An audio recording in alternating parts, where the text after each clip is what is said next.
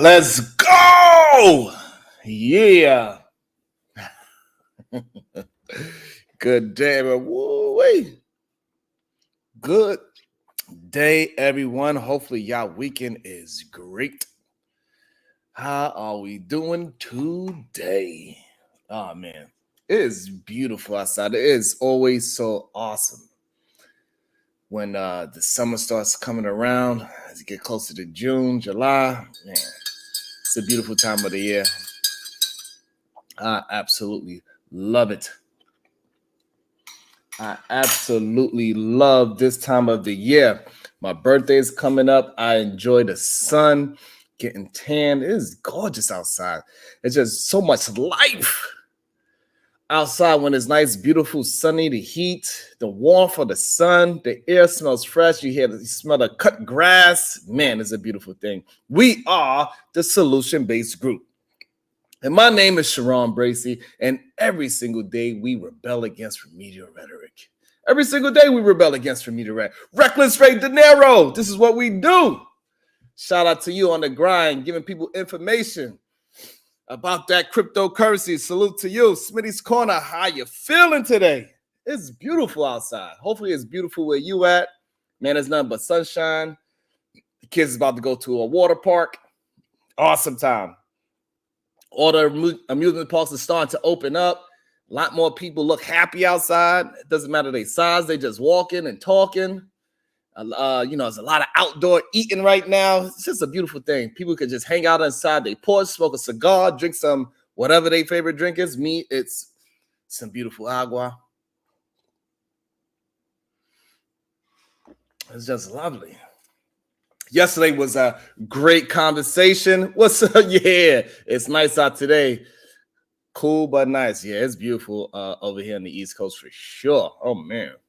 We need the last 4 days was beautiful, though. But, man, I just enjoy it. It's just something about that spring, summertime sun. It just hits different. It feels better.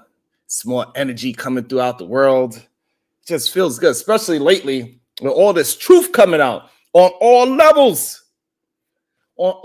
the truth is coming out.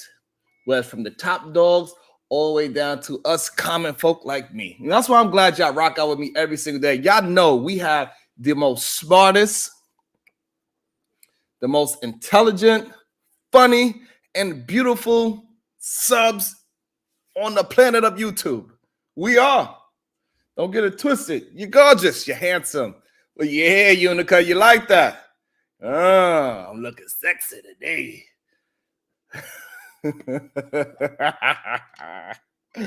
Oh. Man, they have some interesting shows going on through the week. I seen a show. I got to go watch it. I seen Sean Antonio was talking about it last night, late night. Sean Antonio, shout out to Sean Antonio. He had a great show last night. I got to see a little bit because, I go to sleep early as I can possibly. And I didn't know him. He had a show about I'm Him.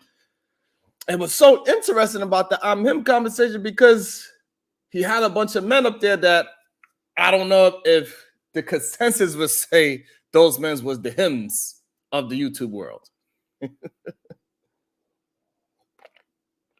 To say the least. So it's interesting, this I Him thing. And I think Eda Man had probably the best point of view of it, which is oddly enough, because the I am him conversation, if whatever you determine for yourself, what you want and what you want to go get, that will determine if you him or not. If you somebody that want a bunch of women and you can't get it, then you're not him. But if you somebody that want one woman, bunch of kids, a successful career, and you accomplish all those things, then you him. Also, Nida said a good version of I am him as well. What up, Ice Tay? Another one was that women want to be with you on a superficial level. Women want to sleep with you and men want to be you on the superficial level. I believe that is I am him as well. Yeah, I agree with that as well. Interesting, to say the least. And no thanks. I don't know what this is. I don't want no emails right now. Ah man, but this whole this interesting thing with the politics as usual, man. Our black women, man, they get caught up in the politics crazy. This whole Angel Reese, Caitlyn, and those two ladies with the beach blonde square body and your eyelashes, that shit is crazy to me.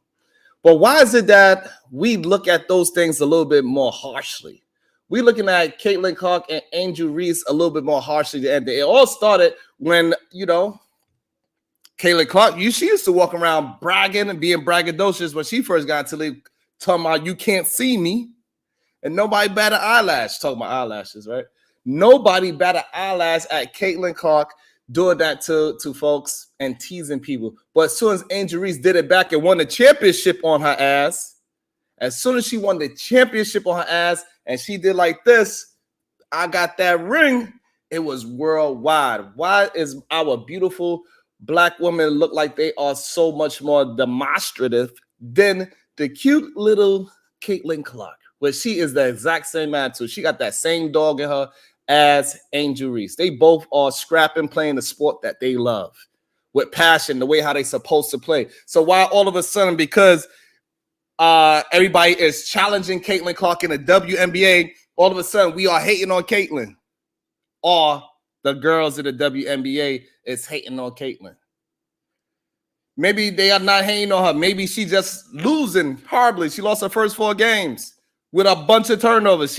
Her game did not translate well as of yet into the WNBA. That's just what it is. Ain't nobody saying that she can't play. They're just saying that it ain't translating. You getting yourself dog walked. That is it. We just telling the truth. We see you. Like, yeah, you can shoot, you can dribble and pass, but guess what? Your turnover ratio is crazy. Angel Reese, guess what? She's doing her damn thing. Her team is winning at least half the games. And Caitlin, CC, she didn't win none of her games yet. But yet, y'all acting like she is the white female LeBron. That's crazy. Reckless Ray Donnell, he said it perfectly. It's not translating properly into the pros at this point. Maybe she got to get a little bit stronger. Maybe she didn't realize these girls they was just as fast as her. Because now that you played in the pros, everybody could move just as fast as you. You ain't outrunning nobody like how you was in college. The girls in the pros, they all could play. They all at your level. So it's different. You got to step up your game to that level of competition. A lot of times people game do not translate from college to the pros. It is a big fucking difference. That's right. She was until she met actual competition. And guess what? Angel Reese game, it kind of translated more because she's bigger, she's stronger, and her game is still the same. They feed her down low because WNBA is a little bit more old school basketball.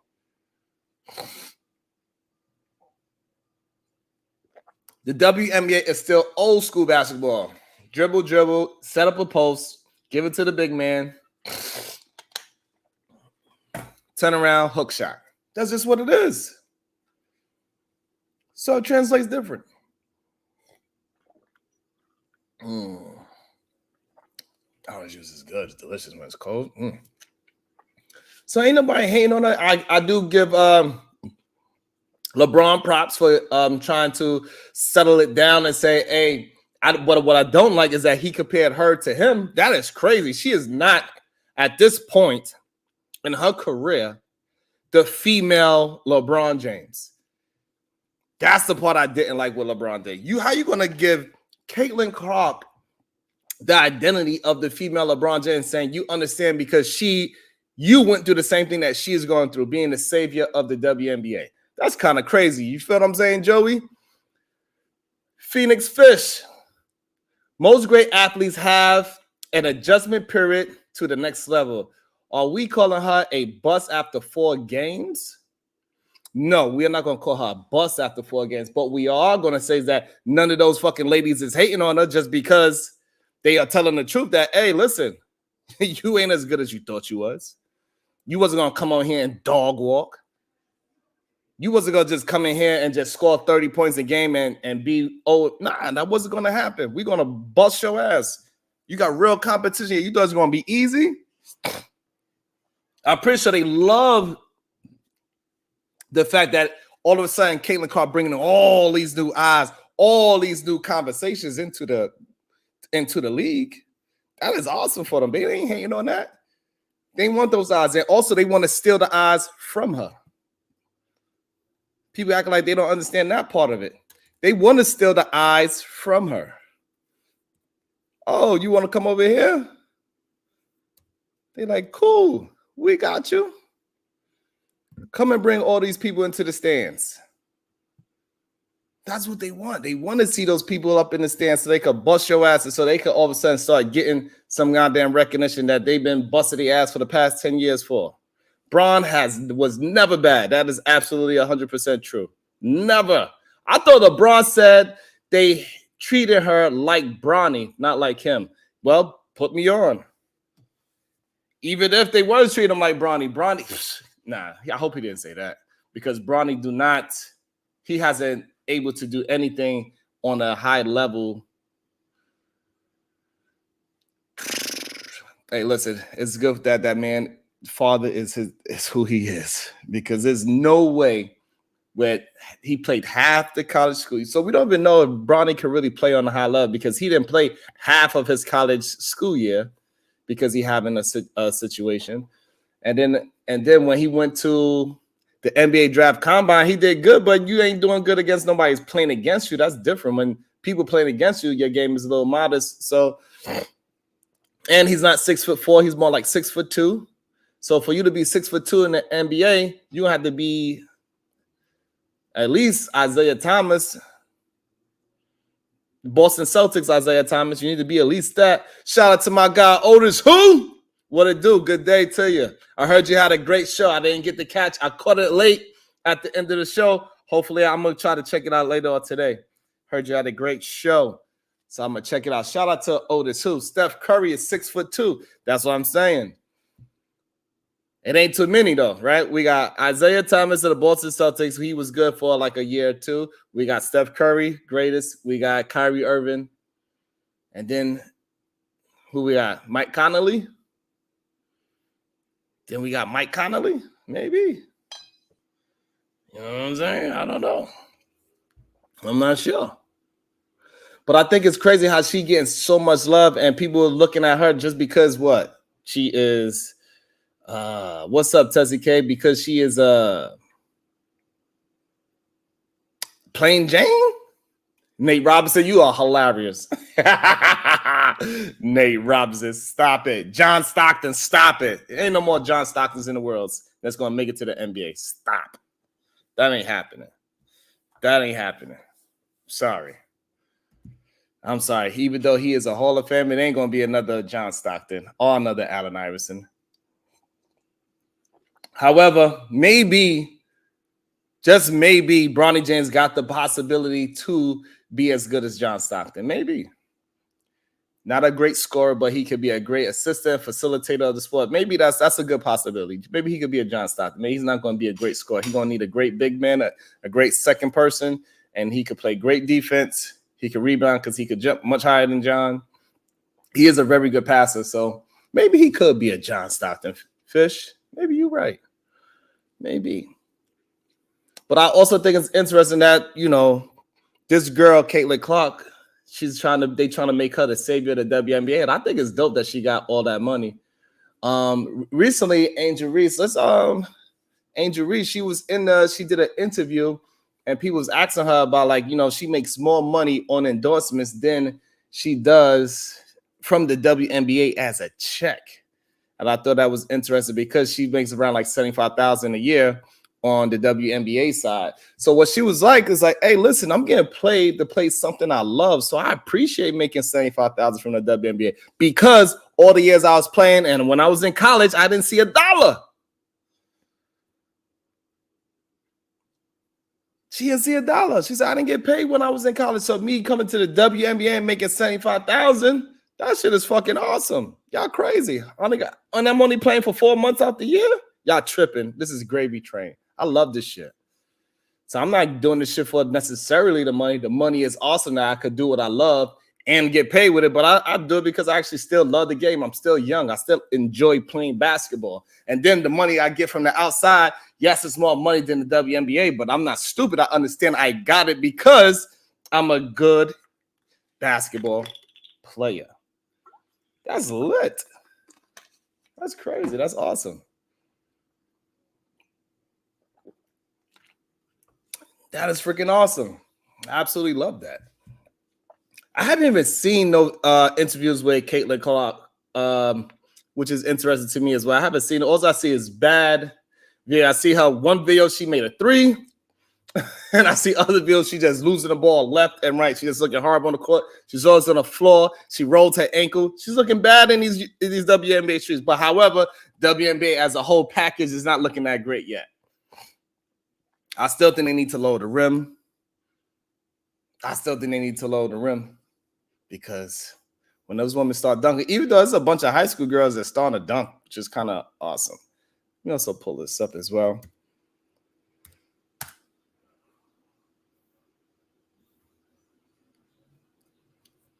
But I think it is crazy how these people be going at each other.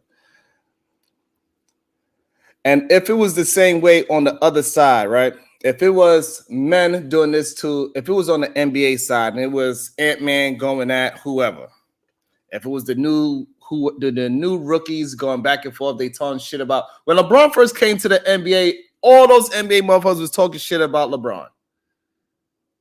Every last one of them was talking ish about LeBron. Nobody was saying, oh, they hating on LeBron. So I don't understand. Like, so when men do it, it's great and healthy competition. We don't like that. I remember it was once upon a time when we were saying that in the NBA, they got too friendly. All of y'all like each other.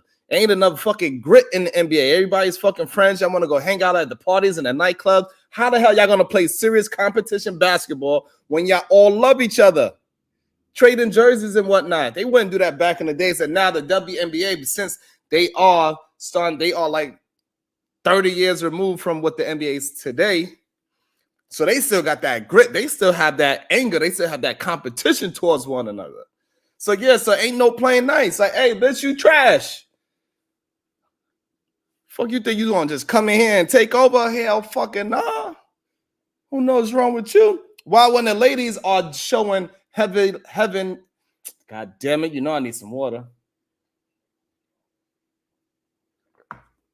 When the women are out there showing heavily competition by not just playing nice with each other, but playing with competitive spirit, not backing down, not just being nice and not kissing no goddamn rings. And they just playing hard-nosed basketball to the best of their ability while we over criticizing these ladies and saying, hey, they are hating. That's not hate. That's called competition.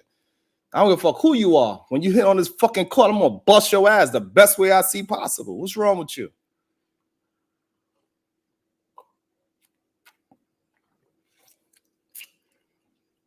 Ain't nobody playing around with y'all. You ain't wasting no goddamn time. You tripping.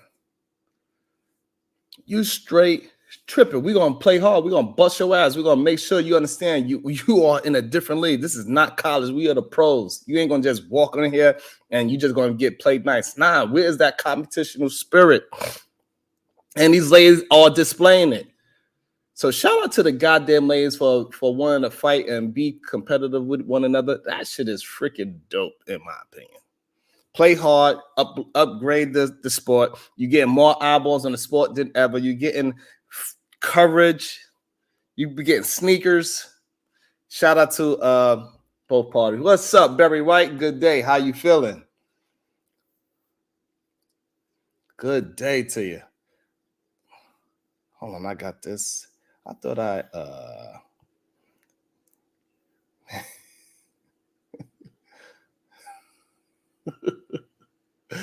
hold on, I need yo, these people be tripping. Did y'all see that whole that shit that happened on the Senate floor the other day? That shit was ridiculous, man. Let me see if I find it. Did y'all see that crazy shit that happened with the good day, beautiful? Long time no hear. How you been? Oh man, where is it? Where is it? This lady is tripping. Did you see these two fighting? She talking about found on the floor after the House committee meeting. Marjorie Green is on one. They are fighting crazy. What up, Ashton? They are fighting crazy up on the Senate floor. What is going on the Senate floor? Why are they talking? I swear these a lot of these goddamn conversations in these committees, these Senate offices, and these so-called celebrity goddamn talk shows and shit, and these podcasts, them shit is turning into how our goddamn our YouTube panels is turning. They more messy than us. Why is she gonna talk about that girl eyelashes like that? That is crazy. That is crazy to me. I thought I just had, man, I gotta find this other video. Hold on. I gotta find this other video because that was insane. Where's this lady? When they was in the courtroom, did y'all see it? I gotta find it.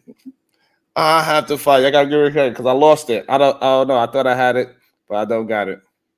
I don't have it. Where did it go? Oh boy, that shit was crazy. Let me see. It should be right here. There's on the goddamn Senate floor, and it was absolutely wild. She called her a beach blonde, box built body. Did y'all see that craziness? God damn it. Where is it though? I had it somewhere saved, but I can't find it. I'll be tripping. I'll be having things planned, but it didn't work out the way how, sometimes it'd be like that, I guess. No, that's not it. I don't know where I put it at. I'm not sure where I put it at.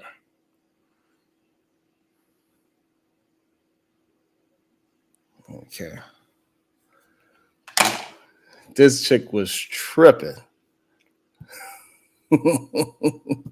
So they was fighting on a goddamn committee floor. They was having an argument, right? So let me pull it up. Let me see if I can find it because it was kind of crazy. So this is how it all started. So this is how it started. Let's get to it. No, not that one. This one. Let's have a good time with it. Let's see what happens. Bad deal. How you doing today? How you You didn't like that. In the streets in DC. People already trolling her in DC. They call her blonde, bad built. That was crazy. Signs of failed society. Shit is cute until these women run the country into the ground. But this is what y'all advocated for. See, this is where I disagree, Reckless. This is where I disagree. It ain't about advocating. The problem is that it ain't just I have a problem. If you saying that just politicians, then I have no problem with it. If you saying that women are about to do it, that's when I have a problem with it. Because it ain't women doing it. This is just politics as usual. And it doesn't matter if it's a man or a woman. Bad leadership is bad leadership. It doesn't matter what gender you are. These type of fights in the political realm been going on forever. Men done fist fought in these goddamn situations. We act like we never seen a fist fight within politics. That's the shit I don't like. We trying to act like just because, then I'm rocking with you. Then I'm rocking with you. If you saying just in politics in general, then I can't argue with you at all. But I think the trolling is funny though. So let's see what actually happened. Green for 4 minutes and 21 seconds. Mr. Chair, point of order. Who's It's me. Ms. Crockett? I'm just curious, just to better understand your ruling. If someone on this committee then starts talking about somebody's bleach blonde, bad built butch body, that would not be engaging in personalities, correct? A what now?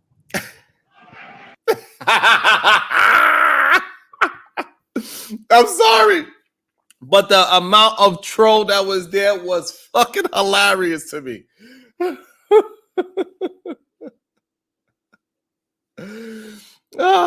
Yeah, that's just bad, period. I agree. Yo, the amount of trolling that she did was freaking hilarious to me. I don't care what you say, Reckless Ray.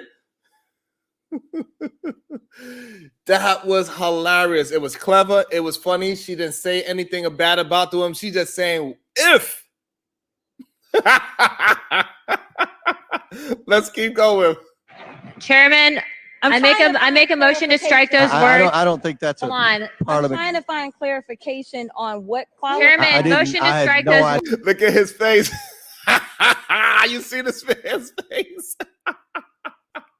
He was trying to keep it together. He was trying to keep it together. And she got mad because her jokes was a little bit funnier. She cooked her. That's all it was. My man right here on the left side, he tried to keep it together. It was fucking hilarious to me. Oh, man. I hear what you just said. We're not gonna do this. Look, you guys earlier literally just. You just voted to do it. Y'all did it first, so you don't want to talk about voted to do it. Order. I'm trying to get clarification. Look at, calm down. Oh, shit. She's trying to get clarification. This doesn't sound like one of these goddamn YouTube panels. This is your YouTube panel in real life right here. Shit is going down everywhere we go. It is just leaking out. It ain't just here on YouTube. So people need to stop saying in this space. People need to stop trashing our YouTube space. It's kind of ridiculous when you think about it. It ain't just going on in our YouTube space or in the black space. No, this is going on around the fucking world. When human beings have a disagreement, this is how we do. Like, I don't understand why we try to act like we love this holy endowed type of fucking shit. It's bullshit. It ain't just YouTube. This is real life. People be like, nah, we ain't gonna do this shit. Shit on fire when the Senate is used. It sounds like, yo, Vincent, in the Senate committee, it sounded exactly like a goddamn YouTube panel. I'm getting tired of everybody trying to kill this space. Say, oh, in this space, you could talk like this. Oh, but over in that space, you could talk like that. Bullshit. Bullshit. Bullshit. The shit is everywhere. People just are going to disagree. It is what it is. Stop acting like you or somebody you know another place that's better than where we at. What's up, Cassandra B? Why they be acting like that? It's kind of insane to me. Oh, you can't go to this space and expect a conversation. What space you think you can have a conversation? You say some dumb shit, you're going to get cooked. And people are going to talk their shit. It's just as simple as that. What the hell are we talking about? Stop saying this goddamn, oh, in this space, you can't expect to do this over here. It happened in a political space. Where this don't have nothing to do with YouTube and this side of YouTube and this space and all that bullshit that y'all be trying to say. I'm tired of it. If you're a fucking hater, then say you a hater. Simple as that. Good day, Mel. This shit is crazy to me. And hell of annoying. Calm down. No, because this is what y'all do. Proceeding. So I'm trying to get Miss clarification. Crockett, you're not recognized. Miss I can't hear Crockett. you with your yelling. You don't want Calm me to down. Be, Can no, you please calm don't down. tell me to calm down. Calm down. Because y'all Please talk calm noise down. and then you can't. Miss Green. And I agree with her 100%. You want to talk all that noise, and then now when I do a pushback that's better than yours, you want to talk about, can you calm down, trying to act like you the calm one. No, you threw the first shot. You threw the first shot. So this shit doesn't just happen on our YouTube, man. This shit's happen all around the world. What the fuck wrong with y'all? I'm tired of y'all with y'all bullshit. Every fucking day we have a panel. Oh, you can't talk like that in these spaces. Shut your dumb ass up. Control. Because if I Look, come, Chairman, if I can come we and send talk outside to shit take a about break her, for 5 y'all minutes? gonna have a problem. Mr. Order. Chairman. All right, Sorry. chair. I don't know why Okay. you're Order. acting Chair like now that. recognize. Just She talking about, I don't know why you acting like that. What you mean you don't know why I'm acting like that? She said, if I turn around and talk shit about you. No, stop it, Reckless Ray. Absolutely not. That screaming was not ratchet. It was called for. That screaming was called for, Reckless Ray. You started talking shit about me, And then I wanted some clarification. My clarification was smart. Yes, it was condescending. Yes, I was coming at your neck. However, I said it in a nice, calm voice. And then now for you to act like I did something to you, it's crazy. The person that's always retaliating is looked at as the bad person, the one that's ghetto and ratchet. We got to stop that shit. What's up, Lay? That's ridiculous.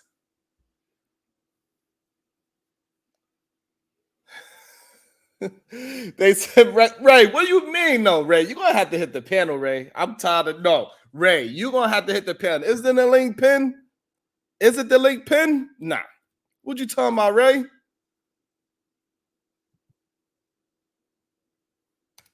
What are you talking about, Ray? Nah. Nope. No, what do you mean? Let me make sure that shit is there. No. You cannot get mad at the lady for retaliate after you came at her. You talking about her eyelashes and all this other shit. And then now that she retaliates, you're like, oh, so we having a conversation about the committee. And then you come and you attack me with talking about my eyelashes and my look. You didn't attack my words. You attacked my eyelashes and my hair and whatever. You attack the way how I look instead of attacking my words. And then nobody say anything. But then when I just do a little slick comment back, all of a sudden it's calm down and you acting ratchet. Hell fucking nah. You're going to get all this smoke now. You wanted my attention. Now you're going to get this smoke. Now you're going to get this smoke. Let me see if it, y'all crazy.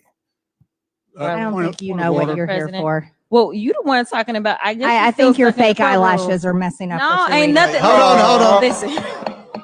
Order. Mr. Chairman. That's beneath even order. The control. What? I think your fake what? Nah, y'all.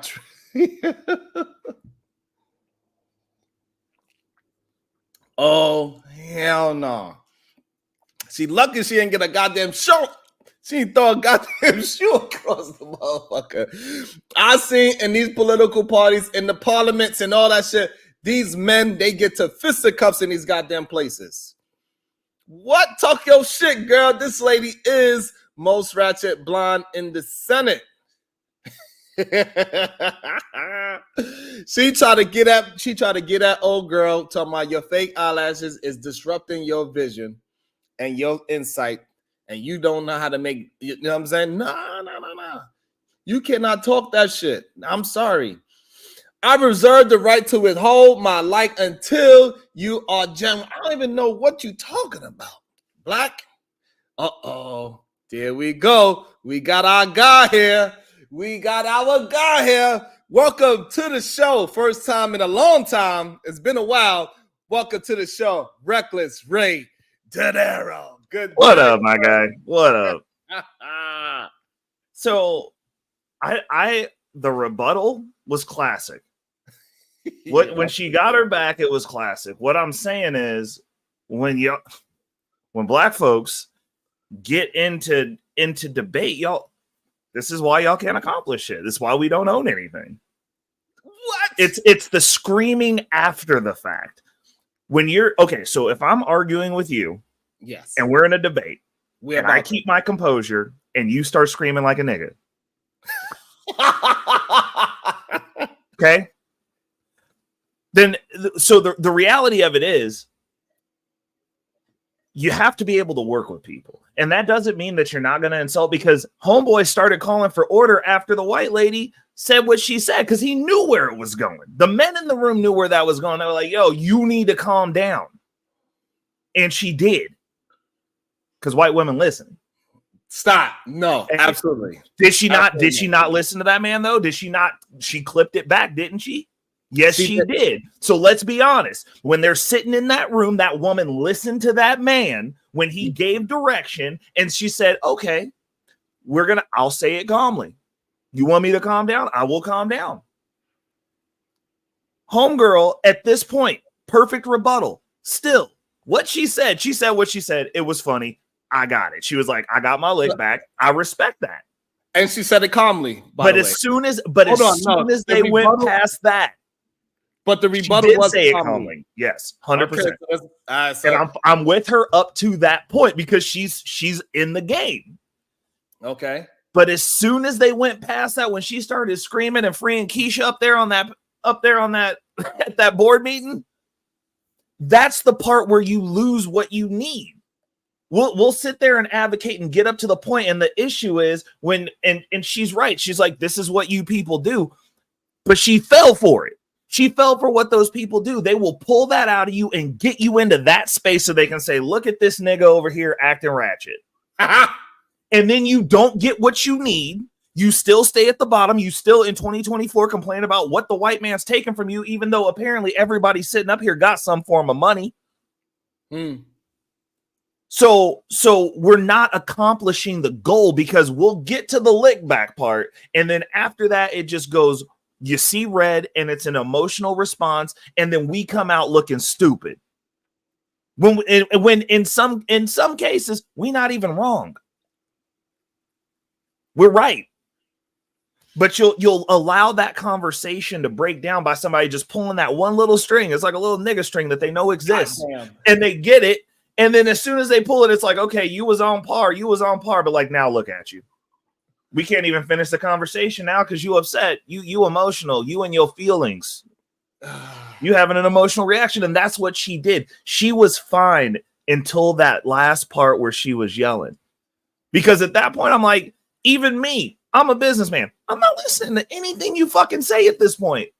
This conversation is effectively over because the reality of the situation is if you're on the other side of the table from me, I don't fucking need you. I can walk. I'm going to wake up tomorrow. Bro, Shannon, look at this shit. I ain't been to work in a fucking month. You know what? I've been getting paid. I don't fucking need you. I don't fucking need you. So if you need something from me and you're going to have the emotional breakdown and I can remove myself from the table and have it affect you and not me, who wins? So now why we cut? So do we want our politicians not to have passion for what they are talking about and not allowing people to just do it and say whatever they want, whatever is in committee and email or whatever? So like, that's the only problem I have. Just because she had the proper emotion at the time. Hey, I rebutted. And then she tried to fake attack me because she changed her tone. Doesn't make it any less aggressive. My question is, was that part of the conversation even on topic for what they were trying to get accomplished? At that moment, when you talk about passion and we post these gotcha moments, y'all don't even look at the results of what you're getting for what you're voting for. These people do not have passion for you. They don't have passion for what they're doing. The way that the system was set up, you were never supposed to have, politician was never supposed to be a fucking career. You were not supposed to go into politics poor and come out rich. And black or white, that's what's happening at our expense. These people do not represent us, period, at this point. So hold on, but Ray. All right, so let's go back in time because you want to. So then we bring it back up. So now, when has it ever been a politician got into politics poor and stayed poor? Well, I mean, the way that this country was set up, the only politics that actually happened was when they went to go vote for bills. You didn't just stay there. That was never the intent. That wasn't the way that it was built. It became that way. So that's the first issue is, if you know the history of this country and you actually like give a shit about it, we were never supposed to, politician was never a career. It was a duty. You had a business, you had a farm, and you had to go to Washington and they went, hey, we got to ratify some bills. Come in here and vote. They were there for about a month and then they went back to their existence, which meant that you had to be financially stable enough to take a month off on your fucking own. So now, But now as time grow and now it's more and more people, so now the work becomes more hectic. You cannot be able to just. They're not passing bills the whole time. They're not constantly passing bills. They still only have that month where they're in office where they're like, hey, we're going to filibuster and we'll shut down the government. That's when they're actually doing the work. The rest of the time, they're just spending your tax dollars and sitting around doing not much anything. So you don't. So now that is not 100% true. It is going to be, of course. It is 100% true. It's going to be their job is to pass bills. It's going to be. It's going to be some people taking advantage of it, right? However, they got to get out there and touch the ground, talk to the people, see what their community wants. So, and we talking about on local level. That says because it's a little bit easier to mine out local than the upper echelon, right? Because when it's up there, then maybe I'll probably be a little bit more leaning towards what you're saying. But on the local side, they got to go out there and touch people. Like I could go and talk to the mayor. In my county, I could talk to the, you know what I'm saying? Like, it's much easier. I could talk to them. They offices right there. But why? Open, because they're sitting there. They're just sitting in there. They're sitting in there waiting for you to come talk to them should you want to. But how many people actually do that? How many community meetings do you have, actually? How many do you have the option to go to? But that's not the politician's fault. And they usually happen once every week, usually, in the small towns. It's usually once a week. Okay. But and you both know that. Granted, I would say the majority of the people not there. I would say maybe like 20 people would be at these committee meetings. However, regardless of the fact, even though it's like maybe 3,000 to 20,000 people within your in your county, only 21 people there. Regardless, they there every week. The option is there, so they have to be out there and at least make it available. This is why a lot of these government contracts do not get fulfilled, is because most people are not chasing the contracts that which they are begging the local people to come and snatch up. They begging you. Yep. It's not the politician's fault. So my question is this, and how do we get these people in office that never do the thing that they ran on? I mean, realistically, you literally only got to do the thing that you ran on. If you run on, hey, I'm gonna fill these potholes. All you got to do is fill the potholes. You did what you said you was going to do. Like, I mean, we give this ethereal, there's just so much to be done. And there's actually not. There's really not. They're not fulfilling what we need. We're giving money to every other country at the expense of the American people. That's the reason y'all can't afford to eat right now. Y'all going broke. You can't afford a house. Most of y'all saying you never going to be able to afford a house. Why is that? Because we're giving money to everybody else because of the people you voted in. I mean, and you know, as a avid, and I'm not even an avid Republican. I'm not a conservative. I don't ascribe to a team. I look at policy. But I would say if we were to break this down, I'd be center right because I think and I'm logical. Okay. But the one thing, and it's something that none of y'all even talk about. The one good thing Biden tried to do that's now getting him impeached was cutting off funding to Israel, and the GOP is impeaching him over that. Not screwing up the economy for the American people, not making it so that you can't buy a house, not diluting your dollar value so that you can't afford to fucking eat. He wanted to stop giving money to some people we shouldn't have been giving money to in the first place. The one good thing he did, one policy that he wanted to push through, that they're getting him impeached over, and it's the Republicans who are impeaching him over it, and neither the Republican people who are out here in these YouTube streets or you dumbass liberals said shit about it. It was the one good thing Biden did that we can all agree on. Like, hey, maybe we shouldn't be giving our money to people so that they can go hurt other people. Maybe we should stop funding these types of things. No one on either side is saying things. Y'all are being played. And those of you at the bottom ain't going to make it through. You ain't going to make it through it. So, but here's the thing. They never made it through. The people at the bottom ain't never made it through. It's never been a time the people at the bottom ever made it through. It's never been this bad, though. It's never been this bad. It's always been as bad. The problem is, it's more. I've never had a presidency period where I noticed that I couldn't navigate the way that I wanted to ever. It never affected my check. And I've said this historically, Republican, Democrat, I look at my check. I'm like, is my check what it's supposed to be? Absolutely. Now, if my check was what it used to be, I've never had a presidency come in and be like, yo, we can't buy houses. Also, there's a bunch of people that we're just giving houses to showing up here. That's never been a conversation in our reality, in any of the people that are on this panel's existence, unless you live through. Here's the problem. People can buy houses. They absolutely can.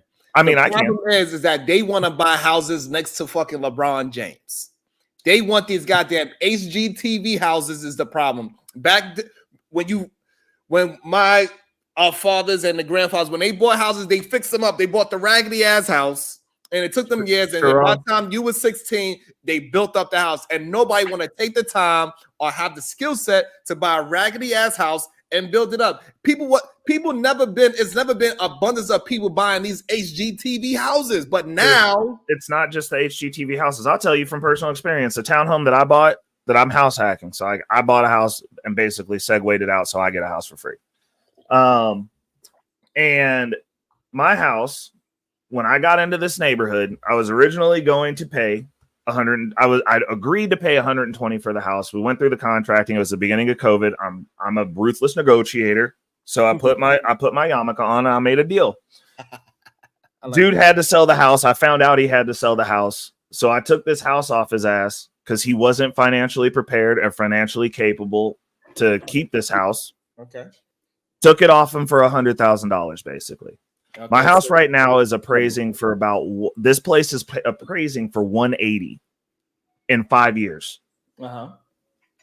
It's not, and this ain't a HGTV house. It's in a dope neighborhood. It's where everybody wants to be. It's an easy rental. It's a good spot. And I bought it for, it's the lowest that any of these townhomes have sold in this neighborhood. And all it's done is go up. The person who could qualify at 120 might not be able to get in at 180. Now, me personally, I could have got in at both because I took less money than I needed because they was trying to get me to spend the whole bag and get more house than I needed. I got exactly what I needed and what I wanted. When it comes and when these houses were going up for bid, mind you, I also got lucky because I purchased during a buying break for the institutions because most of these units they're going on sale and then they're getting bought out by industry. And what you're experiencing now is that thing that we talk about, actual generational wealth in the average housing market, which around here is about, I'd say $400,000. People are listing, and I know for a fact that this has happened because I work in this field. That's what my business is in. I automate homes. They're listing a house for $500,000 and then selling it for $625,000. Okay. Within 12 hours. Okay. Where are normal people? Because only 6% of black people are making over six figures a year, at least as far as what's reported. So and those of you who aren't reporting are about to get busted anyway. Well, but also a lot of people that make that kind of money, they usually using their money through their business. A lot of it is not. So a lot of people is not like me. It's a lot of people that is making over 100,000 that on paper they are not making 100,000, but they business is making more than so. It's also right. But what I'm saying is you can't go buy your personal residence off through your business. Like that's commingling funds. You ever get audited, you're fucked. I'm just saying. This is a business owner. Just saying. Like there's stuff that you can do. The thing to remember: pigs get fat, hogs get slaughtered. Keep that in mind. Hey, listen, your company make 200,000. You better try to spend 180. That's all I know. Facts. You ain't right. You ain't lying, bro. You ain't therefore, lying. on paper, you only made 20,000. Right. That's right. You got to figure out what your goddamn right. But that is the plan. yes, sir. But that's what I'm saying. I'm like normal people. So now that's what I'm saying with the house thing, right? So the problem is that most people they want to get into where you at. Everything is still nice. I'm pretty sure your townhouse. First of all, you said it's in a nice neighborhood, right? So that neighborhood's already built up. Yeah. Right. So we and you both know you go to the worst county in your neighborhood. Start hanging around the politician. Go get you a house. Build that up, and then you start incentivizing other people around that neighborhood to start doing the same. Cut your grass, Yep. And now all of a sudden you get in a coffee shop with some strange white people there. Yeah, true. He said some strange white people. It always is the strange white people, though. You ain't lying. And then next thing you know, all of a sudden you get new bus routes in your neighborhood. Yeah. All of a sudden the garbage truck is coming around. But you got to get involved in that and see how far you away from buses and trains and automobiles and all those things, how close you are to the city. And most of it, you both know that our communities is closer to transportation. Yeah. So therefore, it's actually easy to go buy that raggedy ass house, build it up, build a rapport with the politician, especially around voting time. Get the community to start cutting their fucking grass and taking their trash out. Start rebuilding those goddamn potholes like you was talking about. Yeah. Say, hey, we need some express buses to XYZ. We need more of this. All of a sudden now, We got laundromats, we got car washes, we got coffee shops, we got restaurants. Hey, we need to have a tax break for all businesses in our neighborhood. So you're advocating that we all get Nipsey Hussle then, is what you're saying? Because like the reality of the situation is, in our circumstance, that's the same reason that like I would never do that. Like that just sounds like suicide to me. Like because we don't value our own lives. We don't value ourselves. It's not the man that's coming. There's six unarmed black men that die at the hands of cops every year. We got 6 of them we get upset about. That's 6. All the rest of them niggas getting killed by other niggas. Yeah, but that's also people that is they doing it within their own community. So exactly. So if you're the standout in that, if we neither one of us from Newark, New Jersey. We go buy a house in Newark, New Jersey. We're not gonna get killed in our community because we're not from there.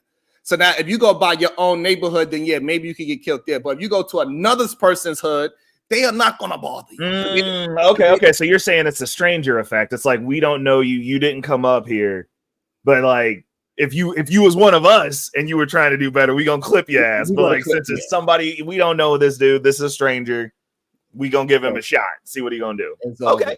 You know what, Shannon? I ain't moving to the hood nowhere else, bro.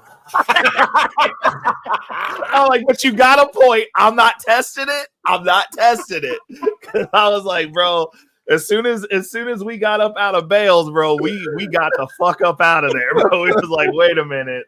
They about to come over here and just rob and pillage this bitch. We got to go across town. But you know that's where you got to go for those out of that soul. That's actually that's a real interesting concept, and I never thought about that, Shannon. I never thought about that. Yeah, because that's the only way you can make it safe, and that's how you can actually build up a community. And this is how you want to get respect as well, because they're gonna see what you did to your own house, and they're gonna love it. It's gonna bring up the value of their house. They're gonna love it. It's just gonna trickle down, and then once you get don't let you get the maid to come to your house for some strange reason. Everybody on the block gonna love you. Then you get a block party, you get everybody to come to your block party. Like it's not that good, but you got to put the work in though. It ain't gonna just happen overnight.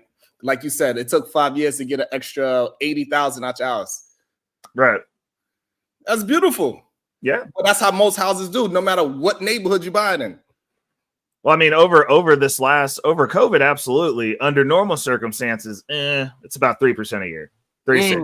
Right, that's really good. On a bulk of money, absolutely. You buy 400,000 out of house, 3% every year. Yep. Yeah. What's up, Taz Exclusives? Good day. What's your thoughts? What up, though? What's good, man? I just got here, so I don't know what the question on the table is. What's the question on the table right now? So right now we're talking about how we could build our communities, because as these young ladies was fighting in the office, right? Because one lady, she threw a shot and the other one threw a better shot. And then so Ray didn't like the fact that our what's her name? Goddamn, what's the young lady name? The black lady. Crockett. Crockett. Yeah. Miss Crockett, like she was better at her jokes, but she also was louder. And so this is where Reckless Ray was his point of contention is like, I just didn't like the fact that she was so much louder than the other women. It makes her look like she is the one attacking now, even though she got attacked. And then we got into the neighborhoods and how we could actually build up our neighborhoods through politics. So that's where we at right now. So yeah, I definitely understand that sentiment. It kind of goes back to something we were taught as children. The person who hits first gets away with it. The person who responds is getting in trouble. So I mean, that's kind of how I view that. But to be honest, I do feel like Jasmine didn't get enough support around her from the outside. I think with the way the mainstream operates, and we all have our own medias, we have the ability to say "fuck you" CNN and Fox and NBC and all of y'all. But I do think there's a soft pushback. There's not enough of a pushback that says, "Hey, she talked that fly shit. She got what was coming to her." I don't think we use the media for the right reasons. And so the overall narrative becomes Jasmine is a loud, aggressive black woman because we didn't, as media, push the reason why she responded. We just kind of hyped the response like, ooh, you bad built white bitch. And you know what I'm saying? We do the gossip part of it and don't stand on intellect. The intellectual part of it would be, that's a response. check that white bitch or deal with what comes after. And I think that's what we don't do as media. We just think we ain't standing on nothing. We joking, we gossiping, we playing. Yeah, and that's that was Ray's point of contention as well. He didn't like the joking, and he wanted like, hey, keep it on task because we already gotta go through an uphill battle. Then you having weave and eyelashes. They gonna try to do that. They are trying to bring you out of your character, and you allowed her to bring you out of character in real time is what Ray don't like about it. Well, I mean, I would also say that she unequivocally won because she ain't walking through society having people talk about her eyelashes. That poor white lady. She got that bad built body, butch body, bitch body. She got to hear that shit everywhere, and people are saying it to her in public. So, like, at the end of the day, since Shannon, you always say this is solution based. It's Sharon, this is about, or Sharon. Sorry, my bad. Yeah. Shannon, so Sharon. if we're going to be solutions based, then it's about the outcome. If you're in a battle, you are in the battle to win, and I mean you can take the bait and win the short battle, and then lose the war. Like, so you can be like, oh, I got my lick. I mean, as somebody who's beat up a bunch of white people in my life, like a bunch.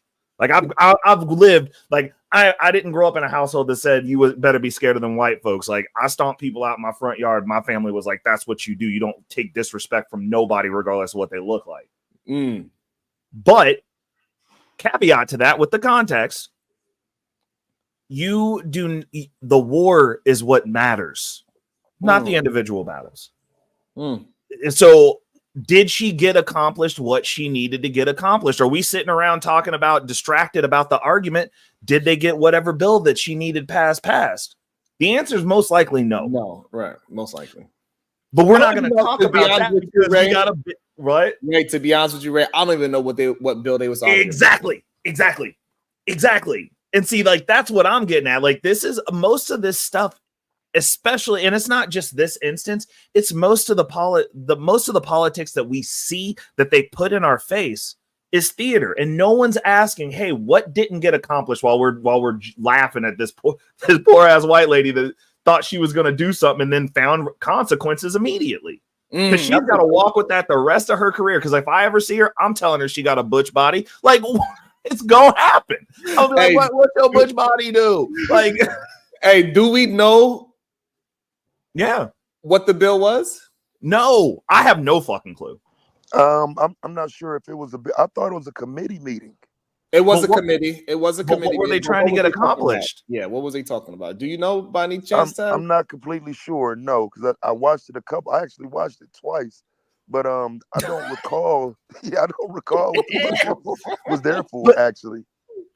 So you see the game. So we all got duped. But that's the game, and it's not just something that they're doing to black people. They're doing this to Americans. Period. Nobody's asking where the money's going. How much did that committee meeting that we all laughing at cost? Because we paid for that. Nobody wants to talk about the fact that our government, when they say the government's sending money here, the government's going to fix this, the government doesn't have any fucking money. That is our money. It's our money. The government doesn't make money. They take our tax dollars and redistribute them. So it was. So they saying that it was a bill meeting to impeach the U.S. Attorney General. Okay. Do we know why? Like, what did they do?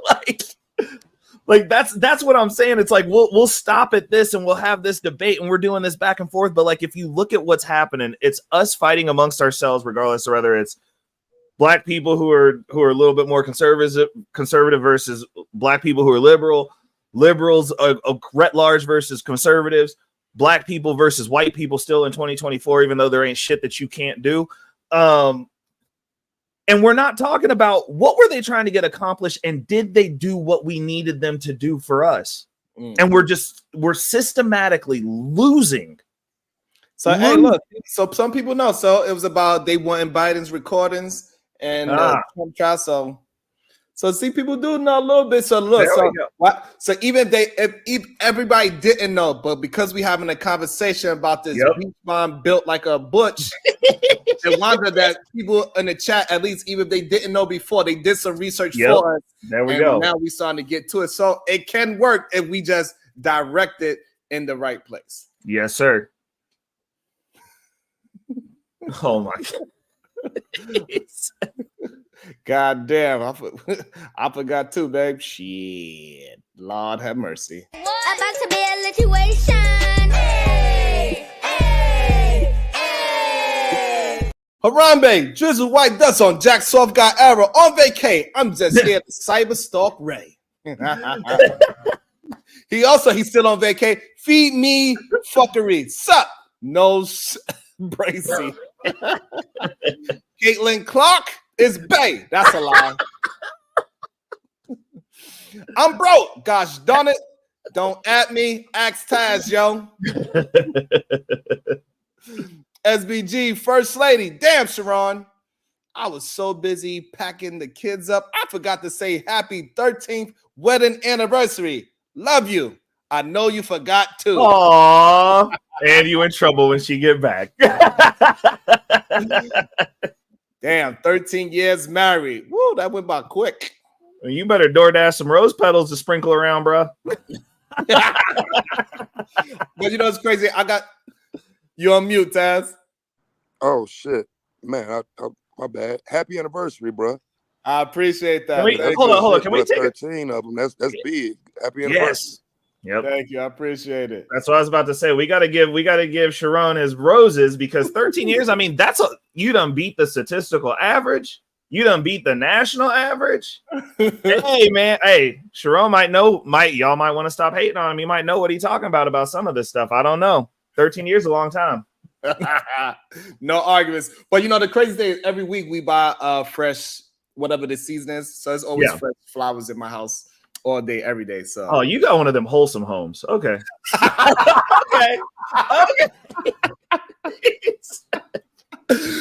But that's what I say, like, because you know, that's what I mean by like if you just get in the community, you start doing the thing and you start you'll know your local gardener.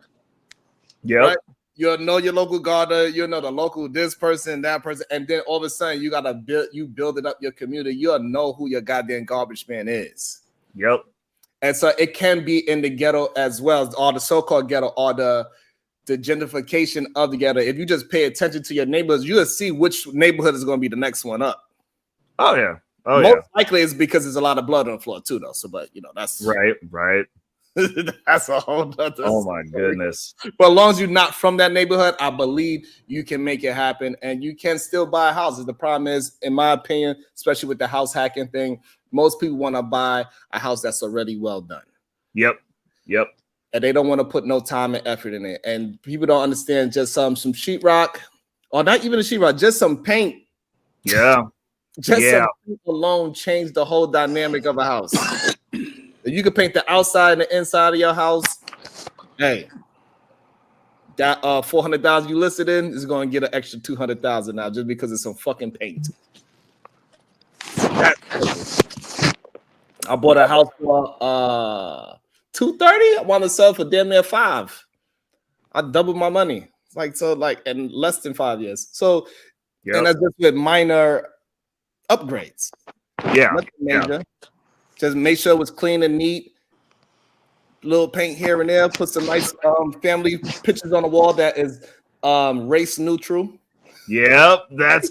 Oh no! Wait a minute, Sharon. You telling me that you put race neutral pictures up on the wall, bro?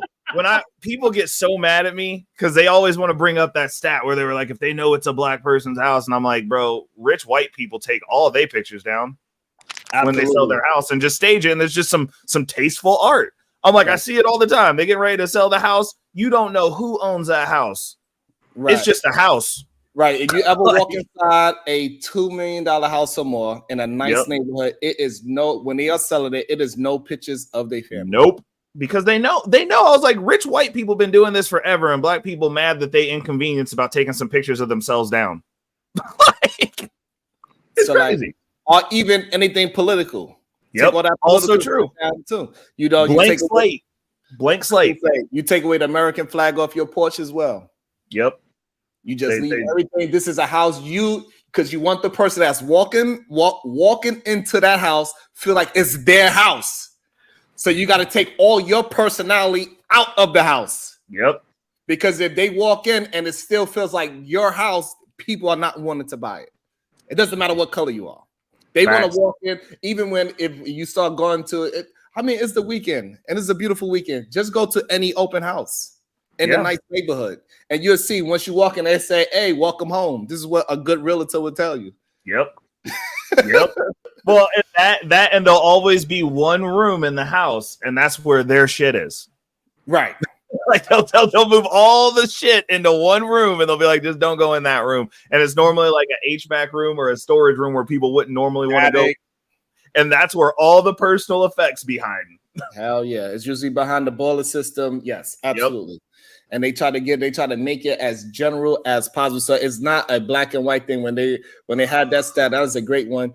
When they had the black people trying to sell their house, they had to take when they first let the people in, they had all their photos in the house. They was getting offers for $300. They took all their photos down, and then now they was getting like $400 or $500. It was like 100 to 150,000 more. It's because other people's like, hey, they could see the potential. Because most people do not have the eye to see the potential for a raggedy house to a nice house as well. That's why a lot of raggedy houses don't sell as well. And this is why people are just flabbergasted about the HGTV houses. What up, Unlikely? Good to see you back, my bro. We all good, it is what it is. So good to see you back. I appreciate that. Shout out to Unlikely. So that is the real thing of the matter, is that if you selling something, you got to take your personality out of whatever you selling, unless you're selling clothes or music or something like that. But if you selling stocks, real estate, your personality can't be in there, bro, unless you selling it off of your celebrity. Oh, this is Mike Tyson's house. Okay, then right. But you ain't Mike Tyson, most likely. So stop acting like people are they're gonna not want to buy your house because it still look like your house. Yep. It's supposed to look like the other person's house. They supposed to be walking home. They say, hey, pull up in your driveway.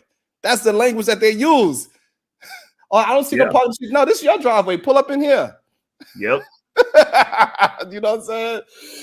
But I can't do that if you walk in there, I see you looking like a king or queen on the goddamn fire mantle. Right. I don't want this fucking house. It ain't gonna work. And that's what really be happening. And so that's why a lot of people they can't afford houses, because they want those already made houses. People that took years. A lot of these houses that's going for $600,000 and up, the person owned that house for probably 20 years, 30 years. Yeah. On a second remortgage. So it took them a long time to get the house to where it's at.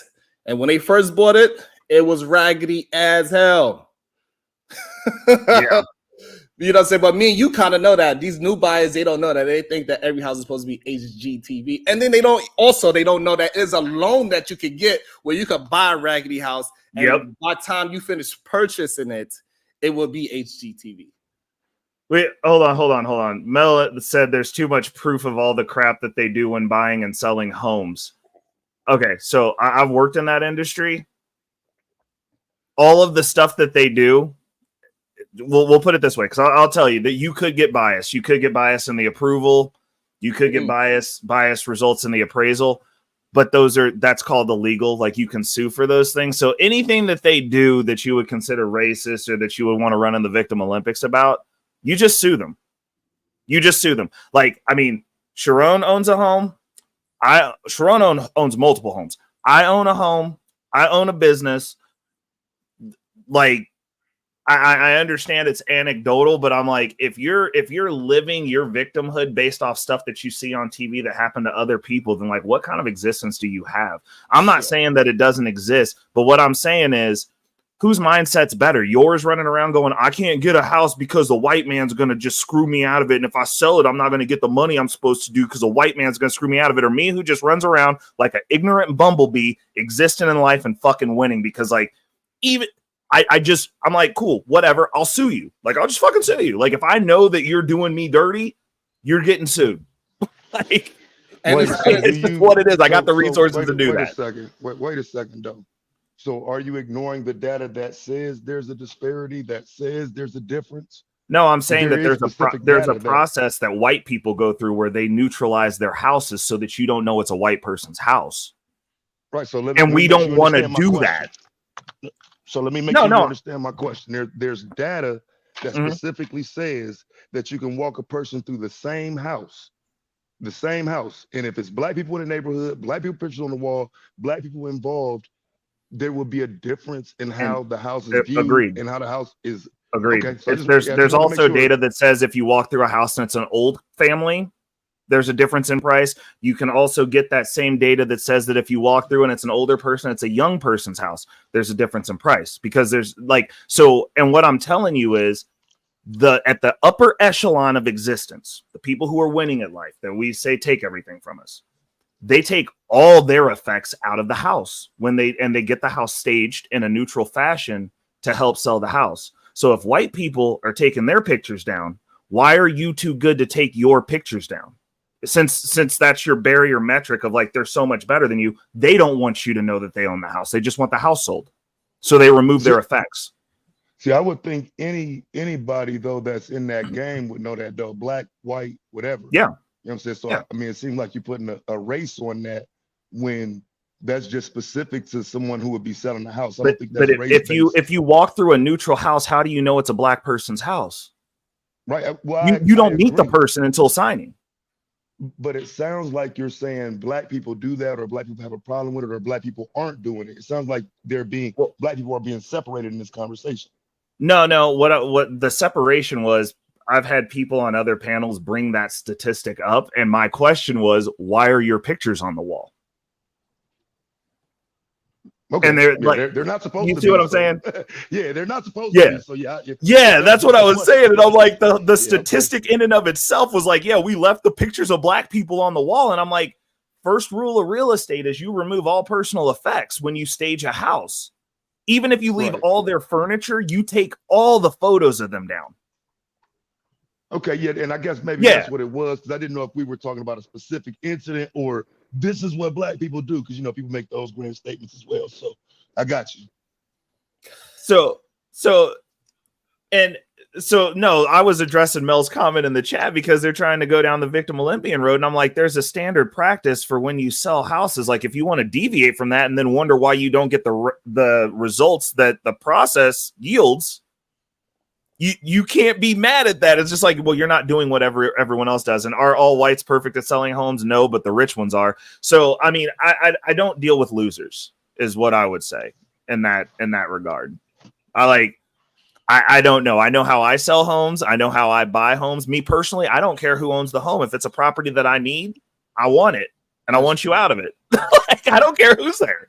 And, that's and for the most part, I don't know. It depends on, I guess, the neighborhood, I guess. But most houses that are ready, I don't really go into the houses that the people still live there like that, where there's a bunch of old furniture there. Usually when I walk inside a house, it's usually a newer place. The places that have no furniture at all, that's probably because it was just recently renovated within the month and they just didn't have a stager yet. Yeah, I didn't know people was doing furnished houses out here, bro. That sounds different. Yeah. Hell yeah. Well, you gotta, if you wanted to sell, you better stage that house. Well, I mean, you want to hear something funny? This property that I got, I had my real estate agent was dope, and the selling agent was dope too.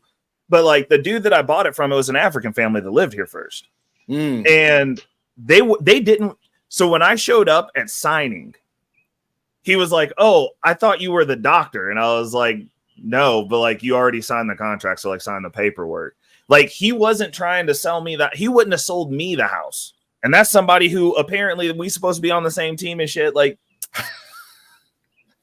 I had to get that man under legal contract, and I was like, "Yo, like you're signing this piece of paper, you're getting sued." Like, this is your choice.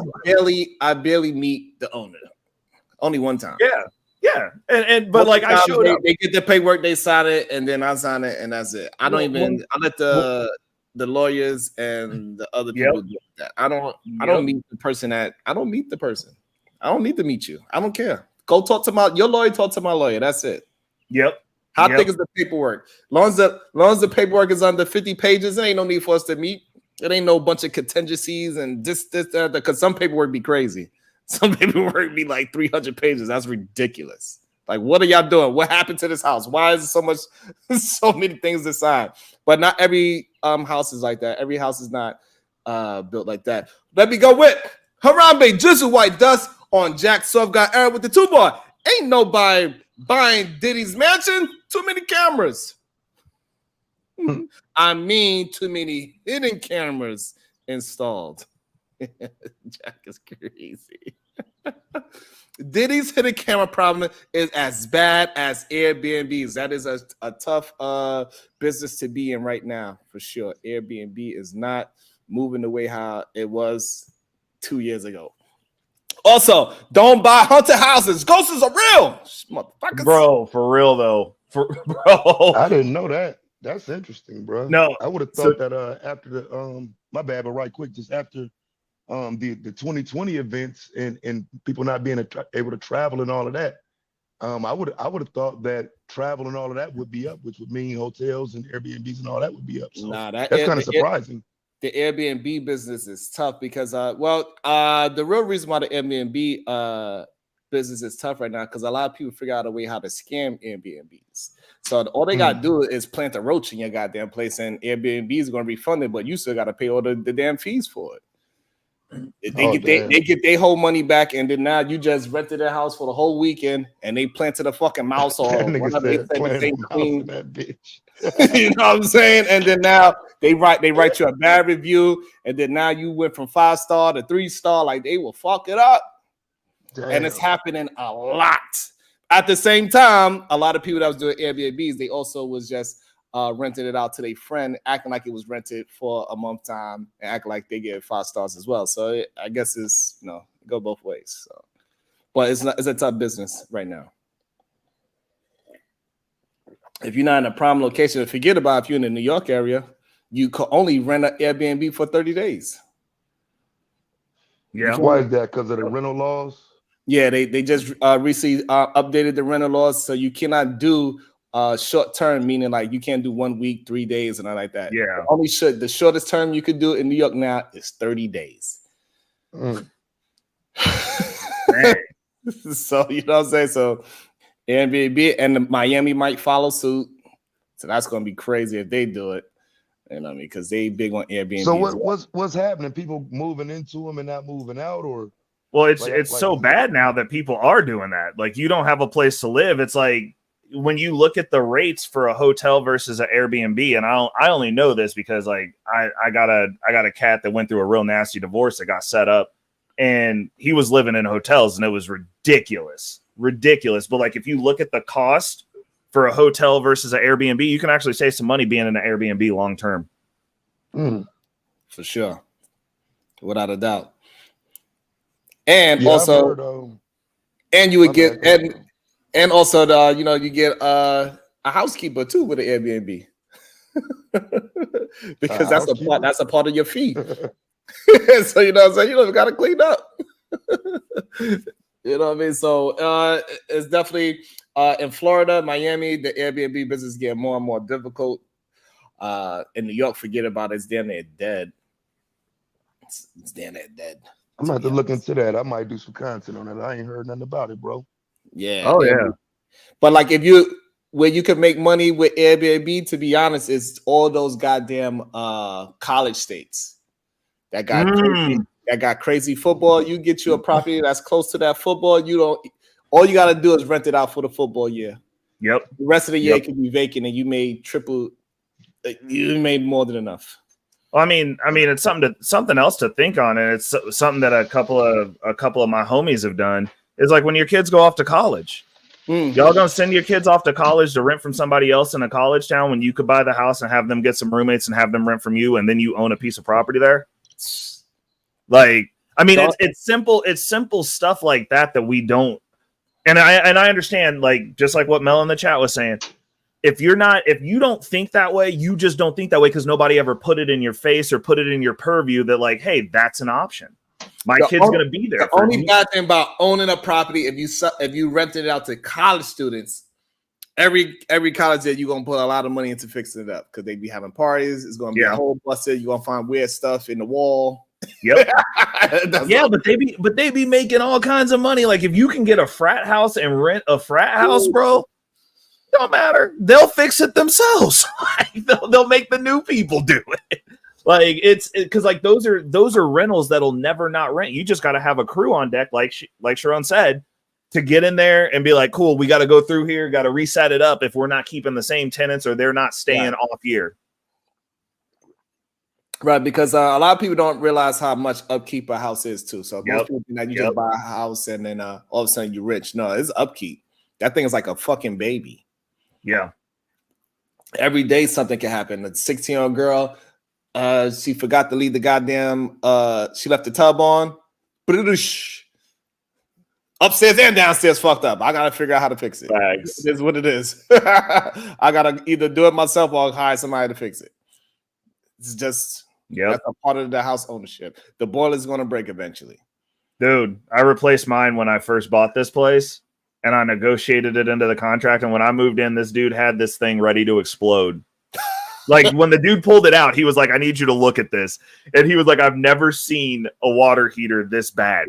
Like he was like, this was ready to explode. Like I was like, seriously? He was like, yeah. Like he was like, if you would have had it one more day, it would have blown up sometime tomorrow.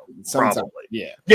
and there's a lot of things like that within your house. There's a lot of electrical problems with them old houses. Yep. You try to put new fixtures. You try to put LEDs so you won't have to change light bulbs because that is another big thing that's going to make your house go well. Is stop putting fucking regular lights in it. Put LEDs.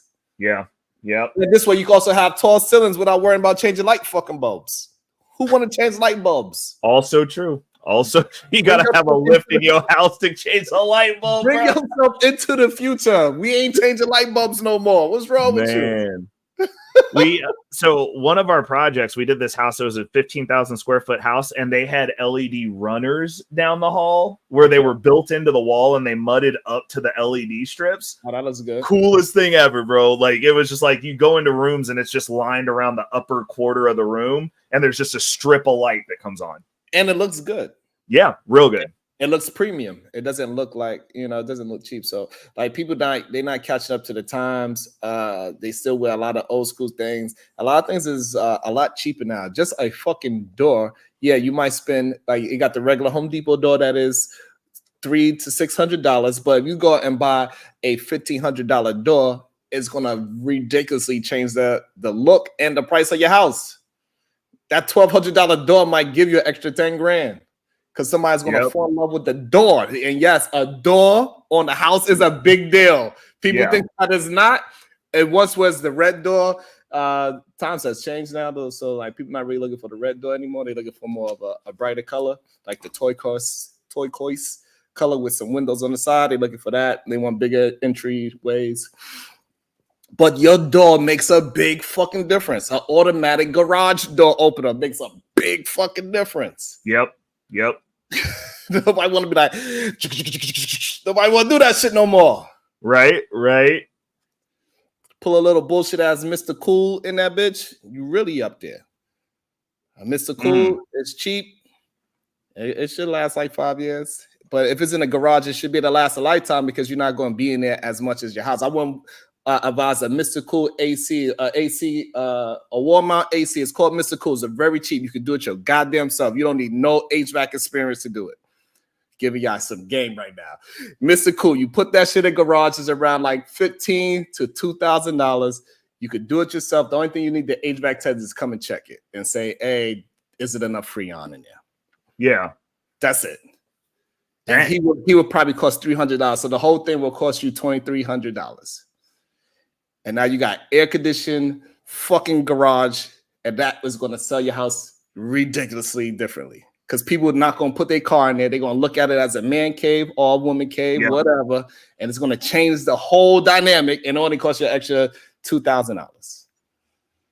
But I wouldn't suggest a Mr. Cool for your primary house, though. I would. he said, don't put it in your living room. You're like capping on that one. Yeah. The Mr. Cool inside your main house, something that you're going to be using all day, every day. I wouldn't suggest a Mr. Cool. I would suggest a Mitsubishi. That is really good. It's solid, easy parts to get. Get you a Mitsubishi AC unit for sure. Those work. If you got the money and you want to be a big dog, you go ahead and get you an LG. You really... You ain't never got to worry about an LG. You good money. And LG got really nice looking AC units. I mean, really nice looking. They got AC units that look like a goddamn picture frame. It's a picture in it and everything, and it cools your whole crib. And people will be like, "How's your house being cooled?" You don't even see it. See, I love that. So my business is in home automation, and so like I do smart homes. So we do $1 million and up smart homes of varying degrees and sizes. So normally we're in between like the 1 million to about, I'd say, $20 million range. And you get to see like the hidden stuff. Like we did this media space where we do hidden subwoofers, and we did 2 hidden subwoofers, and the exits were just vents. Like it just looked like vents, like in this like granite like TV stand deal, and it had a short throw projector with a projector screen on the wall that just sat on the middle of this stand. So it was like super clean application, and then it was like these 2 vents, and like they would just roar bass into the room. Like it was great. Yeah, that's anything that's hidden, if you could, that's gonna change everything within the household for sure. Shout out to Harambe, Drizzle White Dust on Jazz Soft Guy Ever. Also, don't buy Hunter. I did this one, so here we go. We are why did Elon Musk sell all of his U.S. property? I think that's because I don't know. I will have to look into it. I mean, we are on the cusp of experiencing. I think America's on the cusp of experiencing some serious brain drain, but also with the tax situation and the way that they're looking at the wealthy, it's easier for him to just rent and float around the U.S. and be like, cool, if stuff gets bad, I've got no tie to this. I can leave, which is what's. Yeah, I think to build on what you were saying, I didn't mean to cut you, but to build on what you're saying, I think most people don't realize that people like Elon, like billionaires, they pay taxes every month. They don't pay taxes every year like we do, right? So it's a big difference. So for him, it's probably like how we said earlier, you made 200,000, you need to find a way how to spend 180 of it. So one way how he could spend it is by not buying permanent residence. So, because he's gonna have to spend that money anyway, he got to pay taxes every month. People be thinking that they little tax dollars go to it. Nah, it ain't going like how you think it is. Yeah.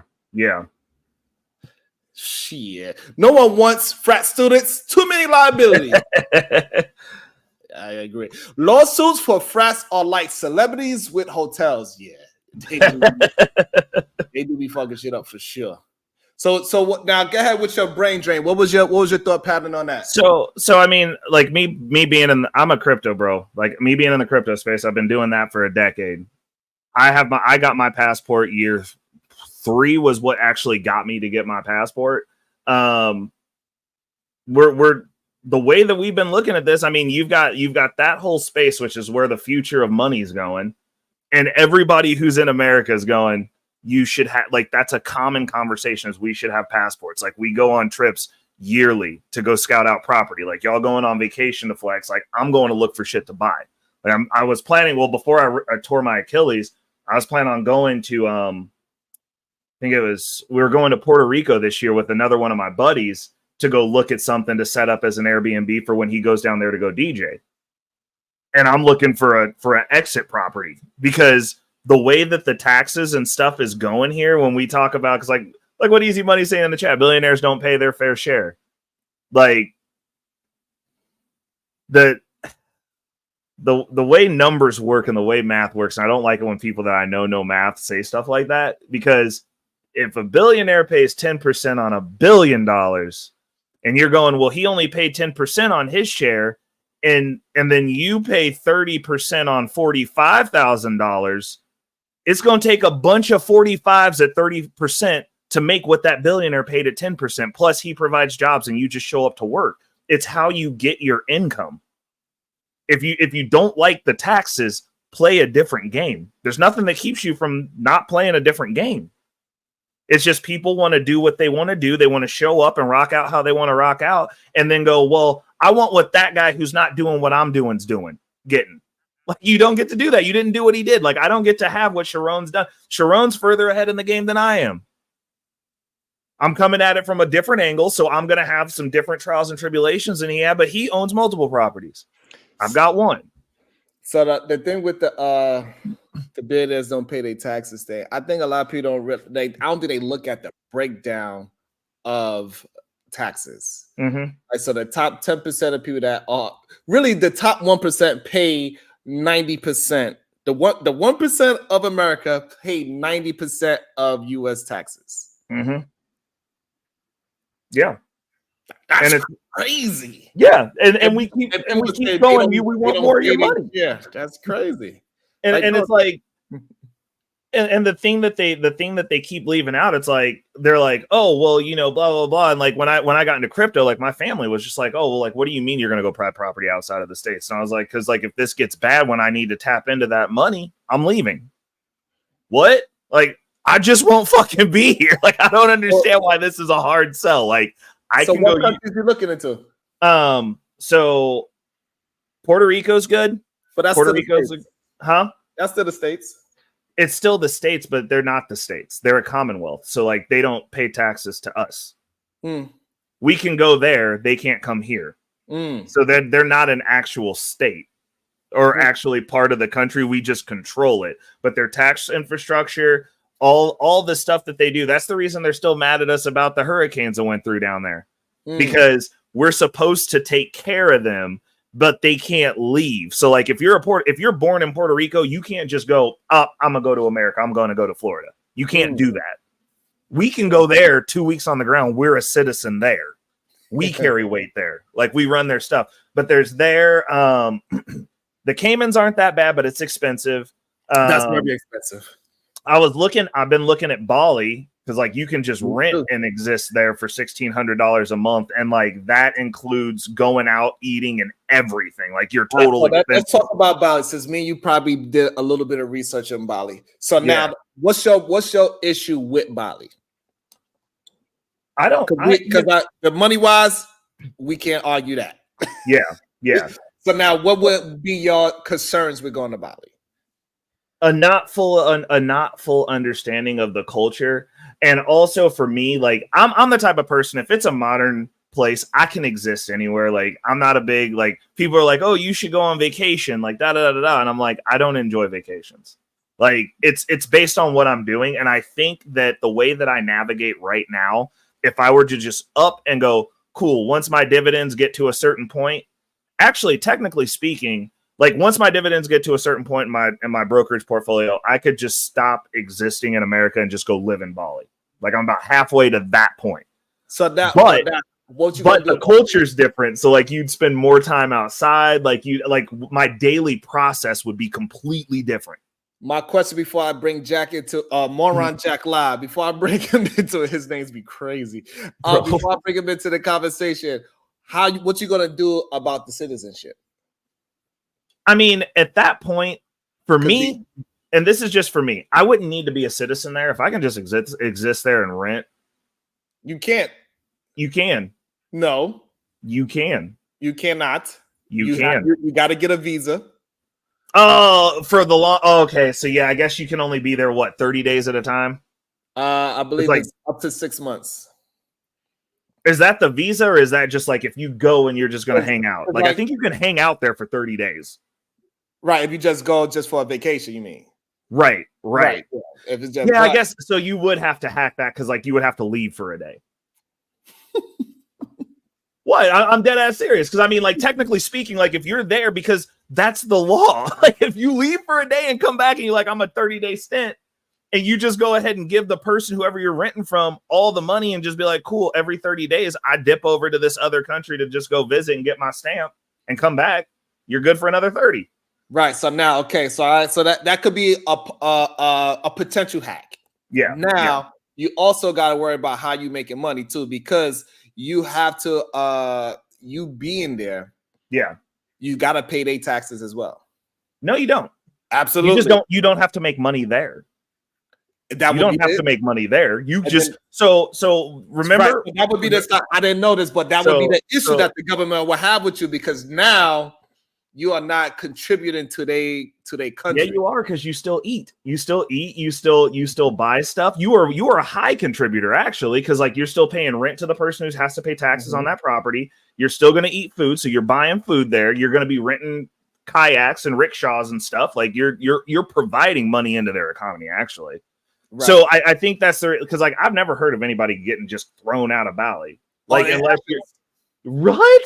Yeah. They come find you and be like, hey bro, you gotta go out. You gotta get the fuck about it. How you making this money to pay these people? Where is our money from you? They want to know eventually. But I want to find out that you can definitely buy property there.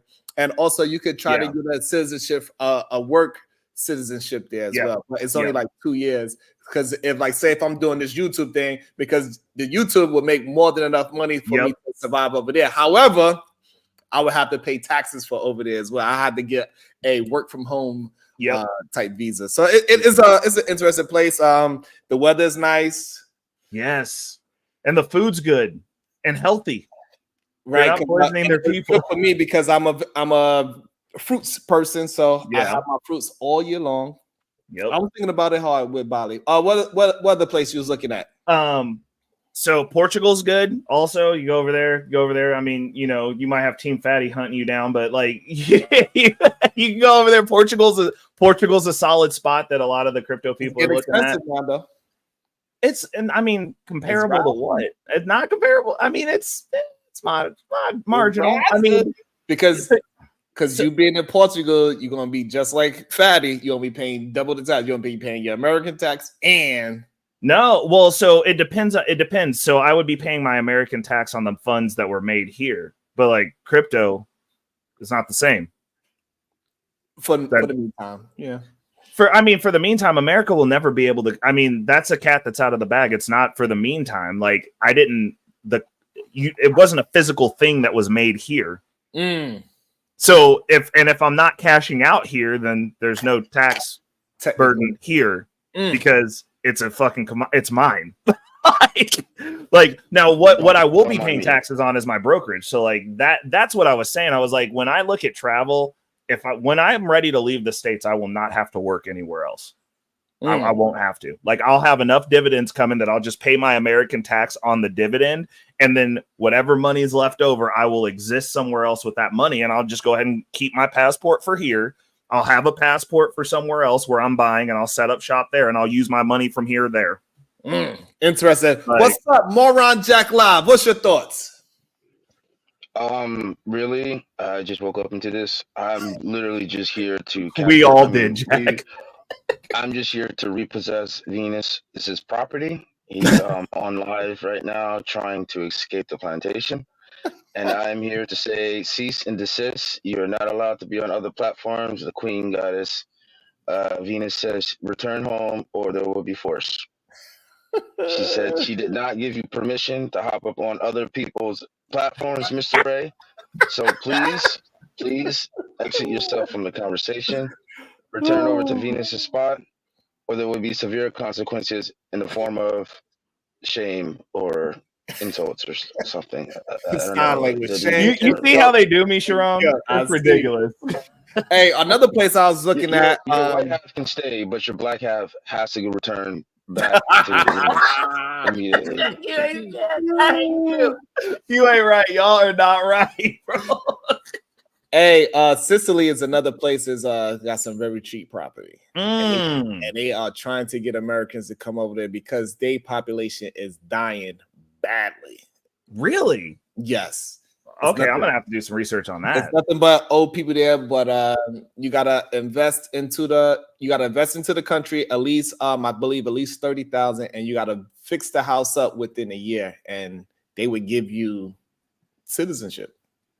No joke. Crazy. I was like, I was right there. And Sicily is gorgeous, but it's also very old over there. It's a lot of hills. It's not a good place to get old at because he said don't roll your ankle because these hills Don't roll your ankle in that country, bros, right? Huh? You guys are like passport bros, right? So, hey, what does it take to get dual citizenship? And like another, is it like hard or something? No, it's not difficult at all. It depends on what country. So a lot of people did the easiest way is through marriage. That's the easiest way. Another way, my kids, they got to do citizenship with Russia, even though we're not going to exercise that because you go to Russia, you might not be able to leave. Dude, everybody I know who's Russian is dope, though. I'm not gonna. And then number 3, you gotta just see how much money you have to invest in that country. For like example, St. Kitts, you have to invest $250,000 into property there, and you could get a citizenship there.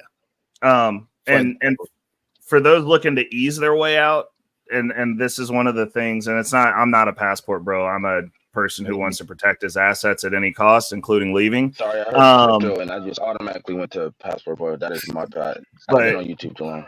No, you fair. But if an ease out of the country is to go to Puerto Rico because they're a Commonwealth. 2 weeks on the ground, you can start your paperwork. The paperwork process is slow. Normally, you plan on being there for a month or 2. But 2 weeks on the ground, you can file your citizenship paperwork that says, like, yo, I've been here 2 weeks. Like, I want to go ahead and apply for my passport from here. Different passports have access to different countries at different levels. So there's places that you can get into easier with a Puerto Rican passport, since it's not an American passport, than you can with American passport. For instance, over COVID, there were places that you could not just walk up into with an American passport without going through a bunch of extra steps. But if you had passports from other countries, they just let you right in. And the fun fact is, same person shows up, you whip out your American passport, and they're like, nope, you got to do this, this, and this to get in here. And you reach in your pocket and go, oh, my bad, here, use this one. They'll let you in. It's seriously like that level of bureaucracy. So I always tell people, like, Puerto Rico is a good one to stair step your way out, because then you do have something that's not here that you can qualify for without necessarily having to drop money. You're dropping time and going through the paperwork process. Yeah. So you just got to look into that, whatever country you're trying to go to. Like, for example, like the one I just gave you, Sicily. If you buy a property there and you fix it up within a year, they would grant you a citizenship. See, that's another one. I didn't even know that one. I'm gonna have to do some research on that. Yeah, Sicily is trying to get younger people there quick, fast, and in a hurry. And if you're trying to go to Australia and you pass, I believe, 30, you're a wrap. You can't get. They kick your ass out quick, fast, and hurry. He said nope. He said no. After 30, you cannot even. That's it. They kick you out in 30 days. How you doing, Dr. G? Good day. What's your thoughts? Hey there, how you doing? How's everybody? Can you all hear me? Yes, ma'am. All right, thank you for having me up. So listen, Sharon, I am here on behalf of the SBG membership committee. Okay. And the purpose of my engagement today is to discuss your promise to have more content like this, but for members, right? Because I'm very interested in learning how I can use my small business, my LLC, to, help me leverage my income. You guys were kind of talking about it, hit or miss here or there, but like, we need details. And the membership committee, and I don't speak for them, I don't have consensus for the entire membership, but I'm sure that some of us joined on the premise that we would be able to learn this information if we were members. So when can we look forward to that content, sir? I got you. So since the committee is putting me under pressure, just like those 2 young ladies was fighting in the committee, I would make sure in 10 days, I would start in 10 days. So this way I can make sure I have it where they all coincide with each other. And I can just start dropping. So in 10 days, I would start dropping membership only content that is going to be pertaining to hacking, starting with I want to start with I'll start with LLCs. That's probably the easiest one, bro. And like I said, hey Shannon, you got me, bro. Like, anytime you want to have this conversation for your people, I'd be willing to come over and drop what I know over there too. Like, awesome. The fastest way, Dr. G, honestly, is to marry in to the SGB thing. And if you're looking for a house husband, I got you. All right. You get that, and you'll get SVB citizenship, and then you'll get access to all the information you need. All you gotta do is take some dusty ass nigga like myself and marry me, and then that's how that Oh works. I think. gosh. Okay. Now see that part of it, I didn't know that part came with the membership committee. I may have to rethink my membership, Sharon, if I gotta have a Yeah, house you get a husband free and all house this other stuff. husband and a dustman Hey, to get on Dr. the Oh G, side, God. whatever I you got need. one question for you, so this way I could know where I could start. Your LLC, what state is your LLC registered in? Georgia. Okay. I also had one in Missouri. Is there any reason why you chose Georgia? Only because I live here. But That's I all. do have the ability. I do have the ability to set up one in Missouri as well because I have a permanent residence there. Oh snap! So now, what would be the benefit of setting up one in Missouri?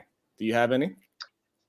Well, only if it's better than Georgia, because everybody kind of has some, they kind of side eye the way Georgia taxes and all the different things, and just maybe Missouri is better. I don't really know. Okay, so I'm gonna start there. What states you should and why you should choose certain states over other states to stay. So thank you for that information, because it is information that people do not know for some strange reason, and certain states is going to give you better deals without a doubt. And Georgia is not one of them. Right. See, that's what I'm saying. So I knew that part. I just wasn't sure exactly why. But that would be great. And then can you just decide to set up a LLC in any state? Yes. Oh. It's steps. Yes, you can. Technically, yes, you could just blanket statement. Yes, you can. Okay. But in the state that is going to be beneficial to it is you got to do a little extra steps. This way, you are protecting yourself and the interests of your LLC, so it can actually truly be a limited liability company. Because you in Georgia, you do not truly have a limited liability company. Hey, can you guys indulge my ignorance for a bit? What is an LLC? I just said it. A limited liability company. Yeah, I actually don't know what that is, because I remember I started first hearing about an LLC when Black Chick started saying they started more businesses in I think 2020, and I was like, wait, what? How do you start a business? And they started saying stuff about LLC. I'm like, what the fuck is an LLC? So I was wondering if what's going on with that? Do Black Chicks really have more businesses in LLC, or is there some other method that I'm not familiar with that I can get upon? So without spoiling, because Dr. G said she wants this for members only. She said this is not for the regular folks. This is for people that is serious. She said we're on the cusp of getting married, so it still counts. So Dr. G said this is only for people that are serious about their life and trying to transform their life, right? So, but the limited liability company, it is a great place to invest your money so you can lower your tax burden by the end of the year. That's exactly why I did it. Yeah. So that's when what I it, saw that's what that I it's was good paying for. 25% of my income That sounds like a in gatekeeper taxes. answer. Oh, sorry. No, I was saying that sounds like a gatekeeper answer, Sharon. Are you trying to gatekeep information, man? No, that's a very true statement that most people just don't know. Like, to get rich, you gotta strive and be confident, and that's how you do it. That was the answer you just gave. No, to get richer, you gotta learn how to pay less taxes. Right. And how money works. Right. So you know I pay 25% of my income goes to taxes. So LLC is the beginning, and then when you get really good, then you deal with corporations. But that's a little bit more complicated. It's expensive at the end of the year, but your saver it's going to protect you better in the long run. A corporation, because there's more ways to move money around. So an LLC is different from an S corp. Correct. Yes. But your S corp can own your LLC. Okay. All right. And the taxes is way different between the S corp and so like with an S corp, you cannot fund your S corp personally, but your LLC you can. Right. Yeah. For example, that's one way how. Can you use an LLC to start an Airbnb? Absolutely. Or is that something different? Absolutely. Yes.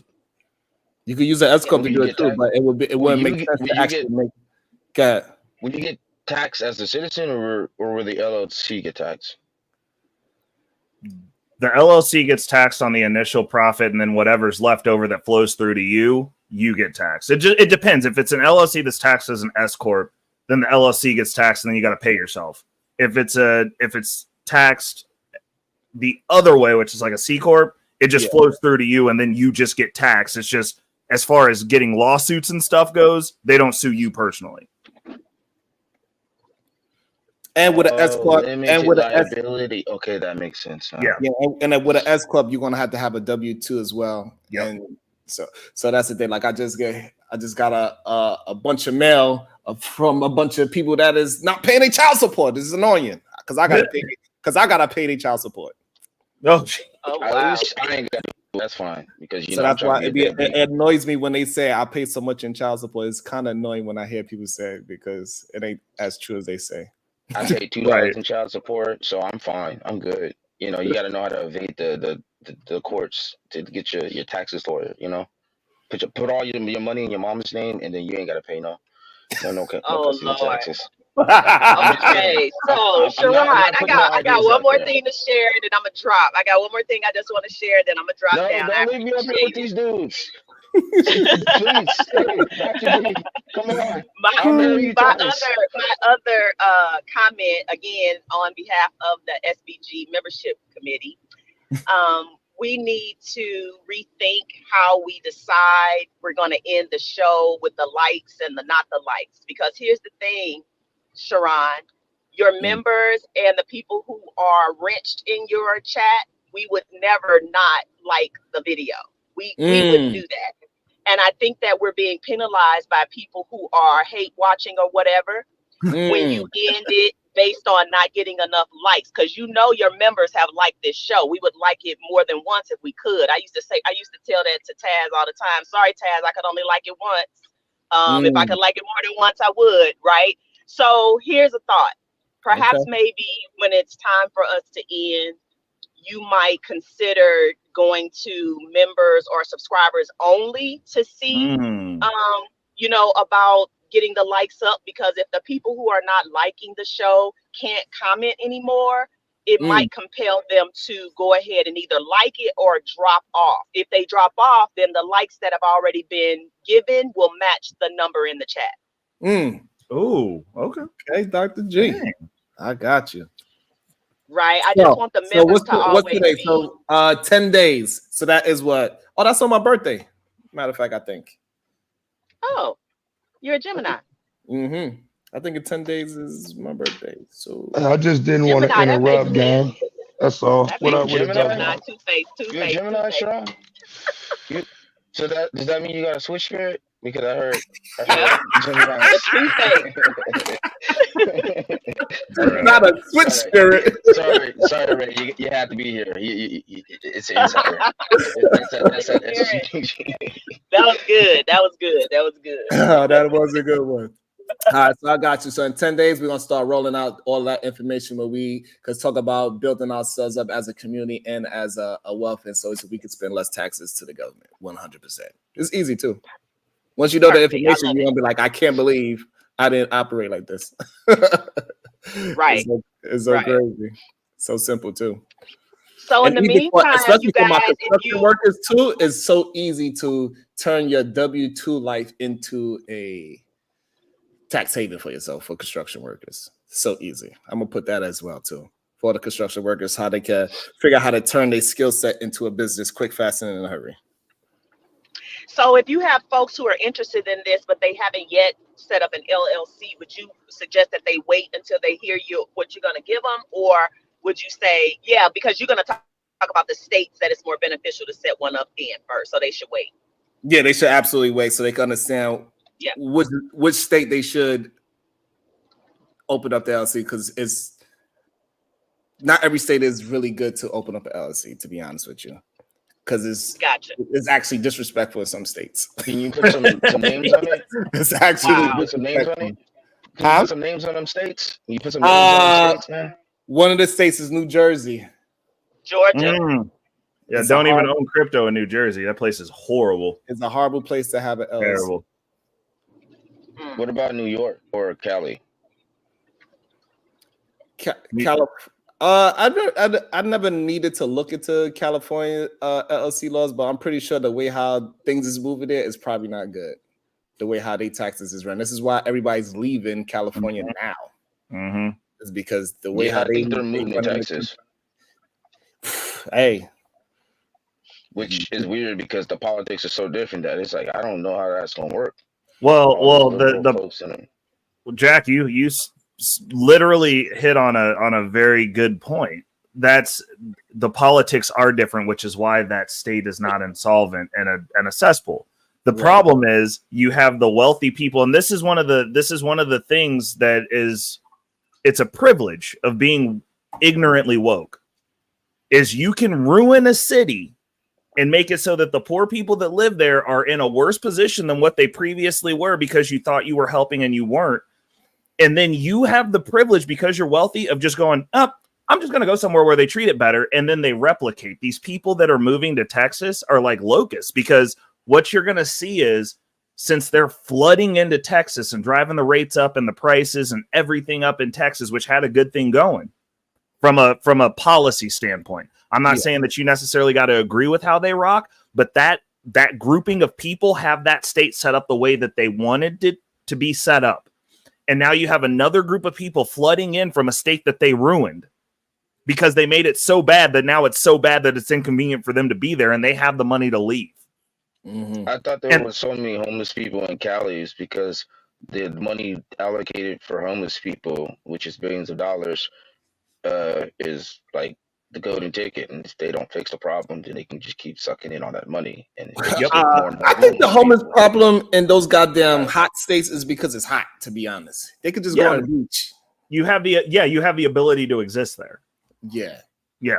In New York, you don't have the ability to exist as much, bro. We have homeless people here in KC. They freeze to death during the winter, regularly. Like they just go out in the woods and then like you got so callously. I'm like, damn, y'all just be stepping over frozen homeless people. No, not in the streets. So they'll have these encampments in the forest, but like they'll get random calls because like there's some people here that own property that like they're a little bit sketch, but like they'll let them use some of the land that they own to like camp out on. And like during the winter, it does get brutally. It gets you don't want to be outside cold here. Because like we get those Arctic whips in this area, and what'll happen is you'll get Kentucky. No, Kansas City, Chiefs, baby. Come on now. That case, I don't know every state, man. Come on, I felt that. No, you good. But like we have, it's really warm during the summer and it's decent during the spring and fall.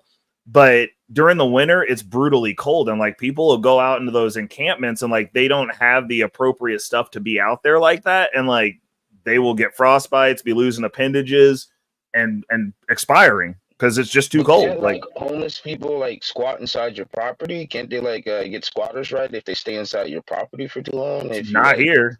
Like no. I guess I'm gonna have to talk about because that's something that's affecting New York bad. Squatters. I could talk about that as well because a lot of people don't understand how that works. But no, so to be a squatter, you actually got to turn things on in that house, and the property got to be vacant for a certain amount of time too. So if I just open up say if my house is empty for 2 days, they can't get squatter rights like that. In Jersey, it's possible. But in New York, you need a significant amount of time before somebody can claim squatters' rights. It can't be just like 2 days. I mean, in New York, I'm surprised them big ass rats ain't claiming fucking squatters' rights. Have you seen those fucking New York rats? I'm like, what the fuck is that? That's a possum. No, that's a rat. Hell no, fuck that. Oh no, y'all got possum is technically a rat, but the squatters' rights in New York is going crazy right now. Isn't a possum a marsupial? Is that different from a rat? If you want to be technical, yes. God damn it, Jack. Sorry. But so that's another thing. But hey Ray, have you ever looked into commercial property? No. Why not? Because unless it was like a hybrid commercial where I could live there, I wouldn't want it. Like there's just not enough. Like unless you're in business, like doing land for like Amazon or something like that, I just don't see it's just too risky for me. Like I know what I can make in the crypto space, and it's just like when I look at commercial, I'm like, if I can. So, but with I mean, it depends on how you do it. Like I would. It's less barrier to entry in commercial though. Really? No, I did not know that. I could imagine now, but I mean, like the way that the loans work. I'll turn out this series and build it up to that. So I'll give you one small gem with commercial property. You do not need to prove where your money come from. Oh, that explains why. That's why they can't get consistent loan. Like we re-upping on this, bro. Like. Hey. Okay. I see what you. Listen, you got 30,000. You got 30,000. That's all that matters. They don't care where it came from.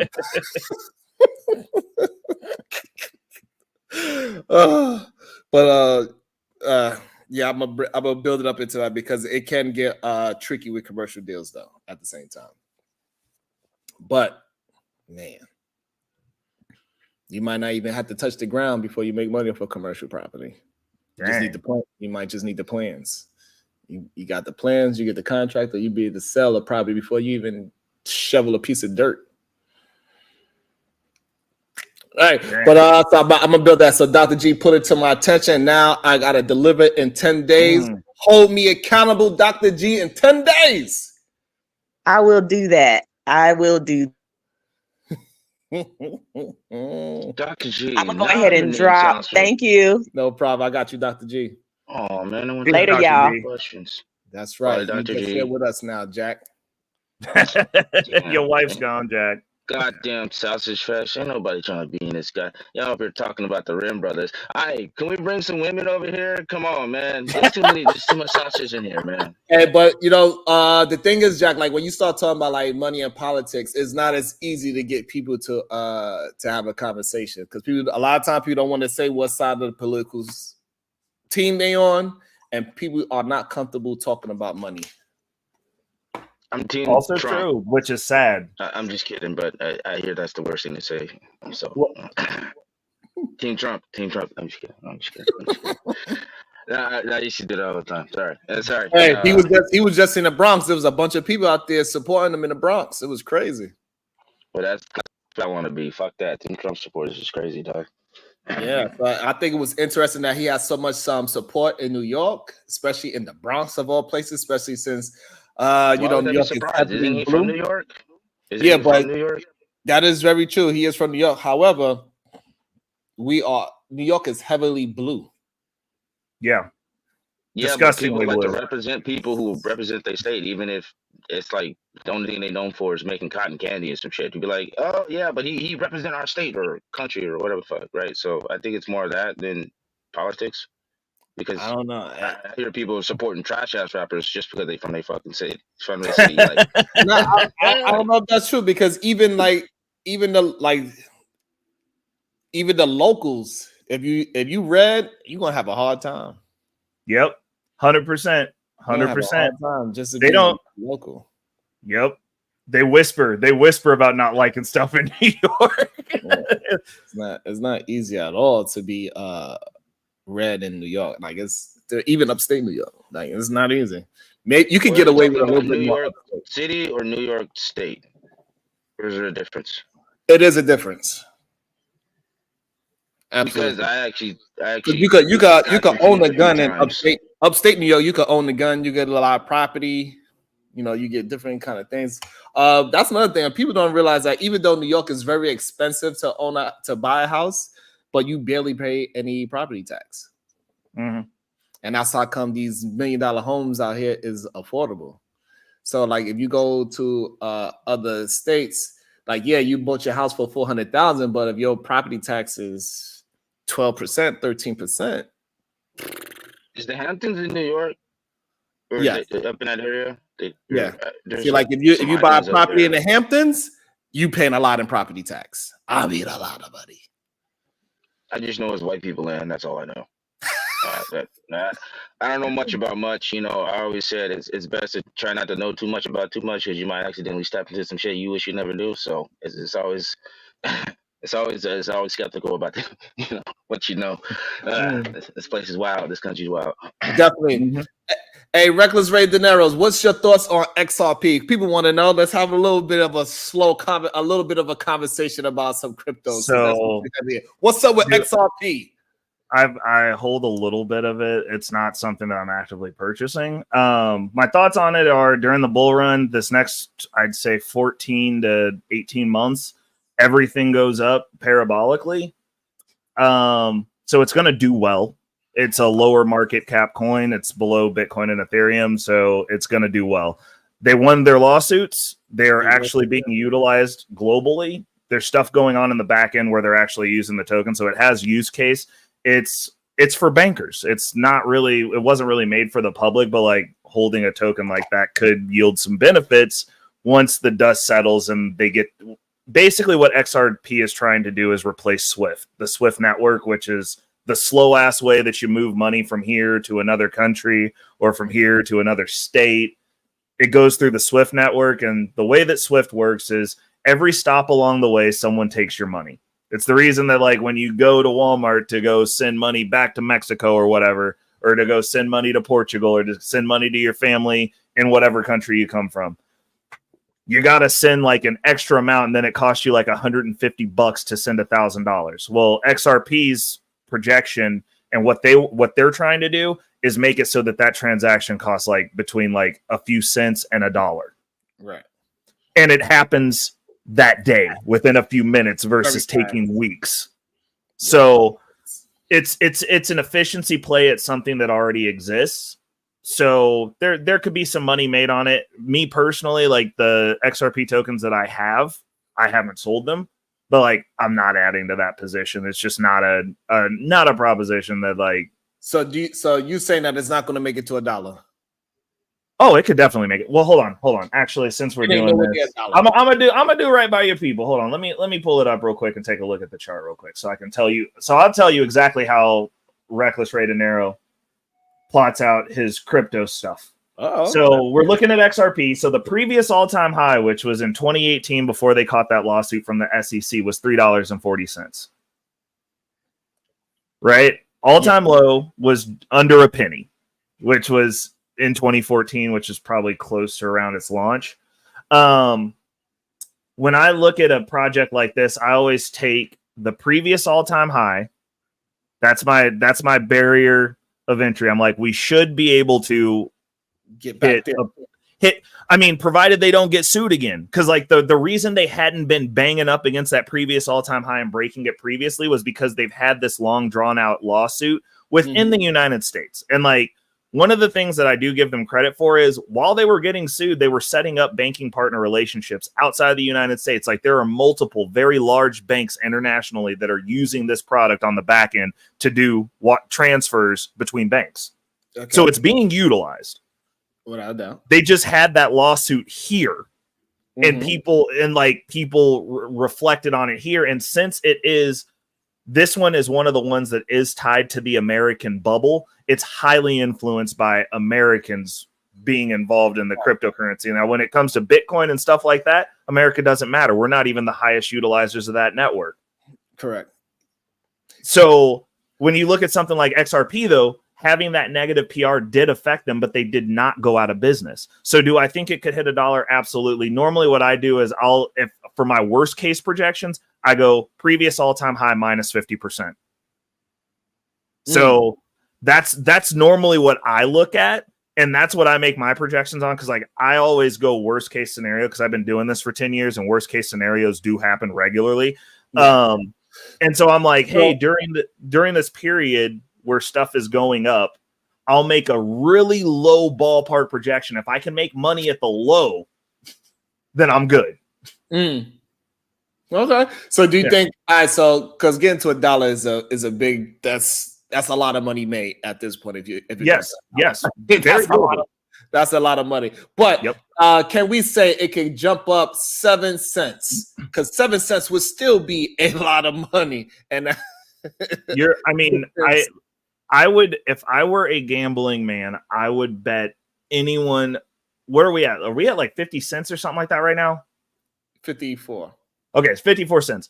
I would say over the course of the bull run, I would bet I would take multiple $100 bets that XRP is going to hit $1. Like, it would be impossible for it throughout the course of the bull run. Like, if you guys go back and look at the charts for previous bull runs, it's like to get an additional 50 cents, like a 1x on a low cap coin like XRP is like, that's a bad year during this cycle. Like the Bitcoin having bull run, if you only 1x on a project, like you did something wrong. In my opinion, like you picked a dud at that point. Like if I only get 100% on something, I'm like, that was a bad deal. Like, got you. Hey, so, look, so we gave y'all a little bit, and Ray said he's willing to hop on the private channels.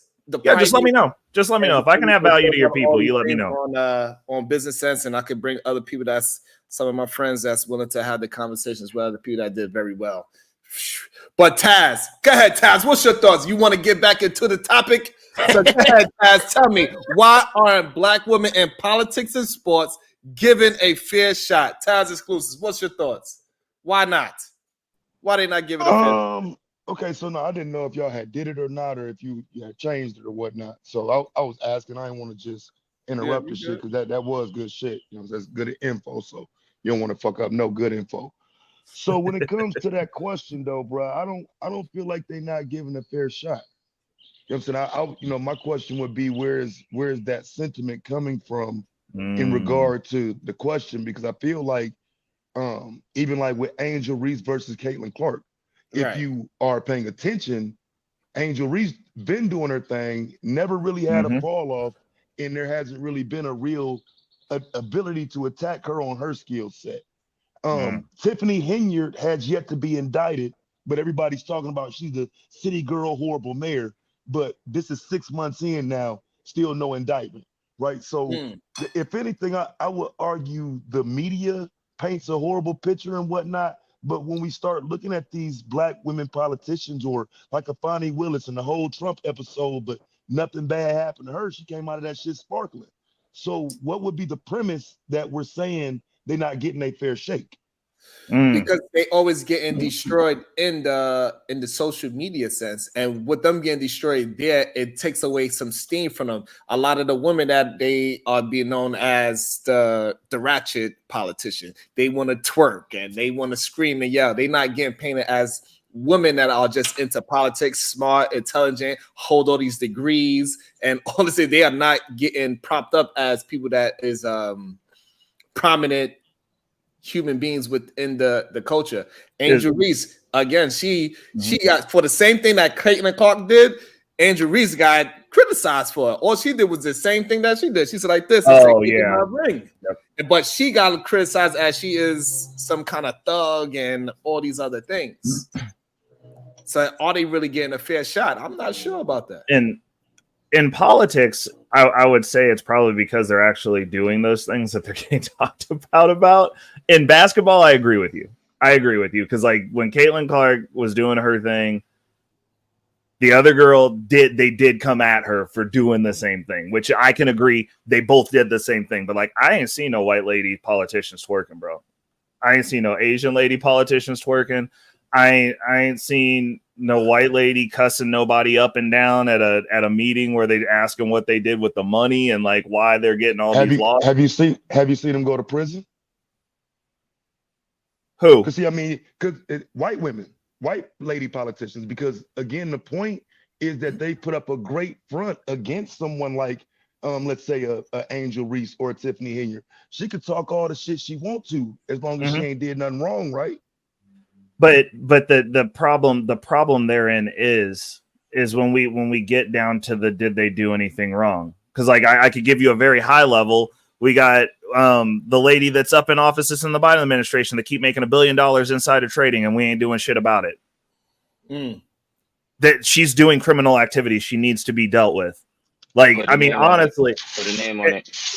When you I can't pull it off right. I can't pull it out the top of my head right now. But like when you talk about what's going on in Tiffany Henyard's jurisdiction, she's running that area like a mob boss. She is retaliating against citizens. Those are things that shouldn't be done. Like those people that are in these offices, and we regularly forget this. They work for us. Their pay comes from us. They're not producing anything. They are leeches. They use our money to pay their funds. They redistribute our money, which is supposed to go towards the betterment of the city for us. So however it's painted, at the end of the day, it's like when we're talking about like a Tiffany Henyard, the way that she carries herself, she talks to those people like they are there for her. They pay her. It's the same reason. Like I'm not a cop hater, but I don't like police. And the reason being is because I am a very open classist. And the police work for me. I pay more in taxes than they do. I contribute to this infrastructure of the city more than they do. And when a dog shows up to me, I want it to treat its master fucking appropriately. Oh, shit. Okay? Like, that's the truth. That's my beef with cops. I'm like, don't interact with me the way that you interact with somebody who's broke. I make more. I'm outside of your pay grade. I pay your bill. You serve me.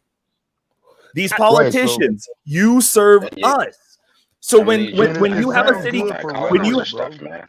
when you have a city council member though that is sitting up there talking to their people like they're trash because the people are voicing concerns going, hey, you retaliated against my business specifically because I didn't like what you said. Okay, so again, bro, that's for the same amount of people that you would say she's retaliated against according to the mainstream.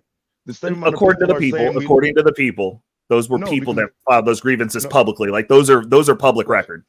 Okay. So and I can show you the same amount of people that are her constituents that said we want her to be reelected.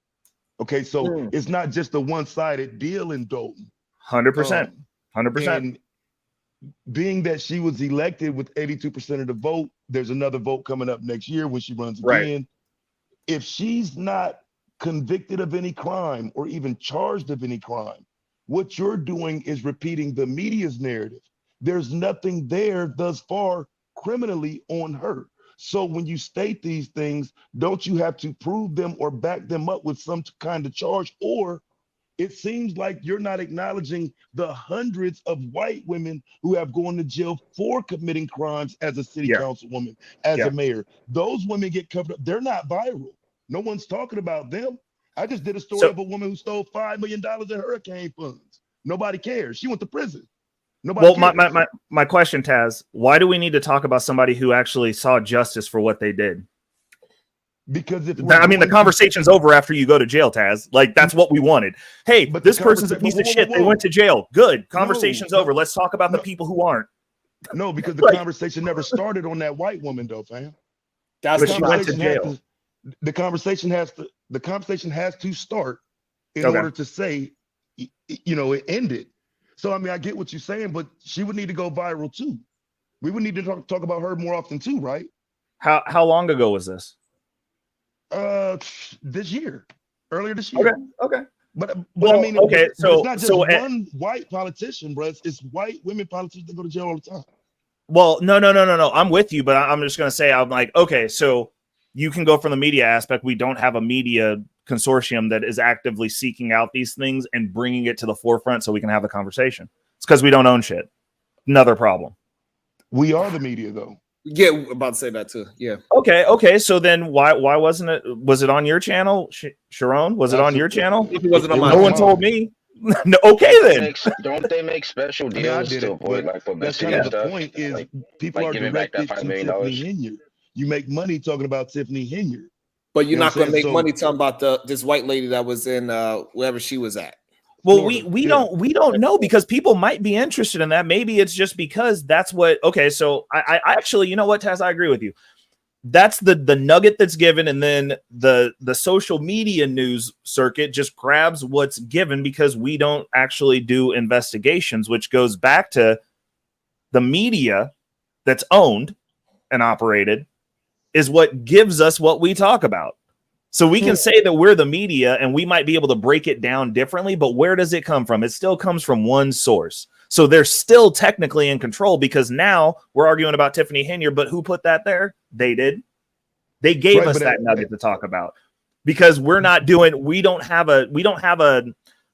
a set channel where we go, yo, we're just going to talk about the fucked up stuff that goes on in politics and how they're jacking our money around, period. And regardless of what color or race they are, we just going to call it what it is and let's have the conversation. Right, but we're not looking for it either, is what I'm saying. Yeah, that's, I was about to say that. I Yeah. think the real problem is that we don't really care about that white woman in Florida. We just don't care about her. So well, I mean, I'm happy she went to jail. I'm super happy she went to jail. Go ahead, Jack. I could your mic a little low. Go ahead, Jack. Go, Jack. He about to hit it. Is it low? Can you say there it? we go. Yeah, no, you good. Go ahead. Is it better? Yeah. Right. We can't talk about these things. When it comes to a woman, we cannot bring it forth. We cannot highlight it. If we do, we're misogynist or we're sexist. So most people steer clear of it.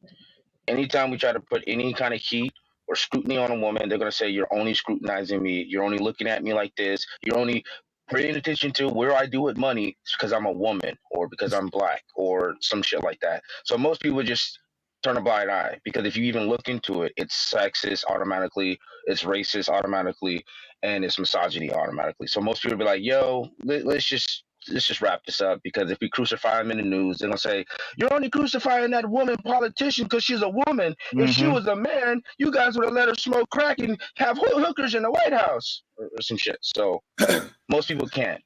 So the problem with that is that I disagree, because just the same way how the whole Caitlyn and Angel Reese, they trying to build that up as them two going at each other, especially them being in the that's state. different. That is different. No, so I'm gonna use that. So what I'm going to use that as an example of, if men was doing the same thing, when men have this competition edge towards another competitor, they like, oh man, that is great. It's great for the sport. It's this, and then they give it with a certain reverence.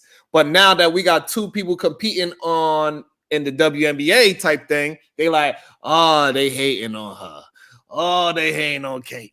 Oh my God, these girls is jealous of Caitlyn. Oh, they jealous of her sneaker deal. And that is the real issue that it's starting to be seen. This is why I'm saying I don't think the black ladies are getting a fair shake at it, in my opinion. So go ahead, Jack. Well, when it comes to the sports, I think I did a whole video of it. Didn't I tell you in that video? I think I did. When it comes to sports, female sports, there's a whole different idea of politics when it comes to females. All right, even having two women go head to head is seen as misogyny in some cases, because for some reason having women compete in any capacity means we're trying to get women to destroy each other. So it's like, okay, how do you get rid of that image? It's very hard. Another thing that goes into it is like, I think I said it in that video about how politics is more than just basketball. It's also what you're selling, and there's not really, when it comes to black versus white, when it comes to I think you guys touched on it a lot last time you guys had this thing, is that you guys are selling to the highest bidders, and that's white middle class, right? So they have to sell outside of just a sport, and that's sometimes selling it and wrapped in politics. And one of the biggest markets out there is the middle class white people, right? I think you guys touched on this at some point. So when it comes to politics, having the white woman at the forefront of an all-black sport, a straight white woman, if she's a woman, I'm not entirely sure about that, it does make for better people to be invested, because they have something beyond just a sport that they're rooting for, they're cheering for. It's like that shitty rapper thing where you're not just cheering for the shitty rapper, you're also cheering for the state, right? So go ahead, I can't let y'all do that, bro. I can't let. Go ahead, look, because I'm not a fan of Caitlin Clark, right? But here's the thing, though. We are talking about the all-time leader in scoring in college basketball. So she didn't just come to the WNBA as a fucking nobody. She came to rescue the WNBA, and she would be the top of a class that's being used for that. So if anything, what I would argue is they can't get the same dynamic that they had with Bird and Magic, because politically speaking, you can't run that race narrative like you could in the 80s. They trying, but it ain't working because the politically correct era we in. Now, if this was the 80s, it would jump and build the NBA the same way Jordan, Magic, Kareem, Bird, in that little era of white and black champions, right? Because the Lakers didn't win all those championships. Boston won some. Boston's face was white. You know what I'm saying? And so with that, you had a competitive edge there that was kind of both sides. You can't do that now with black and white. So, you know what I'm saying? I mean, I get it, but I just don't think Caitlyn is getting a true argument given for her, because right now she's taking L's in the WNBA, dog. And ain't nobody holding back on that either. They drilling her, bro. You know but that's the thing. So they killing her because she's not performing well. However, the media is saying that everybody is hating on her, and that is the issue. Well, when LeBron was coming to the NBA, everybody was hating on him, but he did well. So he's like, "Hey, listen, he the truth." But it just left it alone. But for her, she's getting hated on for being garbage in the WNBA. Everybody's saying, "Oh, y'all are hating on this little white girl that is from Indiana." That's what is going on. Bron get hated on for being a GOAT. Luka get hated on for being white. This ain't this part of sports, bro. You're gonna get some hate. People don't like you when you win. But y'all are skipping over something though, something really important. They're hating on her because of her performance. She actually is not doing well. Right. It's the result. And so like the issue is you can't say that that's hate. If me and Sharon are competing and Sharon just dog walking me on the court and they're like, Ray, you're just not good at basketball. I can't be like, you just hating on me because you're like Sharon better. That's the issue you're talking to. And what I'm saying is that Angel Reese is not getting a fair shake. Why are we talking about somebody that's doing bad? Because of what she is in her race versus somebody that's actually doing good with a winning team. Why are we not talking about that? Okay, her team is doing bad. Same thing when Caitlin Clark lost in the goddamn finals in the college realm. They was talking about her losing, and they forgot about the whole team that won the goddamn national championship. Right. That's crazy, and that doesn't seem like it's a fair shake. That's all I'm saying. It doesn't seem fair to me. But who's doing? But some of that is the people, because that's what I'm arguing, that the WNBA wants to thrive off of this new class coming in of highly touted women basketball players. The WNBA wants to benefit from it. I'm saying they just trying to figure out how. Yeah, but they picking somebody that is trash. Right. They're grasping. I can't say she trash. Her team trash. Because all her highlights is her falling on the floor and turnovers. Yeah, but see some of that. But see, that's what I'm saying. See, y'all gonna make me defend her, bro. I don't want to defend her. She ain't doing because we're not defending her. She did those things a lot. But she's just not winning. But you know what I'm saying, in terms of scoring, in terms of being there, in terms of they just won last night. So they're not good as a team, but she's still Caitlin Clark. Right, she's going to be WNBA Rookie of the Year and all that. Right, she's not a scrub. How if all you're doing is turning stuff over and falling? Like that's the thing that I don't understand. Because like when they were giving LeBron shit, it's one thing to lose a game and still perform well. I could see that piece of it, but she's not doing, because there's a transition from college and she was a star there. She did not have competition there. And there's a definitive chasm when you actually face competition. People are going to talk shit.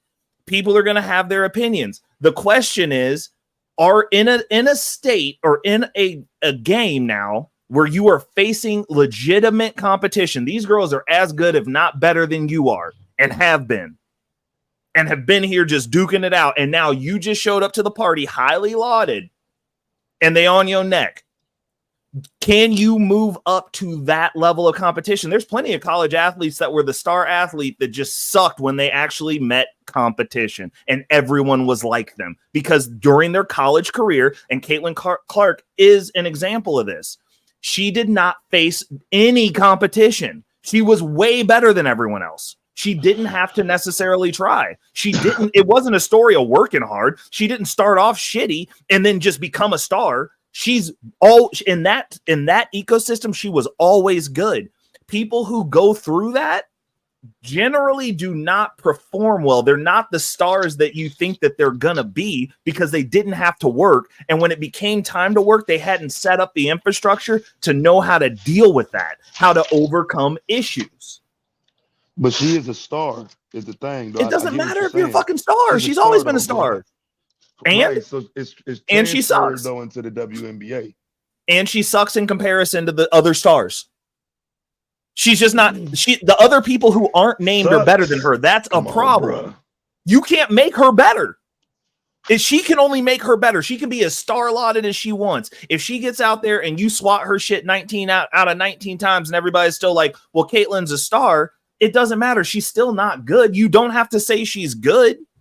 In comparison, she's not doing well. Those are facts. The team can win.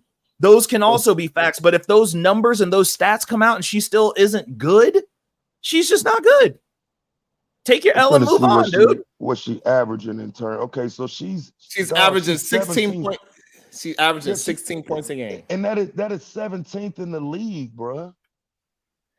Like you know what I'm saying? Is the 17th person a star though? Like, come on, let's talk about it, man. Right, but she's 17th in the league on a losing team.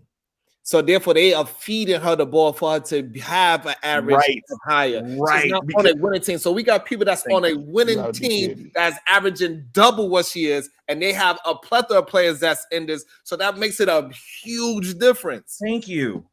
Okay, so what also makes like for example on the NBA, like for example on the NBA side, Shai Gilgeous-Alexander, he averaged more than Joker, but since Joker's on a better team with more scorers, and they're going to give it to him because it's more difficult to score all those points and win. Yeah. Versus Shai, he has to score all those points for them to win. And that's why he's not really getting the MVP. Statistically speaking, 14 of the 17 average more minutes as well. She's a rookie. How much of it is just performance, though? So thank you. Yeah.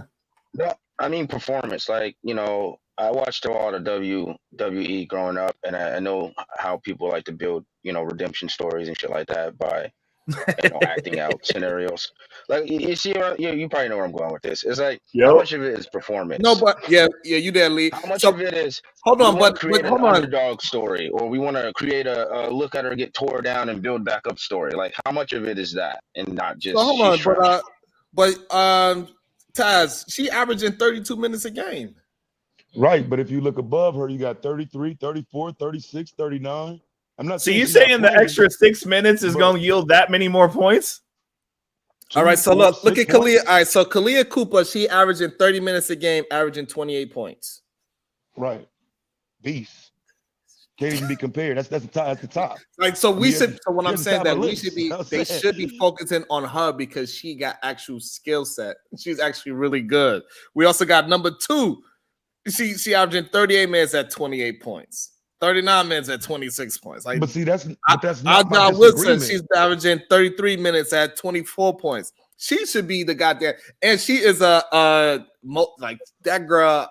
John Wilson is killing the WNBA. Yeah, I'm not in disagreement with any of that. My only point is that when they got the new talent coming in, and there's eyes on that new talent, they try to benefit from that. And that's all I'm saying. It's not necessarily about who's the best in the WNBA. It's who can bring the money. Caitlin Clark can bring the money. She can bring the eyes. They're trying to get more viewers and whatnot. So, you know, even though, again, I'm not even a fan of hers, she's business. They sold more jerseys of hers than anybody. They're trying to strap the whole WNBA to her back and ride it as far as it goes. But she's going to have to win games, though. Yeah, because Angel Reese, she's only doing 27 minutes and she getting 12 points a game. So Angel Reese is having a better year so far. It's going to be a hard sell.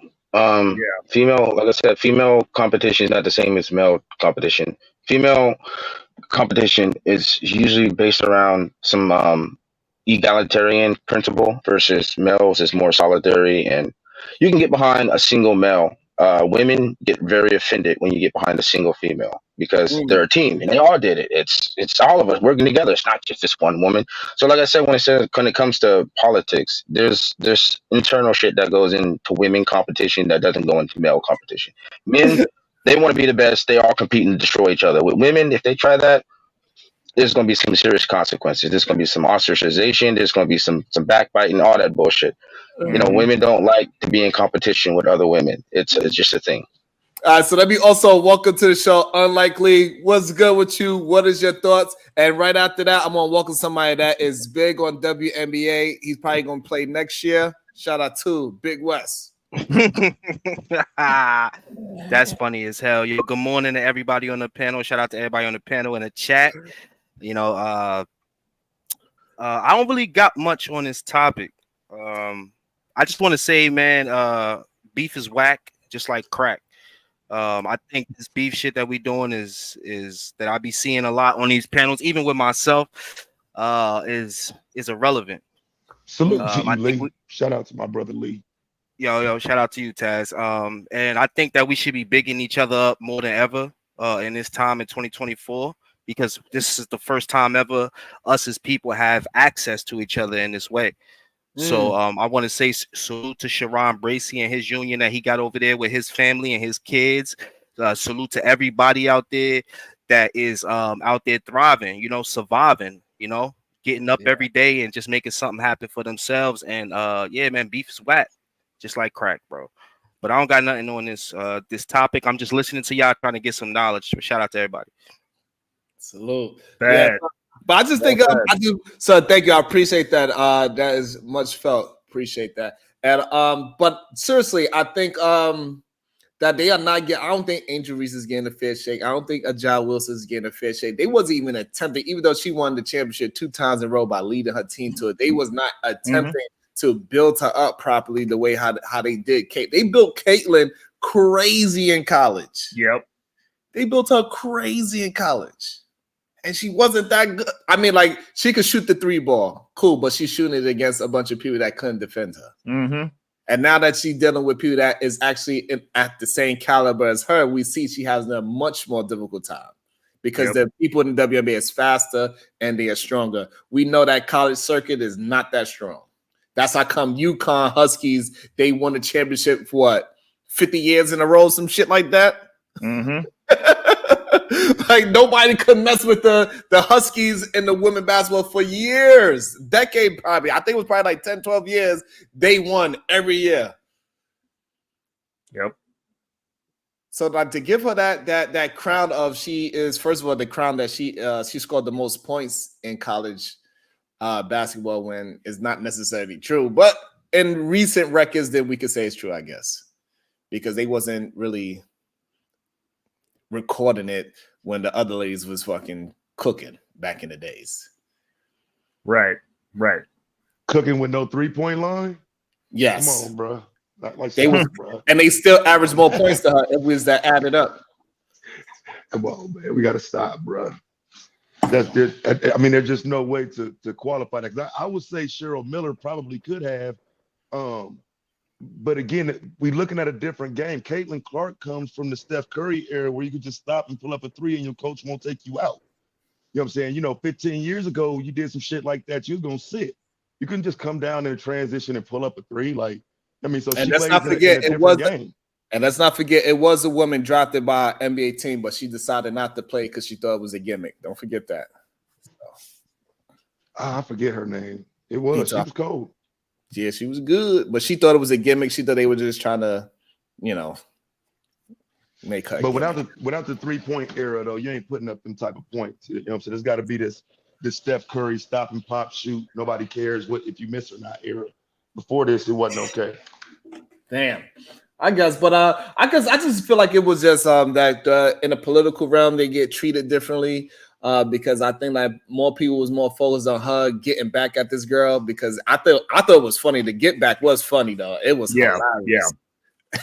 What she called the beach blonde built like a butch. That shit was funny. Yep. Yeah, she stepped on her. Like somebody said earlier, that's what's funny is it's not going to be remembered that Jasmine got called the long eyelash or whatever. What's going to be remembered is bad built butch body. Yep, for forever. For forever. That's going to be remembered. She got to live with that. She got to hold that L the rest of her life. The other chick, she did fight back a little bit. What she did? What was this she did? She said, I fought on the floor after the House committee meeting. That was kind of funny. I mean, yeah, but like she's still got that bad butch body, bro. Like, look at her, bro. She's walking with that L, bro. I would be mad if I looked like that. Insinuate with that? Was she saying that was a wig piece? No, her eyelashes. Yeah. Oh my. Okay. Damn. They was going. And You didn't see it unlikely. They was going at it, Lee. They was going at it, bro. But you got to get it in the moment. You can't no go bullshit, to Twitter. Lee. It sounded like a live version of what happens on these panels. That's what it sounded. It really did. Yep. Hey, and while y'all It was. Wait, hold on. It was video. My bad, Big Wes. Go ahead. Okay, for the people that just walked in that might not have seen the video, we'll play it for you, goddammit. What? You got a video on this? Yeah, go ahead, play yes, we got the video. Well, just like I was telling my wife before you played it, you know, you see all these podcasts popping up and stuff, you know what I'm saying? The interaction on how everybody on the couch and, you know, they bringing people up, having panels. Man, that shit started with us, man. You know what I'm saying? Yeah. They started with us. It's just they have a name and have a little bit more money, so they put a little production behind it. But we was the people that they seen you can really do this shit yourself and be independent and still push your message out there. So shout out to us, man. Real Word. And not only that, I think we gotta end the idea that in this space you can't have these conversations in this space. It doesn't matter what space you in. You get a bunch of people that do not necessarily agree with each other. Words is gonna fly. It don't got nothing to do with this YouTube space that we are in, the Fight Club space, Manosphere space, Red Pill, whatever it is. It doesn't matter. If you got two people that is very passionate and that can articulate themselves, they are going to go at it. It is just that simple. It don't got nothing to do with our space per se. But let's get into it for the people that didn't see the crazes that went down. Let me see, where is that? Ms. Green, here we go. for 4 minutes and 21 seconds. Mr. Chair, point of order. Look at his face. It's me. Ms. Crockett. I'm just curious, just to better understand your ruling. If someone on this committee then starts talking about somebody's bleach blonde, bad built butch body, that would not be engaging in personality, correct? A what now? Yo, what? Bro. Wait, you gotta. But wait, where's the part of the white woman though? All right, let me play her part first. I'll play her part first. I'll pause. Let me play it. Because she's a shit about her. Y'all gonna have a problem. Mr. Chairman. Chair. Okay. Order. Chair now recognize. I don't think you know what you're here for. Well, you the one talking about. I think your fake eyelashes are messing up. No, ain't nothing. Hold on. Woo! Smoke. That was smoke. That's how it started. Yeah. But you noticed them dudes was on her as soon as she said it. They were like, "Hold up! Like you need to dial that shit back, lady." They was on her ass. Like so. This sounds exactly like one of the panels that we have. Yep. You not like screaming over each other. People trying like, "Oh man, don't do that." But this is how it started. It's crazy. Let's keep it going. She's bleach body crack racist though. Order. That's beneath even order. She even said it. That's even beneath you. So the men was trying to check her. Yeah. But then my sister, she was not playing. She's like, "Oh, she gotta finish now, baby. You gotta go back to them spade days now. Look at her face, bro. Yo, she was so ready for it, though. Look at her face. She's like, "Oh, all right, I got you." Here we go. Done with the bullshit, Chairman, I make a motion to strike those words. I don't think that's Hold on. part of I'm trying to find clarification on what Chairman, motion to strike those words. We're not gonna do this. Look, you guys earlier literally just you just voted to do it. Y'all did it first, so you just voted to do it. Order. I'm trying to get clarification. Look at calm down. No, because this is what y'all do. So I'm trying to get clarification. You're not recognized. Miss I Crockett. can't hear you with your yelling. Don't want calm me down. No, please calm don't tell me to calm down. Calm down. Because y'all talk noise and then you can't. Miss Green. What? My question is, so Sharon, my question is this. You see this two disruptive women done got like 19 men fucked up in this room. Now they can't accomplish shit. That's all I'm saying. That's all I'm saying. Well, two women, 19 dudes in that room. Now, Sharon, you said that men got into fights, but what happened? You get your licks in and call it a day, and we get back to business and finish what the fuck we was talking about. Don't do that. Don't do that. Don't do that. We do the same shit. Don't do that. That's crazy to actually see two women turn up like that. I ain't gonna hold you. That's here. We all agree. We talking about laws here, things we gotta pass for the whole betterment of the people. Thank you, Wes. It needs to go down like this. Fuck is you talking about? No, bro. We need that passion. Your claim. I need that. You feel what I'm saying? Hey, man, making sense to me, brother. Bro, and this person wins. Making sense to me. Hey, men derail conversation too. They don't have AL come in and like just knock us off for like the whole hour, 3 hours and shit. We're like, damn, that was crazy. And the conversation was getting good. Men to tell the other men, shut the fuck up. Mind your business. Word up. Right. And you will shut up too. And mind you, you will shut up. Mind you, this was just a committee. They was just having a conversation. This is not even about a bill or a law. They was just having a conversation on what they should be trying to make a bill about. It was a conversation about a later conversation. How crazy is that? With our money that we paid for that. You heard me? I can't get a cash app, but we paying for this. It wasn't shit. About a law. In a fight broke out. A fight broke. Yeah. Crazy. That's American shit, yo. I gotta love it, yo. But the crazy part about it, least so the black girl, her joke was a little bit better. So now people is running up on the white lady when they see her. They be saying, what's up, butch body blonde? They call bro in public, bro, while she trying to go to work. Is that prejudice? Is that a racist joke though? Nah, I don't think so. All right, now if she would have made a joke about her skin tone. No, she said her hair was bleach blonde. Yeah, she said because it was. That was a fact. Oh, bleach blonde. Okay, and the same thing with her eyelashes. She called about her eyelashes because her eyelashes is a little crazy, in my opinion. I don't like her eyelashes. Yeah, she's wild. It is a little outrageous. And she clapped back with the, you know what I'm saying? So I think it was all fair and love and war. They both try to get their points. And it's just what it is. I'm starting to realize that we got to stop saying that our space is messy. It's just America is messy. We are just like this. And what's we crazy have opposing opinions. We go at each other's necks sometimes. I disagree with the earlier statement about this is what our tax money goes for. I would rather sit and watch that shit than whatever the fuck actually goes on in that damn room every goddamn day. That shit sounds boring. Bring in the ratchet shit. And that iLabs comment, I mean, they were kind of outrageous, right?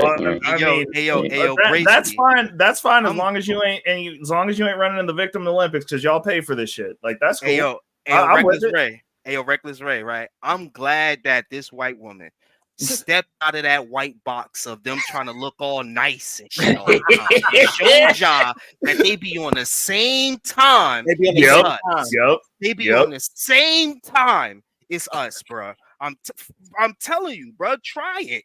They'll smile more, but try it with them. Right. I'm glad that it played out the way how it played, and I'm glad that the white lady striked first, so it's not just the angry black woman type shit. No, she rebutted, and she rebutted in kind too. She did it slick. Let's see it one more time. Because I absolutely enjoyed it too much. I enjoyed it a little bit, way too much. I ain't gonna lie to you, but let's see it. 4 minutes and 21 seconds. Mr. Chair, point of order. Look at his face. He's like, man. I'm just curious, just to better understand your ruling. If someone on this committee then starts talking about somebody's bleach blonde, bad built butch body, that would not look at my man face on the left. Correct? A what now? Yikes.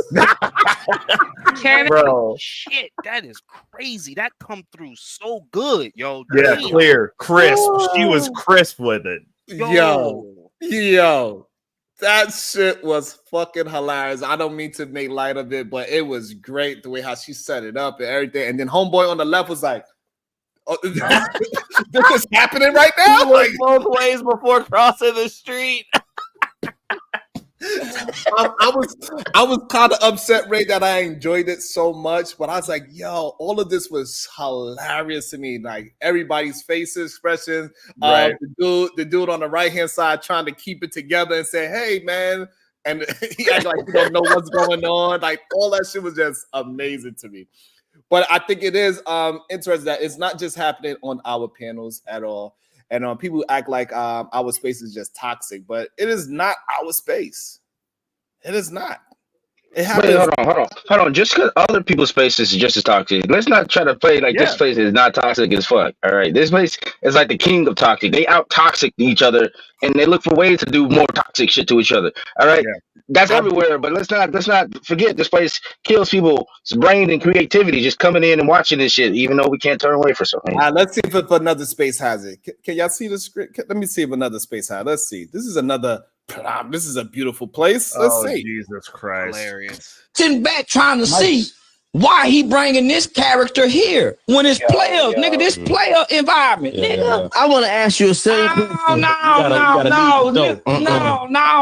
nigga. I'm trying to see why can't doors be closed when players is getting a haircut and you get beat up or whatever that was? Why? But why would look what it sound like? It sound like a panel. Oh, what they saying? What's going on? That's what I'm saying. They over talking each other. They throwing cheap shots while you was in a barbershop and the nigga try to beat you up, and he over talking him. Like it sounds like a panel. That if we not watching this on screen with them being live, we'd think this is just another Fight Club panel. True.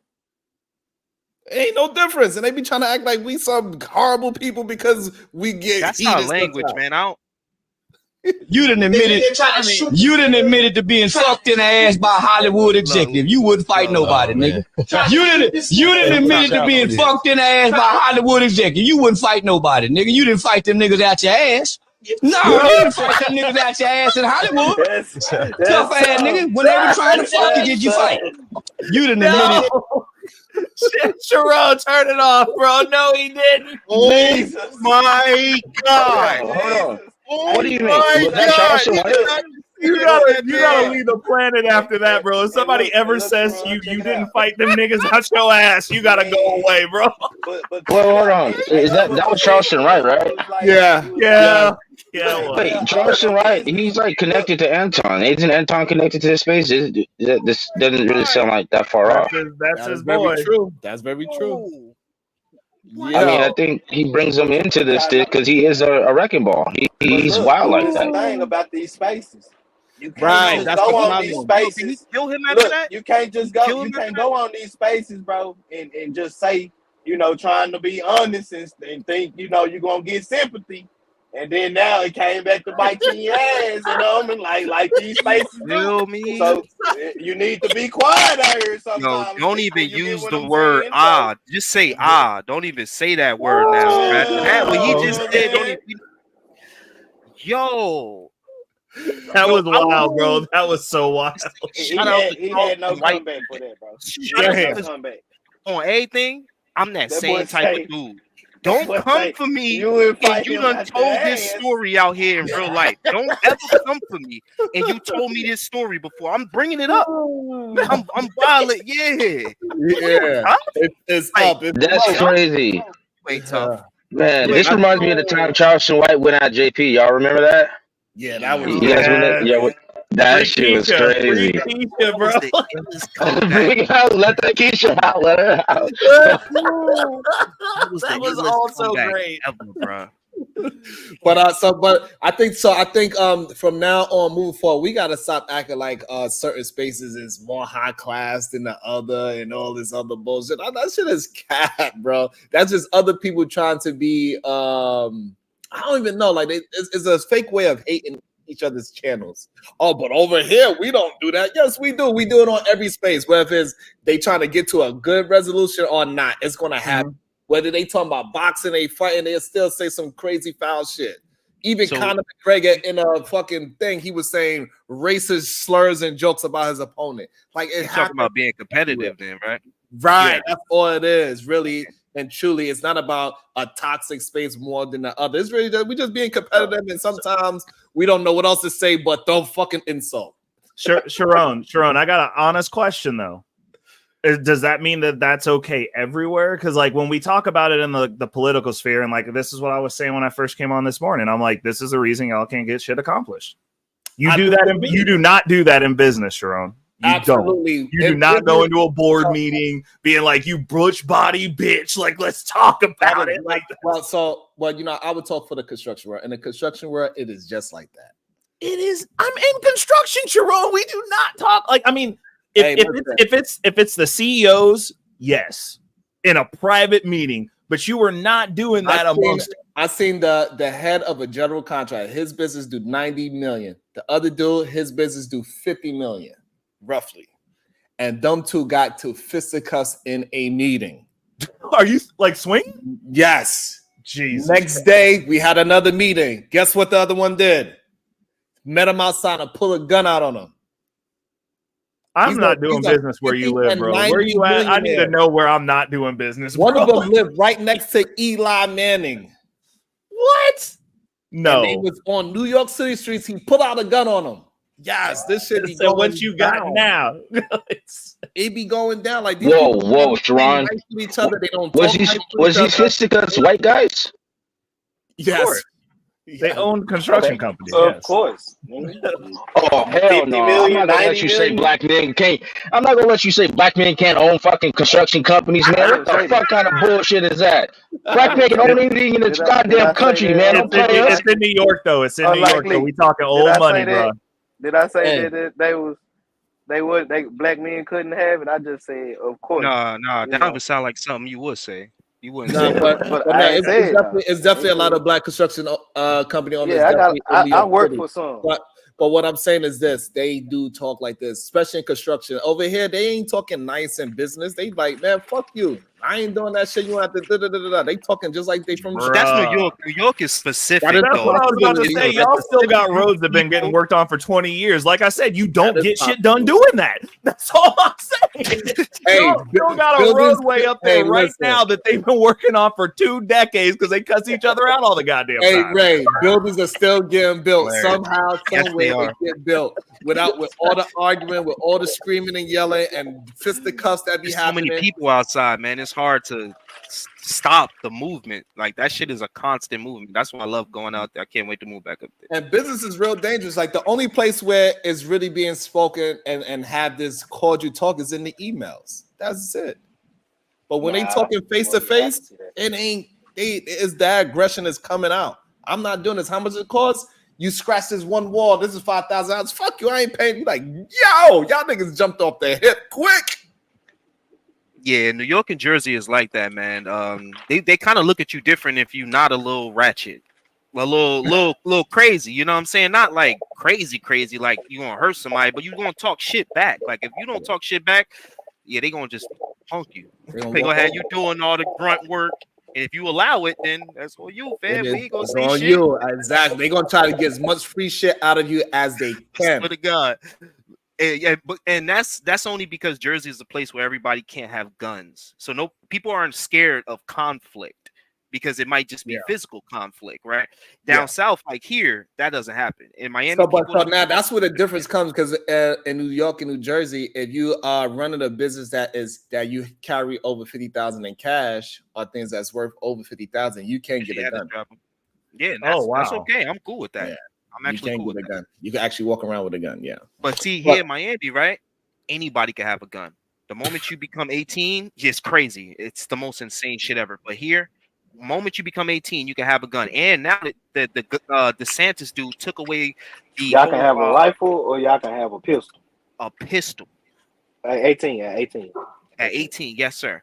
So DeSantis, he took away the last thing. Like, so basically, you don't have to wait for anything. Look at this. Look at this. Look, in real time, you shows that I ain't bullshit. It be going down. I met a person that was big in age back in Emma said he carried a pistol and bullied his suppliers. Man, bro, y'all living in New Rack, bro. We calling y'all New Rack, bro. Y'all living in a different world up there. Yeah, it'd be wild. Like you think that these people ain't ghetto and ratchet? Nah, these people are ghetto and ratchet. But also because a lot of their money comes from like old Italian money, so you can't be a punk to even get in the business. You got to be willing to get it popping. You know how to take a finger, ratchet. huh? We ain't talking about just black people. I'm mainly Yeah, talking we're about not talking Italians about and Irish people finessing Yep. you, hitting you with the okey doke, the under the shoulder. You don't know. You think he cool with you, and he come tell me and Sharon like, "Oh, I forgot this dude over here doing all the grunt work, stupid though." Like, Nigga, I'm bruh, sure them niggas the bro, first people to put them in It'd be a chains lot of and fights on shit. Of construction course. sites in New York. Like a lot of people. 4 years ago, a dude got murdered on a construction site. He shot him. Damn. In New York City too. I mean, it was on 41st and Broadway. This is one of the most busiest parts in New York City. damn, Shot him right on the job. Dang, bro. Wow. that's Got him up crazy. out of here. Happened in New York. It's crazy. For So him to like even have it be it going down. So this Speaking of New idea York. that these people that making money ain't ratchet is bullshit. Them motherfuckers is ghetto as hell. They are into conflict. They ain't scared of no conflict. They feel like their money is bigger than yours. They're gonna try to bully you the best way they can. What up, 1015? Good day to you. That's right. What's good? All right. D-Town. Unlikely. What's down, baby? What's good with y'all boys, man? What's poppin'? What's good, man? Reckless. Jack was good. But What's man, good? I ain't gonna lie, bro. It's pretty toxic over here, bro. That's why I can't even hit all the panels because niggas be talking about people I don't know about. You know what I'm saying? I know. I Niggas be feel you, talking bro. about people, bro. Hey, yo, bro. I I be like, feel who the you, fuck bro. is these niggas talking about, bro? Like, I be scared to do people panels, bro. I be like, yo, what's gonna happen if I do this, bro? Am I gonna get doxxed? Like, are they gonna find out like everything about me? I don't. yeah, Shit that's is what I crazy. said. You gotta worry about that. You can't even put your real name up here, bro. Cause you know what I'm saying. So I wish it wasn't like that. You feel me? But Me it too. is like that. You got to be cautious what you say to these niggas, bro. Like, because some of these niggas ain't on here for entertainment. You feel me? I'm on Bro. here for straight entertainment. That's it. Yeah, for real. To troll niggas and shit and talk a little shit. You feel me? Yep. But New York people though, bro, how y'all comfortable with all them rats, my nigga? Y'all don't be thinking them shit's gonna get in the crib, nigga. Y'all rats Y'all got be doing insomnia, some nigga. Them rat shit. bitches be woke when they ain't supposed to be woke, nigga. And the size of them, bro. When I Yeah. was in New York, bro, like I saw rats that were the size of like house pets, bro. Like But I were was they like, messing bro, with you, Ray? Ray, here's the were they thing, messing bro. with you? This is the question you gotta ask, Bracy. Were they messing with you? no, That's they number weren't one. messing with me, but it was a concern because I was like, what if I live here? My cats can't even defend me from this shit, dog. They're the same size. You And number definitely need a two, cat in New the York. rats that y'all usually see from New York is from the subway. The subway rats is completely different from if you are in in the boroughs. Residential, yeah. If you Yeah, residential, I was you're about not to going to say be seeing those are two big-ass different rats. rats. You don't see them like that, like when you in like the regular boroughs. You don't see them like that.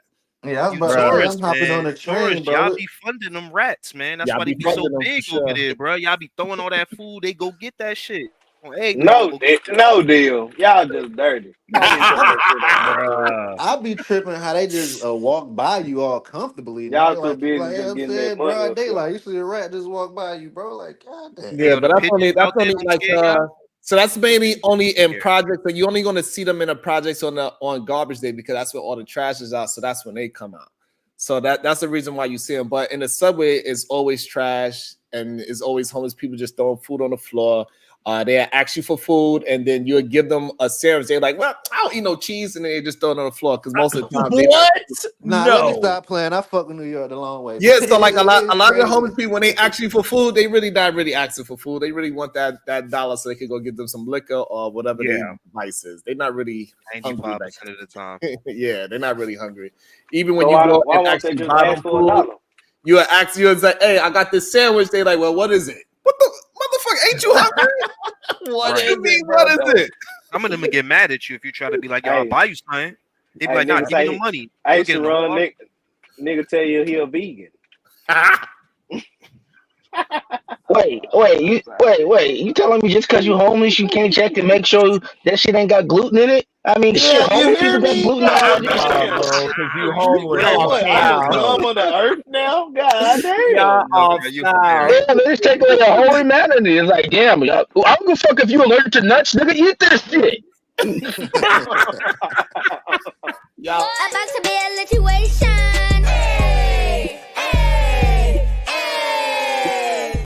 Told you, look at Shicey Bum. One night, Shicey Bum. see these being fake. Peace. Bruh. Yo, listen, man. I stay fake, man. Listen. He said I stay Baby. Oh, He said, man. now what? Now what? Where are we going? I just thought it was I thought it was just funny how these panels are starting to be just like, even with Draymond Green and Stephen A. Smith now. They throwing cheap shots at each other too. Draymond a crazy nigga though, man.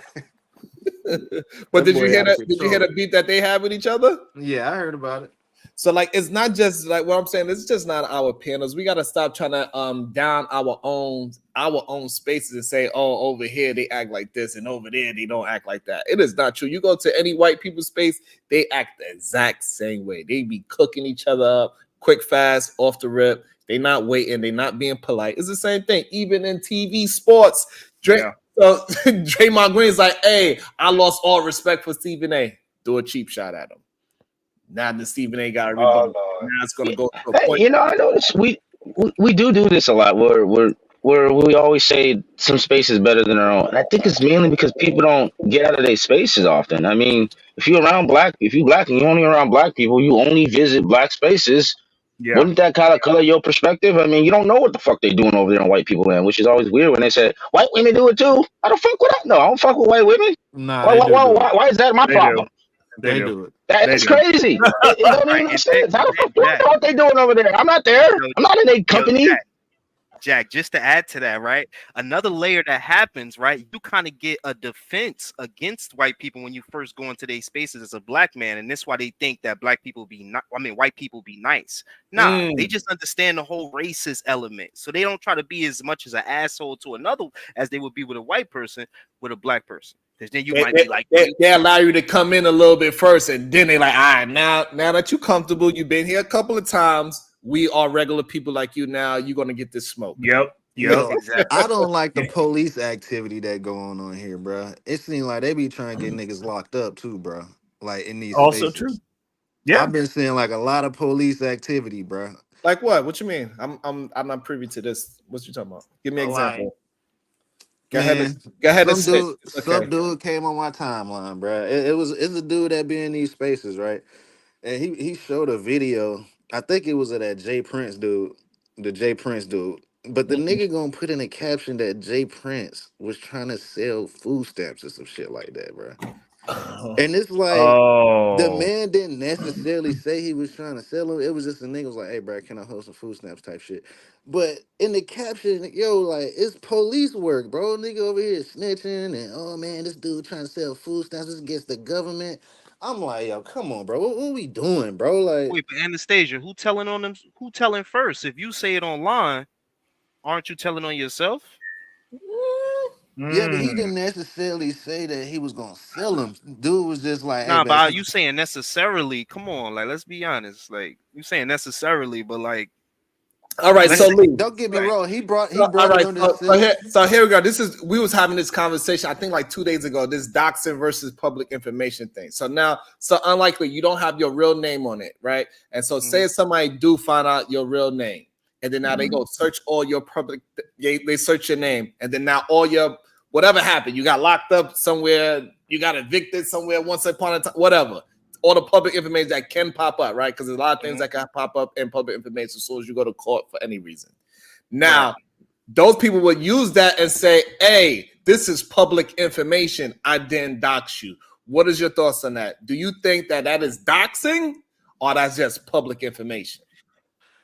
Honestly, man, with the beef brewing and the fact that I feel like in 2024 is the beef year, where like people's beef is sensationalized and is like the essence of getting views and likes and comments. I'm not speaking on none of that. You know what I mean? I don't want to speak on that question. Respectfully to you and your channel, but I don't want to speak on that. You feel me?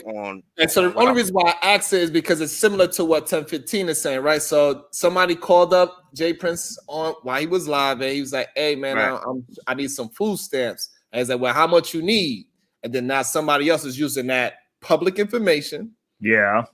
And then now they say, "Hey, isn't this a crime?" And then now if somebody reported, but that's different though, because like, all right, if he said it, then that's different than somebody going and looking up all your information and stuff. I feel like, yo, man, listen, man. If you want to go to war, you better be ready to go to war. Like I don't know what I don't know what to tell you. What's like, up? I got you 10-15. So Ray, what you think? Is it doxing? No. And the reason being, like I always tell people, I live in a stand your ground state. Pull the fuck up. Damn. I don't threaten to go to nobody else's state, but I know what I've done around my state, and I know what I can get away with here. Pull up. Right. Like that's the way I feel about it. I don't threaten to be like, I'll come see you. I'm like, dude, come to Kansas City, bro. We get Mac Dre up in this bitch. That's cool.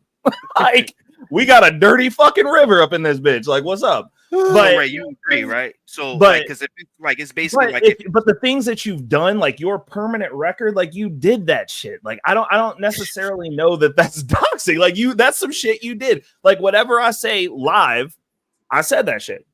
Right. Like I don't threaten people. I always meet people with the ultimate respect because, like, unlike some of the rest of y'all, I got raised by Italians, bro. Like I said, we moved different in KC. So it's what it is. I don't threaten to go nowhere, but I'm like, you for damn sure ain't gonna come here.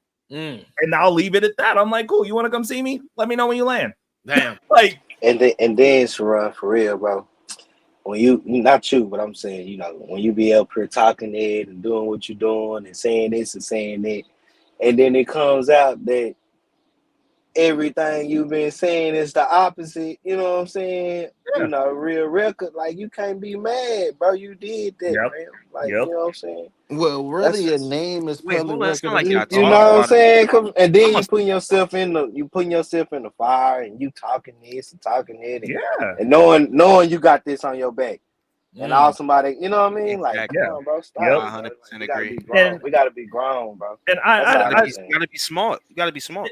But it's also the conversations you're participating in. Like, I don't ever talk shit about other people's channels. I just don't show up unless there's a conversation that's about money. Like, I like talking about money. That's what my platform is. I don't sit over on my platform and talk shit about people aside from the people who sit up here capping about what they got. Like, it's whatever. But I'll talk shit about the conversation level. I'm like, okay, like y'all talking about some ignorant shit. I feel like Sharon, like you showing your name, you feel me? But if it was somebody who wasn't showing their name and somebody found their name out, you could consider that as public record. But if they putting out somebody's name that's using like a different alias, I do think that is doxing, bro. Because now niggas can. I agree with that. I agree with that. Damn. Yeah. So what they did to Pookie. But the question then becomes: does it matter if you go to war with somebody? If you start talking crazy, and you want to go to war, war is bodies be dropping in that. That's a solid point. Was that considered? So it's supposed to be rules of engagement. When has it? All is fair in love and war. All is fair in love and war. Ray, when he pull up to Kansas City, is rules to the engagement? It don't be that serious, That's a great example. So it is rules because that's why he said he's not going to leave the state because he know what he could get away with within his state.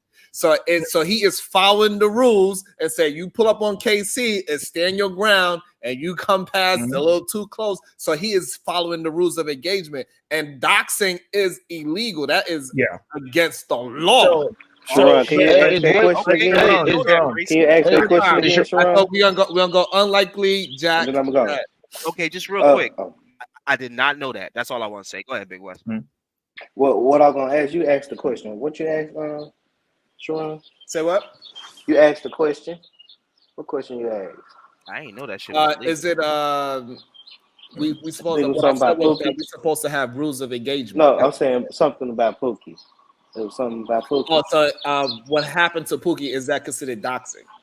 Well, what I was gonna say was, and that's another point too. You can't come up here and give off certain breadcrumbs because we in the internet. You know what I'm saying? Everybody don't have your best interest. You know what I'm saying? Everybody ain't good people. That's just what it is. So it's like you can't try to leave breadcrumbs because I understand you're trying to tell your side or what things like that, but people gonna go back and find things and then they're gonna do whatever they want to do with that information, if that makes sense. So it's best to just don't tell it. You get what I'm saying? Or you can give your opinion on it, but don't try to put yourself or put a real example of yourself in that situation because this the internet, bro. People gonna take that shit a whole different way, man. You know what I'm saying? And that's just, that's just how I feel about the situation. But could we also agree that like maybe you shouldn't think that because you're in these little boxes on these panels, you can talk however you want to anybody that you want?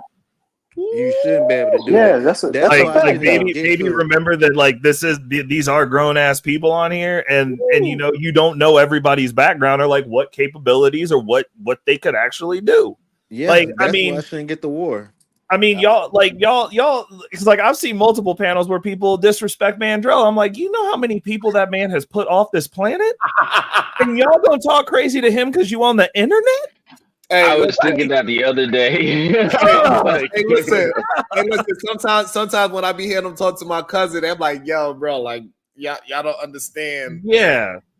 Hey, he got the same caliber as Mandrell. They was in the same type of unit. It's like, bro, like it's a different kind of battle tested. Yeah. We all could have been outside and maybe somebody hit off a 9mm at you, but it's different when ARs is coming flying at you. Yep. Oh yeah. And the difference of the sound barrier of what it sounds like too, when a Desert Eagle versus a 9 and all these big guns, like it is a different sound. It's gonna put that when you hear that bass hitting off at you, it's different from. Hey, Speaking of shots fired, hey, would it be considered doxing what Drake did? Wait, who did? Somebody? Oh, it was Kendrick. No, Kendrick. Didn't he post Drake's house and location, and then like a few days later, somebody pulled up and did some clack clack clack clack? It was a picture of his house with all the the red dots on it. But didn't that let the shooters know where he was? That they went up to his house a few days later or something like that. That wasn't Kendrick related. That wasn't Kendrick related. When you that famous, everybody know where you live. Yeah. Yeah, I was about to say Drake had already posted his house and Rick Ross' house. Yep. Because he was trying to like front on Ross, like nigga, your house is small. You know what I'm saying? So he posted Ross' house first. Yeah, so that's but I just wanted to talk about, so that's why I was like, I just wanted to have a conversation about these spaces, because they be acting like only on our side of spaces that we be acting wild and acting crazy. So I got another video of another space. But Sharon, look at this space right here. This is NASCAR. What y'all think happened at NASCAR? Oh, they be fighting for sure. Yeah. What you think? They throw hands over there, bro. Oh, what's going on? He gave him 2 words and then a 2-piece and a biscuit. I mean, I don't want to play too much because it is YouTube. So, but it went down, and it went down for a while. Other people got involved. It was about like a good 10 on 10 as if you let the shit play out. I'm confused. I'm really confused, Ryan. That's a little fight. We talking. I'm confused because with the pium. You know, so. No, basically what he said, you can't say what you want to say in person. The shit you say on these panels, you can't say it in person, bro. You can't. I was just about to say that. Like, you hear it all the time on these panels. If we was in person, you wouldn't be saying this shit because shit would go down. Like, I don't see how it's any different. What the difference is, they try to act like if this was at a NBA basketball game and it was 2 black, they like, see, you can't let niggas in. That's a narrative play though. Like anything that black people do, but I mean anything that black people do, you could do that and be like, well, look at how they're acting. Correct. It's just, again, when you don't own the media outlets or you're not willing to do the research, I mean, to show like, hey, everybody does this. It's the same premise when people try to talk about what white culture does that ain't never around white people and ain't never left they block in the hood. Yeah. Like, have you never been to a trailer park? The same shit happens there. You ever been out to rural anywhere? The same shit happens there because they're fucking poor just like you. They do the same poor people shit. Hey, you ever went to a hockey game? Facts. Also that, bro. Hockey games are dope, though. I'm not going to lie. They all fun to be at, but you could feel the tension in the air. Yep. It's different. Like you could go like say if you go to a place where they switch it out between basketball and hockey. If you go to that basketball game, you'll notice a certain theme going on around. Then you go to that same stadium and it's a hockey game. It's a completely different theme. I mean, like everything has changed. The music's changed. The advertisements changed. The food has changed. The alcohol changed. Everything changed. Like you in a different world. And the people, how they look, they change. Their attitude change. You see a big fucking difference. Yep. Football too. Well, football, you know, the stadium stay the same though. So I mean, have you ever looked at reckless? Have you about it? You guys ever looked at the football games over in Europe? They made a whole like you want to know how them white dudes be getting down back in the motherland, bro. Look up Green Street Hooligans. Watch that movie, bro. Them dudes be showing up there to get into fights with the other team's dudes. Like they just have groups of goons. Yeah, I'm not joking. Like that's a thing. Like that's part of the culture. Like you show up it used to be like that for the fight Raiders, another though. group of people that represent the other team. Absolutely, they are ready. Hey, listen. If we had a sport where, like, if our sport was anything similar to hockey, where it is legal to fight, they would be talking shit about it all day. Like literally, all you got to do in hockey is throw your gloves on the ice, and you can. And hey, what Dave Chappelle said? He said it's gonna be a nigga riding around with no stick, just looking to fight niggas. But it is like I believe this is the most black people we had in the NHL since it started too. So a bunch of black folks in NHL right now. That's good too. It's because we finally stopped inhibiting people from just doing what the fuck they wanted to do so we could try shit. Nah, I think it's okay. That's a very feminine narrative. All right, it's not always feminine. outside forces. It's not feminine at when all. you have to blame it on outside forces, is usually a feminine. It's not, no. It's something that stopped us from. It's not an outside force. It's not an outside force. I can break this down for you exactly. Black people don't like the code. No, it's not about the code. It's a simple matter of we self-reinforce us from doing shit. Why can't it be that? Why is it always got to be racist? Why can't it be like black people don't want to fucking deal with code shit? Why is it always racist? No, I said nothing about race. I said we stopped inhibiting each other from doing shit. We did. When I was growing up, I'm just fucking with you, right? Don't even worry. I'm just. No, I was about to say I can break it down for you if it's something that you don't understand. Like I can substantiate what I said. Like I'm offering it up. If anybody has a question about why I phrased that the way that I did, I can't explain it. I don't just be saying shit up here. God, speak your mind. No, okay. So perfect example. When I was growing up, I was 16. I've been into money since I was 16. Long time.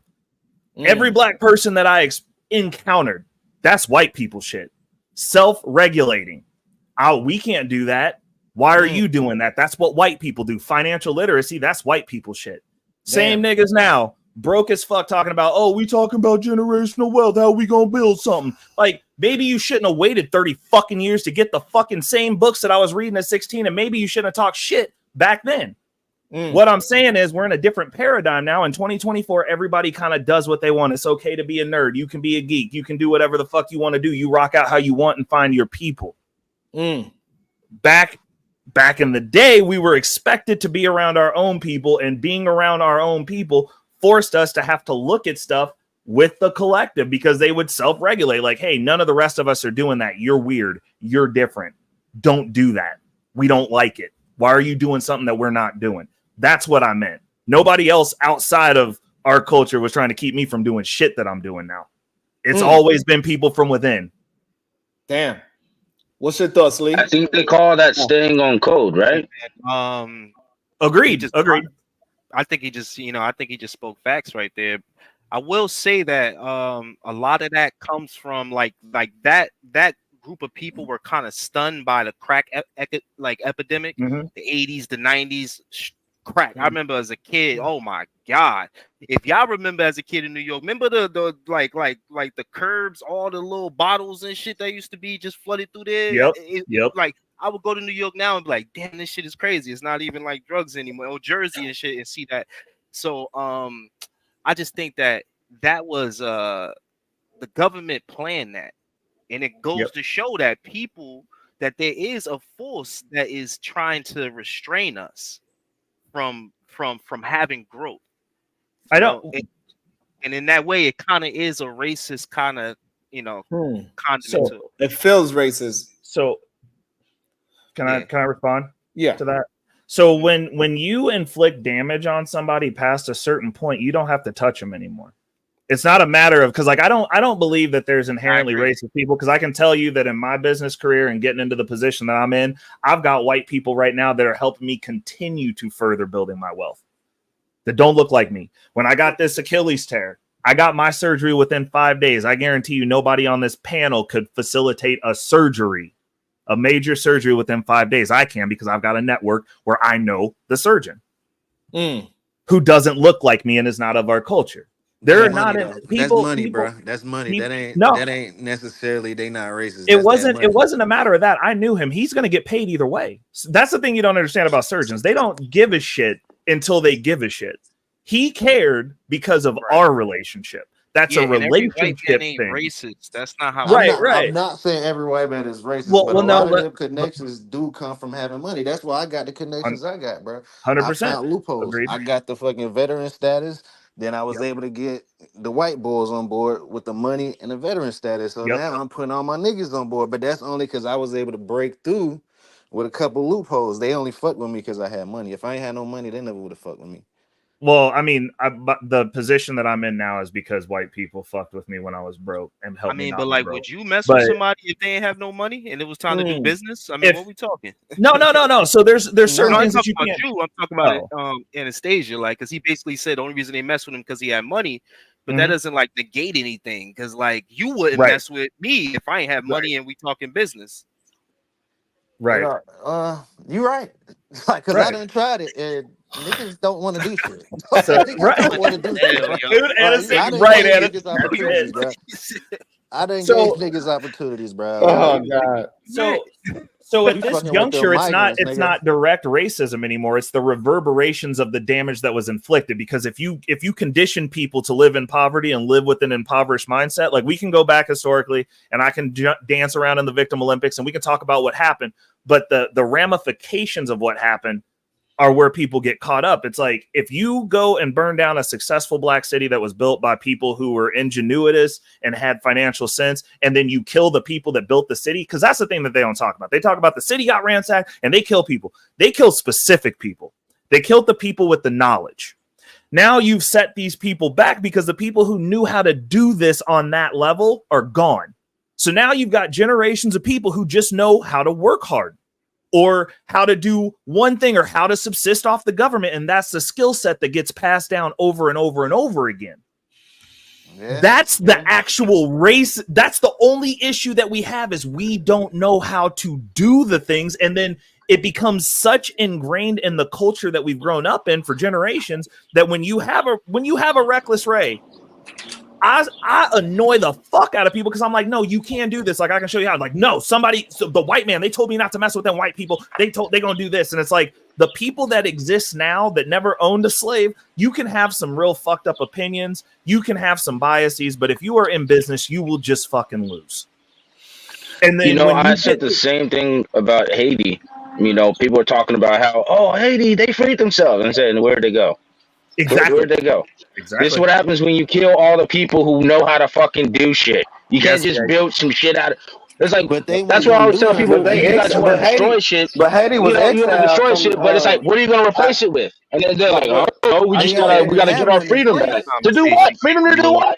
Man, but Haiti was exiled right now. I'm telling y'all right now. I know let's do the real history. We're gonna go Big West unlikely 10-15. Go ahead. Because I hear what y'all saying, but let's do the real history. Like, Haiti wasn't exiled out of trading with other countries, so that's what brought the poor down. So that's a strategy right there. So yeah, they did get their freedom, but with them getting their freedom, shit, the white man basically did what they do best. You know what I'm saying? They just exiled. You know what I'm saying? So that's what we're talking about right now. But as he's saying is they had the best and the brilliant, but they were just exiled to do their own funds. But I get what you're saying as far as what happened with us in America. You get what I'm saying? And that do make sense. And then now it's us. Then you take out trade in schools and stuff out the schools for trading and shit like that, and you pushing this education shit. Men ain't good. Men need to be out here doing with their hands and building. That's just how I feel, But go ahead. I see what you want to say, but that's all I want to say. whoever was next, I don't want to jump in on nobody, but I was just going to say with the Haiti thing, the part that you left out was they were forced to pay reparations to France for their freedom. Right. They had to pay. They're still paying France now. 10-4. Okay, and so, but that's the reason why they in the position that they in. People will make it seem like they just got their freedom and now they couldn't do nothing. No, that ain't the case. They got their freedom and and they still was the politics. That's when we ain't know about politics. Yeah, but that's a part of it, Wes. That's a part of it. That's what they're trying to say is that when you have that type of level of a stronghold or a foot over your the opposition neck, it's gonna be layers to it. Yeah, you'll get your freedom, but we gonna cut this line off so you get no supplies. You don't get the cement, you don't get the food, you don't get the harvest, you don't get none of that. So right. I got you. The thing about that is, though, for the most part, they had already cut off the stream going to Haiti. That's why they was doing what they was doing, because they had already started cutting their resources. Because I guarantee if we did what they did over there, bro, we'll have way more stuff in our favor. But can I ask you guys an honest opinion? Yeah, Jack. Because this is one of the problems I usually have with that kind of conversation is that it kind of reminds me of the Bible. Moses was lost for 40 years, and people ask, "How do you get lost for 40 years?" And I said, I don't think he was lost. I think he realized once he freed these motherfuckers, they had a lot of bad, negative shit attached to them, and he's like, "Look, some of you niggas can't go, and we can't just outright murder you motherfuckers." So we gonna be lost for 40 years. We gonna wander around till some of you guys get lost in the woods and shit. And I do think sometimes when I look at the black culture, I'm like, yo, we just came out of slavery. Did most niggas know how to do shit, read and talk and do anything?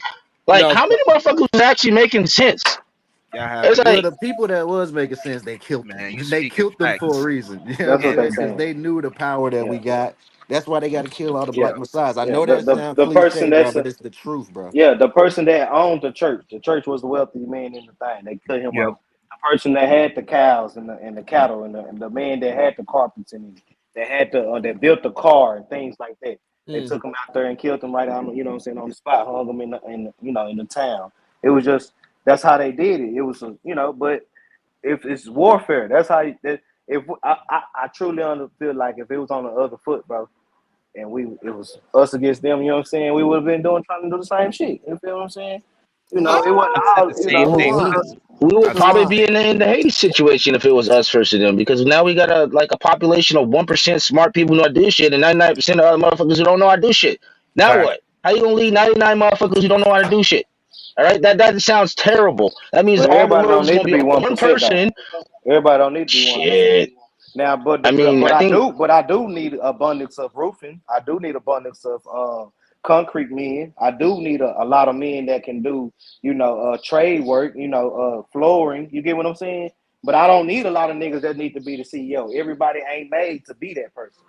You get the wrong person in that situation, now you fuck up everything. You get what I'm saying? Right. Geniuses, though. You need people that are masters at math, people that are masters at physics. You need geniuses, though. It's not always about because business is just the marketing part. You need people that know how to build, right? Engineers. Right. This is what you need, and those are because that we because that guy because the guy that let's say that's a real good painter. You know what I'm saying? That can paint his ass off. They can do their house real good. When you look at his attire, he can't walk up in no motherfucking contract office and go get no big time I need somebody like Sharon, ugly nigga that can put on a shoe. But we all working together because I need some painter. The nigga got all type of paint stains all on them and stuff. You know how they looking? They look like money. So, but I'm saying everybody got a place. Everybody got Hey, speaking of, I see Ray Easy. They talk about highways. Does anybody know how highways are built and why they got 95s and 90s? Do they know the reason? Yes. No. Yes. No. But the only thing I know about that is that the only thing I know about that is the ending number and how if it's an odd or even number, it goes east to something, and then if it's even, it goes west. That's the only thing I know. Well, I know how the mail is ran. The mail in the whole of the United States is section. I want to say I think it's 6 sections, and the last 2 of your zip code is where we know to send the mail. If that makes sense. Oh, not Hold up. Jeremiah said 90s is east to west and 95s are north and south. Correct. Correct. Joe. Correct. I learned Think about something it today. See there? And then when you have like the 7s and 1s, that just shows the intersections in the cities. Yeah, that just intersection. I didn't know that. I did not know that either. So like, look, so we got we got 75, 45. That's all south side of town. Yeah, so that's why if the famous one on our side leads the 95. It goes all the way up from Canada down to Florida. Oh my God! I just pieced that together for my city, Sharon. God damn, my mind's blown. yeah. And so it's really so like when you see that roadmap, it's even in odds. I think it's even in odds. If it's an odd number, it goes south. This goes south to north. If it's an even number, it goes east to west. Correct. So that's what it's really like. A lot of people think that it was about it was Indian land. They just didn't know. It's because that's the way how they was able to connect the country mathematically wise. They came together and said, "Hey, we need it up and down, and we need it left to right." Right. And they came up with the system 90 and 95. Right. And so on and so forth. And then as you get to the 1s and the 7s, that's the inner city connections. So it's a little bit more mathematical than racial than people think. It ain't really a race thing and all that shit. So some places might be. But if you're not educated, maybe Mount Rushmore is racial. But Easy, I think but Sharon, what Easy's talking about is they did do this. They would break up neighborhoods and they would use interstates. We have one here in Kansas City. It's 71 Highway. They laid that highway. If you go and Google Maps 71 Highway, where that runs through downtown, on its way to downtown, that area where it runs through probably between, I'd say, 39th Street until you get to downtown proper used to be a prominent black neighborhood, and they laid that shit right through the middle of it in the 1950s. I'm not saying that didn't happen. Again, my conversation is based on what we are doing now. I can agree with you on the ripple effects, and I just explained ripple effects. You're right. They broke up generational wealth in the 1950s. I wasn't born then. I didn't exist through it. That is not my problem. It's not. I'm affected by it, by the ripple effects. But what I'm doing moving forward in 2024, no one is putting a highway in my house. And it's crazy that you say that, man, because I'm from Dallas, Texas, and I've been here a long time, baby. You know what I'm saying? Mm-hmm. So I done seen a lot of things, and what you said about the highways, bro, is crazy. Because on 67, that's in the cliff, that's in Oak Cliff, that go right into downtown Dallas. Can you still hear me? Okay, yeah. We can still hear you. Yes, sir. That go right into downtown Dallas, man. So, but now they got these walls that they put on the side of the highway to like cover up like the apartments, bro. And these apartments are some real bad apartments. You get what I'm saying? Mm-hmm. But they got it like, so if tourists or anything coming through, bro, it goes straight to the north side of town, if that makes sense. And in South Dallas, 45 used to run through South Dallas, if that makes sense. You know what I'm saying? Mm-hmm. And I got y'all are all in trouble right now. I got somebody in the back that's gonna cook y'all up. Welcome to the show, Easy Money Joe. What's up, Easy Money? But yeah, don't set the bar that high, Sharon. Don't do that. And they just knocked all of that highway down, like you said, brother, and just put it's just regular street now. But all the highways now is leading straight to downtown Dallas or the north side of downtown Dallas. You know what I'm saying? Fuck the south. You don't need to stop in the south for no gas, nothing. They don't want you stopping over here for nothing with us. They don't want us. They don't love us, people. Easy Money Jaws. I'm assuming you here to set Reckless on the straight and now so he can have some senses. Go ahead. Man, I wish I could set Reckless Gennaro straight. He's his own man with his own beliefs, but I'm just here to add a little bit of context, if that's okay. I respect that. Thank you, Easy. And congratulations on getting them stair steps in today, bro. I can see that you are starting to grow a neck, bro. You getting sick and tired of me talking shit to you. Easy about to get bumped and beat my ass, bro. I'm about to heal this leg up real quick. He know I'm weak right now. He say who on your ass like bro. Shit. You and Trey, I'm on y'all ass, Ring. I think it's also awesome that somebody with the name Money and De Niro are about to go at it. Go ahead, y'all. Yeah, so just really quick. So kind of going back to what I was saying earlier on in the chat, the three pathways to the middle class historically has been property ownership, union jobs, and college education. And we have seen a degradation in all three of those areas in the last 50 years. And if we know that these are the tried and true paths to the middle class that our grandfathers and some of our fathers took, and they were able to acquire the property, they were able to get those pension jobs, they were able to leave life insurance and property to their children. Like, if we know these things and we know that these are the ways that wealth is generated and built, we have to understand that not everyone was in a position to do that due to highways, due to crack epidemic, due to predatory loans. And so, like, Black folks in America have historically been largely barred from those vehicles and those tools. It's probably been 30 years that we've been able to kind of participate in those areas, but we've systemically seen those things peeled back. We've seen the attack on affirmative action. We've seen BlackRock and all these people buying up properties, paying way over asking and renting that stuff out. We've seen a degradation of of education in college and the value of the bachelor's degrees and the master's degrees. And so we can't just say, well, that's just them, and that doesn't affect me, when it does affect the broader populace. Like, if we're just talking about just us, then yeah, there's a lot of stuff that doesn't affect us.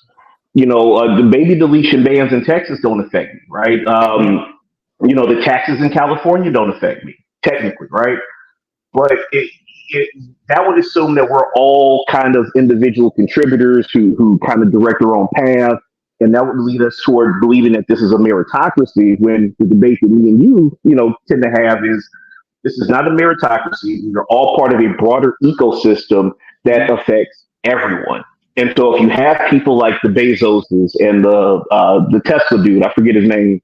Elon Musk. Elon Musk. The French Prince of Apartheid. Can I ask Izzy a question? Let me land the plane. Somebody do a plane sound to make me land. So when those folks get more money out of the resources that they have, because we all know that wealth is only generated through exploitation, but that we'll probably have that conversation another day. If those guys decide if they want more money and they're going to squeeze the rest of us to get it out of us, we're all in trouble. Like, that's what I'm saying. This is a broader impacting thing than just, well, that was the 50s, that was then, this is now, and it doesn't impact us now, when in reality this stuff does. So, okay. And I can agree with you up to a point, but if you're saying all wealth is through exploitation, all wealth is most of the wealth in the realm of what we're dealing with is generated through decisions.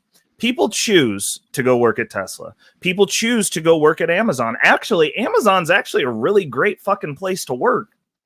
They have a lot of opportunity within their system because they actually do give a shit about the people that work there, even though the people that work there like to complain about the job based on the play because they don't know how to take care of benefits because they don't know how shit works. People, generally speaking, because again, Easy, you make more money than me. A lot of these people on these online places make more money than me, but the thing that y'all don't ever want to talk about is portfolio and assets. I'm worth more than a lot of people because I just don't go buy shit. Everything that I make, I cycle my money within my ecosystem immediately. That's my focus. That's what I do. I build wealth. So people who make more money than me are actually worth less. Like people who make a lot more money than me, because the average black household has a net worth of $44,000, and y'all make more money than me, and you're worth $44,000. Like my projection for this year, which I've already blown past, was to get to $250,000. By the time this crypto bull run is over, I'm going to be in the $500,000 to $1 million range, and I can start talking shit from the mountaintop. Right? So it's decisions. And again, no one in my family, and most of the people in my family make more money than me. They are worth less than I am. Mm-hmm. Those are choices. No white man comes and says, go buy all Jordans or go take care of these knucklehead kids that are just, and put no restraints on them because you want them to have a better life and you want to be their best friend with no direction. No one does that. These are decisions in 2024. I can agree with you with the ripple effects of what has happened to us historically falling down now, because I do understand that most people do not know. But this is the internet age in 2024. You can tap into me. You can tap into Reckless Rated Narrows channel. You got Sharon's doing this conversation. He's facilitating. Sharon's doing his part. You're doing your part. Now, if you choose to not listen to that because you want to go get entertained over at Fight Club or whatever, or have a lower vibrational conversation, that's, again, your decision to stay in that poverty mindset, which keeps you in that position. I can't fix the entire group. But what we can do, and I love it that you care, because there has to be both. So I'm not trying to disparage your opinion or your position, but this friction, this pushback does need to be heard, because you do care more than I do, because I don't even fuck with losers. I'm like, if that's the trajectory you on, come see me when you change your thought process. I'm here for you then. Until then, I can't fuck with you. But these conversations need to happen. We need to normalize talking about money. We need to normalize people building on the different ways that we're winning. I would much rather have us have a conversation about a discrepancy in strategy amongst a bunch of black men that are winning, and let people hear that conversation, than trying to sort out the pieces of why some people feel that someone is actively doing something to them when they're not at this current juncture, because they don't have to, because the damage has already been done. So what I will say, and I'll just briefly touch on the past, and then I'll talk about current economics. I think that, to your point, yes, things happened a long time ago that impacted us to this day. And it is very easy to just say that, but when we have very specific examples of the grandchildren and great-grandchildren of Disney that are still around, that are still eating off something that their grandfather and great-grandfather did. Mm-hmm. When you have people like I got somebody that I know who knows a person whose grandfather was a part of the startup for waste management. Mm-hmm. And when the company got sold, when the company got sold long time ago, they got like 7-8 figures just put in their pocket, and they blew it all on dope and cocaine. Yeah. And even then, like, you know, I know a person whose grandparents came over as Holocaust survivors.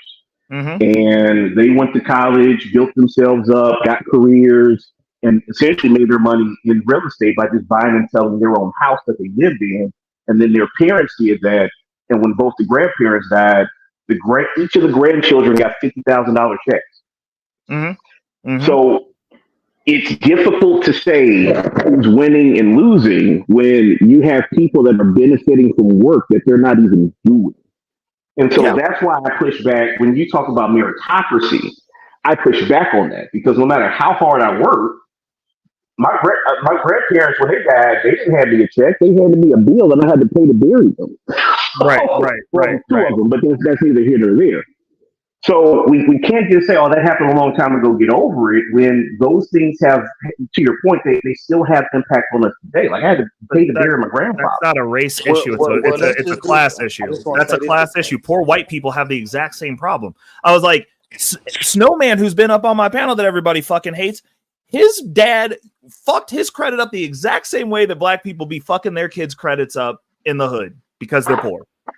Yeah. He's living that generational curse also, and he is not of our culture.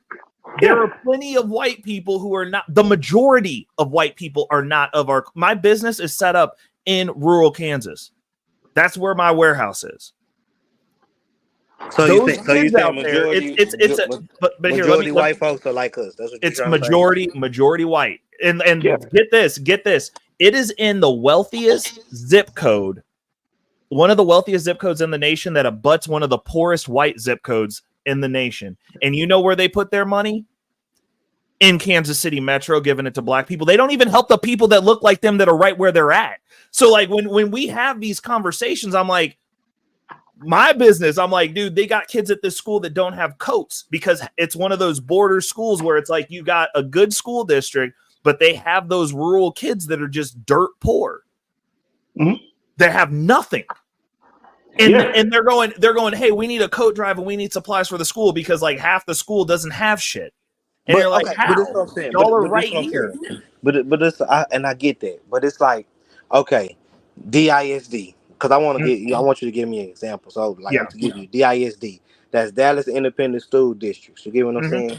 We have 12 schools. I think it's like 12 high schools. That's just the high schools. I ain't even talking about the elementaries. But what I'm saying is all of them are underfunded. All of them don't have the same type of equipment and things like that. You know what I'm saying? All the way down to the elementary schools, middle schools included. You get what I'm saying? So I'm trying to see where else is it a white community that this not one high schools, but I'm saying 12 high schools in different parts of the city. You get what I'm saying? And each high school is technically, impoverished. That's a problem. You know what I'm saying? Agreed. I got a question for you, Big West. Is it what kind of community is it? Is it a heavily suburban community or is They it all black. It's all black school. DISDs. They all I black. understand that, but when I'm talking about with your community, so is it like a suburban community or is it a community that has a lot of business? Okay, so like over here. Okay, so Carter Cowboy. That's what I household. Right. So that's what I'm saying. Carter Cowboys. That's where I'm from. You know what I'm saying? Over here in Oak Cliff. We our community was the white flight. It was around that time. So all those houses was brick houses, 2-parent households, things like that. You get what I'm saying? No, you're missing what I'm asking you. So for example, Newark County in Jersey, for example, they schools is heavily funded by property taxes. Okay, but then we also have counties in Jersey, like Jersey City, where it is heavily taxed by the business. So therefore, in Jersey City, they schools are tending to be better because they have better business taxes in that specific county. So now the schools are getting better. Versus Newark, it's only on the people that live there and the property taxes. And so people do not want to fix their price. So that is also something how you got to find out how is the school district is getting funded. Is it getting by property or is by business? And then you'll be able to see why that community is doing such a bad with their schools. So can I just jump in really quick? Sorry, Ray. Go ahead. Go ahead. Really quick on the education piece. What we have to understand is that there has been a consistent degradation of our educational system from college all the way down to K through 12. And so over the last, we'll call it 50 years, or even if we say 40, there has been a systematic underfunding of certain school districts, as well as underfunding of public education overall. So let's take this back to Reagan, because we can damn near trace every bad thing that is happening today back to Ronald Reagan. So let's go back to then. So he starts cutting Department of Education funds. He cuts HUD funds. How many years have we been from? Well, let me finish that up, D-Town. Let me finish that up, D-Town. So Fed dollars get cut. Dollars get cut at the state level as more red legislators take over at the state level. Then also on top of that, you see a decrease in business taxes and property taxes as people move away from city centers.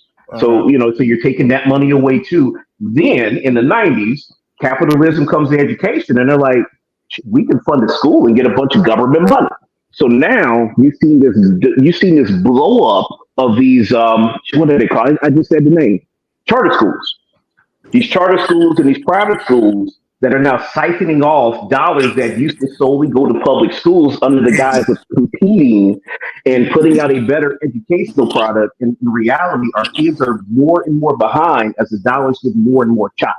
That's a fact. Because let me just give you a little bit. Let me give you a look. That is not a fact. Well, where I'm from, right? That's what I'm saying, Sharon. Just listen to me, okay? Where he's saying is, okay, I was a baby. I'm a 93 baby. So I graduated in 2012, right?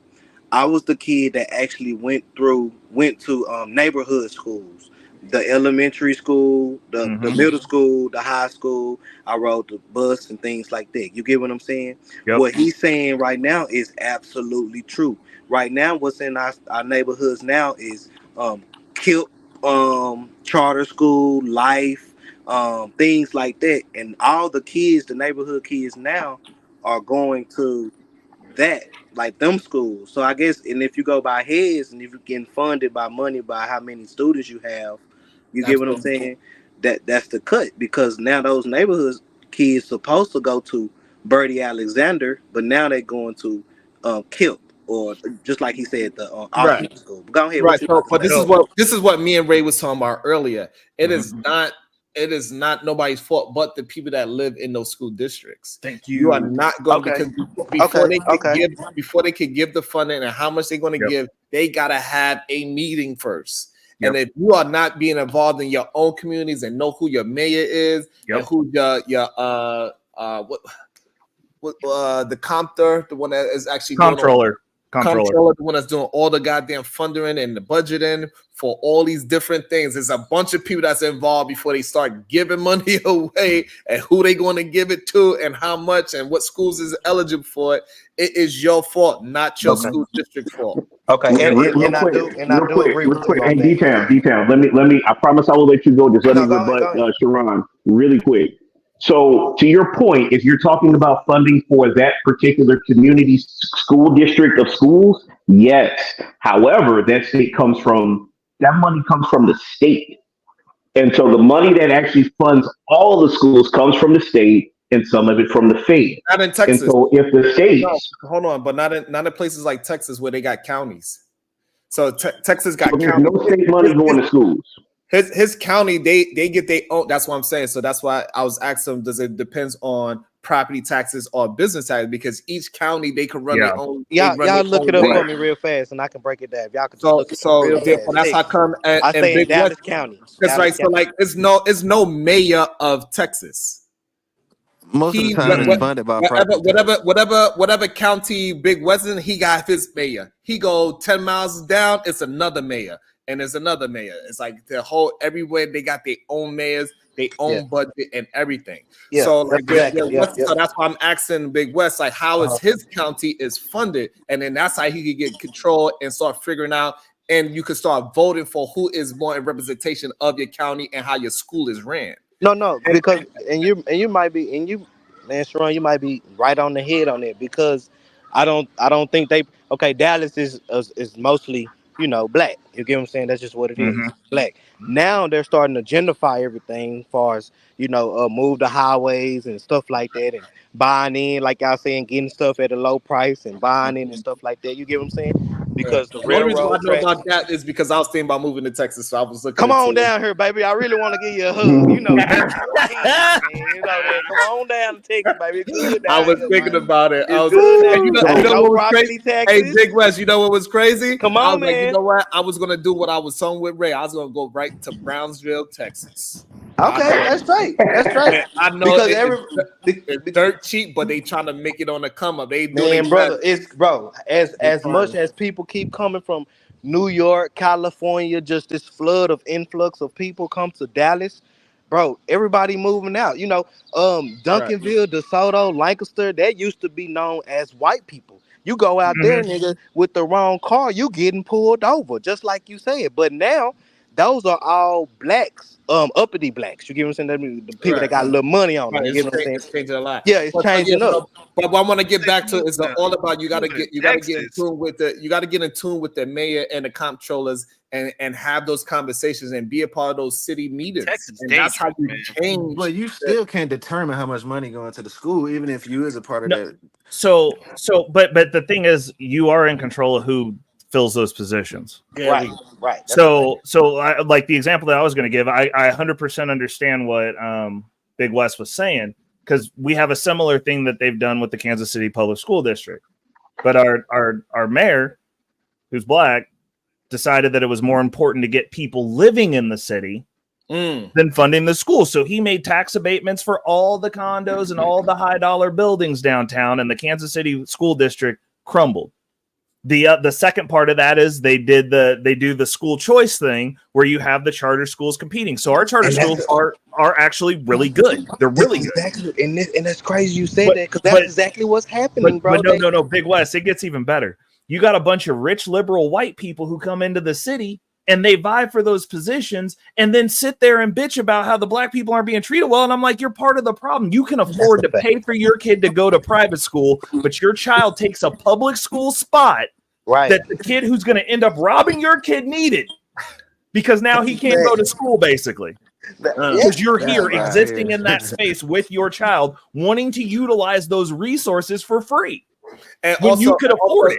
And also 10-15, like if you start to look into your local politics, you'll see your goddamn mayor probably only got in by maybe 1,000 votes, 1,200 votes, and you might yourself have a 10% of those people votes, and you just don't know. You might, if you have 500 people that rally with you will be a big factor within your community. Just if you could have a voting block of 500 people or 300 people, that's a third. So you know what I'm saying? So once you start getting into it, you start having conversations, and things will start to change in your community if you cared enough to but you got to put the work in, because it takes time, because you got to do it on your own time. So that means you can't go and do 16 hours. You only could do 8 hours because you're going down to the local committee every week. Also, you got to find out in your county, it lets you know that we are selling houses every Wednesday at 12 p.m. Your county, they have to tell you that, but you got to go and look for it. Yep. And you go buy you a foreclosed house within your own neighborhood for pennies on a dollar, pretty much. I do that now. I'll be buying foreclosed, all them boarded up houses. I'll be buying them hoes and flipping them. So really quick, and I promise we'll get off this property tax thing, because like nobody wants to talk about that on a Saturday. But no, we talking about what you mean. We ain't worried about hey, listen, we ain't worried about we got a bunch of brothers here. We got a bunch of brothers here that's willing to have a conversation. Let's just have a conversation. It's a nice, calm, cool. No one's done anything reckless. So I think this would be a good moment to show that us as Black people can have conversations about things without shit going left. Now, on the other hand, Easy Money, I heard you were talking shit about me down in the chat. So, man, I talk shit about you all the time, Jack. What you gonna do about it? He said you got a bad built body, bleed. Yo, you came at me hard the other day, man. I don't know. I know we talking about not having beef and stuff, but man, we gotta squash this. Why was you talking that shit so bad about me in the chat, dog? Which You time? gonna answer this? Which time? Come on, man. I don't. Yeah, you're right. It was a few times. So every single one of those times you was talking that mad shit, dog. I don't even know what the fuck your problem is, man. You want to see me? Is this a fluoride against fluoride thing? Is this what this is? Is this a black on fluoride, black on? I just want to know what's this beef from? What are we doing, man? I thought we were supposed to be celebrity. You just coming at me every time I open my goddamn mouth. You down there in the chat right after each one. Just I got nothing. I really am not good at this beef stuff. I got you. So to that point, I know for sure once I was not entirely convinced that you were a Black man. I thought you were like a white teenager that got lost in the YouTube algorithm. But after what you just did now, I've got no choice but to believe that you are now a Black man, and you are grown. So that's my fault. Hold on, that's cool. Hold on, go ahead, Easy Money. Go get back to. Let's get back to it. So just really quick on the property tax thing. So in Indiana, and I can only speak for Indiana because that's the one that I'm most familiar with. Back in 2008, Governor Mitch Daniels passed a resolution that capped all property taxes, residential property taxes, at 1%. 1% of assessed value. 2% for rented homes, and then 3% for business property taxes. And what that essentially did was it lowered the amount of tax dollars that would flow into the coffers of the county and the cities that ended up funding the schools. So at that time, Indiana schools were like woefully underfunded because they were relying on, an uncapped amount of taxes. So what resulted from that was a number of schools closing, teachers being laid off, which is insane to think about now, nearly a decade later, that they were just laying teachers off. So it's important that we understand how the schools get funded because, to your point, yes, it's largely a local thing. You got the consolidated, method. You got the city method. You got where the city runs the schools. So just really understand it and get involved. But just do know that at times the city and the state and the actual school corporation are not fully in charge of how they are funded. Because the state, usually a lot of them, yes, there's property tax money that's allocated, but a good number of that money comes from the state and from the feds because the schools themselves are funded per child. Like at one point, they made a big deal about count day, where all the kids that were in school had to show up on a particular day to be counted because that's what the funding for next year was based on. Mm-hmm. So just make sure you understand that funding, because it's not solely just local governance that handles that funding. So Jack, any other gripes you want to get off your chest, man? but attendance is a very important part too. Though. Yeah, your glasses don't look better than mine, dog. Damn. Man, you got to cam up for me to see that though. I don't cam up for dudes. I'm sorry. Damn. Oh. Fair point. You right. Hey, Big West, ask him to cam up. Right? You know what? Hey, I don't cam up for former dudes either. Down here to Texas, man. Come on down here, man. I am not Eddie Winslow. I do not. I don't cam up for former dudes either. I'm sorry. Hey, Big West, you don't give me a nice hug, right? Oh no, go off there. Go off there.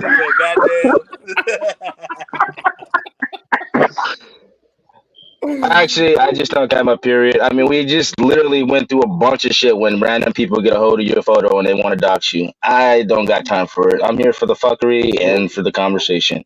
I don't really need people digging into my private life, which is why I tend to stay out of most conversations where you got to provide personal private information. So I don't do the marriage conversation. I don't do a kids conversation. I don't do none of that shit. Because then they're going to ask, well, do you have kids? And then I got to tell you, no, I don't have any kids. I'm infertile.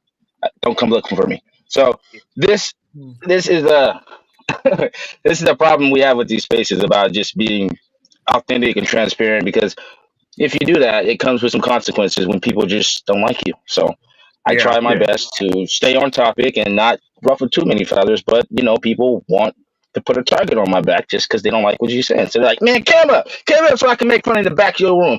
Cam up so I can see what color you is and I can make kind of a colorist remark.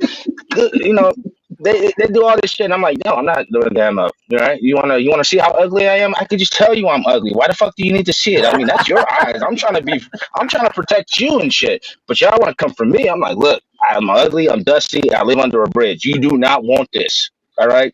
Just take it as it is, all right? Bro, I'll say this just really quick, Jay. I'll spread it around a little bit more. I give everybody in this space shit, man. I was talking shit to Ray. Was it Monday? We were on the panel together, and I told another dude, well, why did you make this other woman your baby mama and not this black woman? So I give it to everybody, and I get it in return, as you can tell. I ain't tripping. I'm not tripping, man. My finger was hovering over the $100 super chat, but I decided, since you were very cordial, I'm not going to break that one rule I have just for you. All right, so we're good. Yeah, but Jack, you ever described a train wreck to somebody? Everybody wants to see it.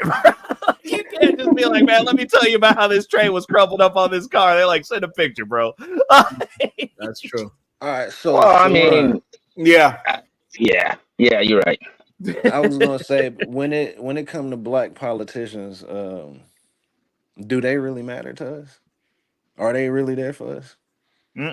None of them are any politicians there for us. Thank you. That's what I was about to say. I'm talking about specifically the black ones, though. It could, so in my opinion, they can be. All right, so have you seen the movie Trick Baby? No, I have not. I don't really watch movies. If you could pull up that dinner scene, that shit is crazy. What they said in there, and it is pertaining to politics. What city you in? 1015? Atlanta. Oh, okay. So how much is foreclosed houses out there? Well, see, I be going to Alabama. I got a lot of family in Alabama, so like the last house I bought, that bitch was 25,000. Niggas gonna put about 30, 40 into it, but so I'm gonna get 50,000 all in. Yeah, about 50,000 all in, but I'm gonna get it off about 200, and it sell within 90 days, bro.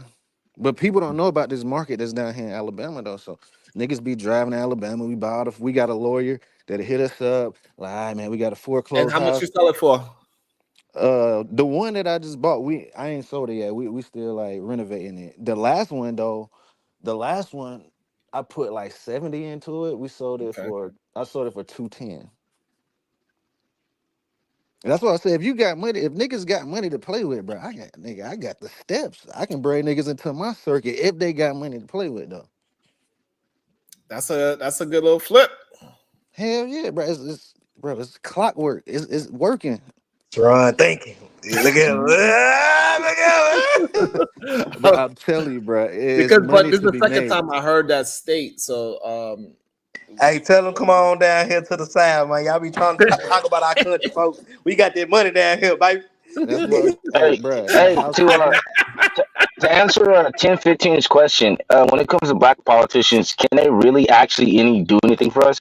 I mean, we can't ask them to do anything for us because they're not just our representative. They may be a black person, but they represent a state or a city. They can't focus entirely on a black issue. I'm That talking would be about keeping them in considered their city though. discrimination. Well, that's the reason why we need them in position, though, bro. Like, no, it's not. Sharon, is it any way you could just show the dinner scene from Trick Baby? It's only like 40 seconds. Absolutely not.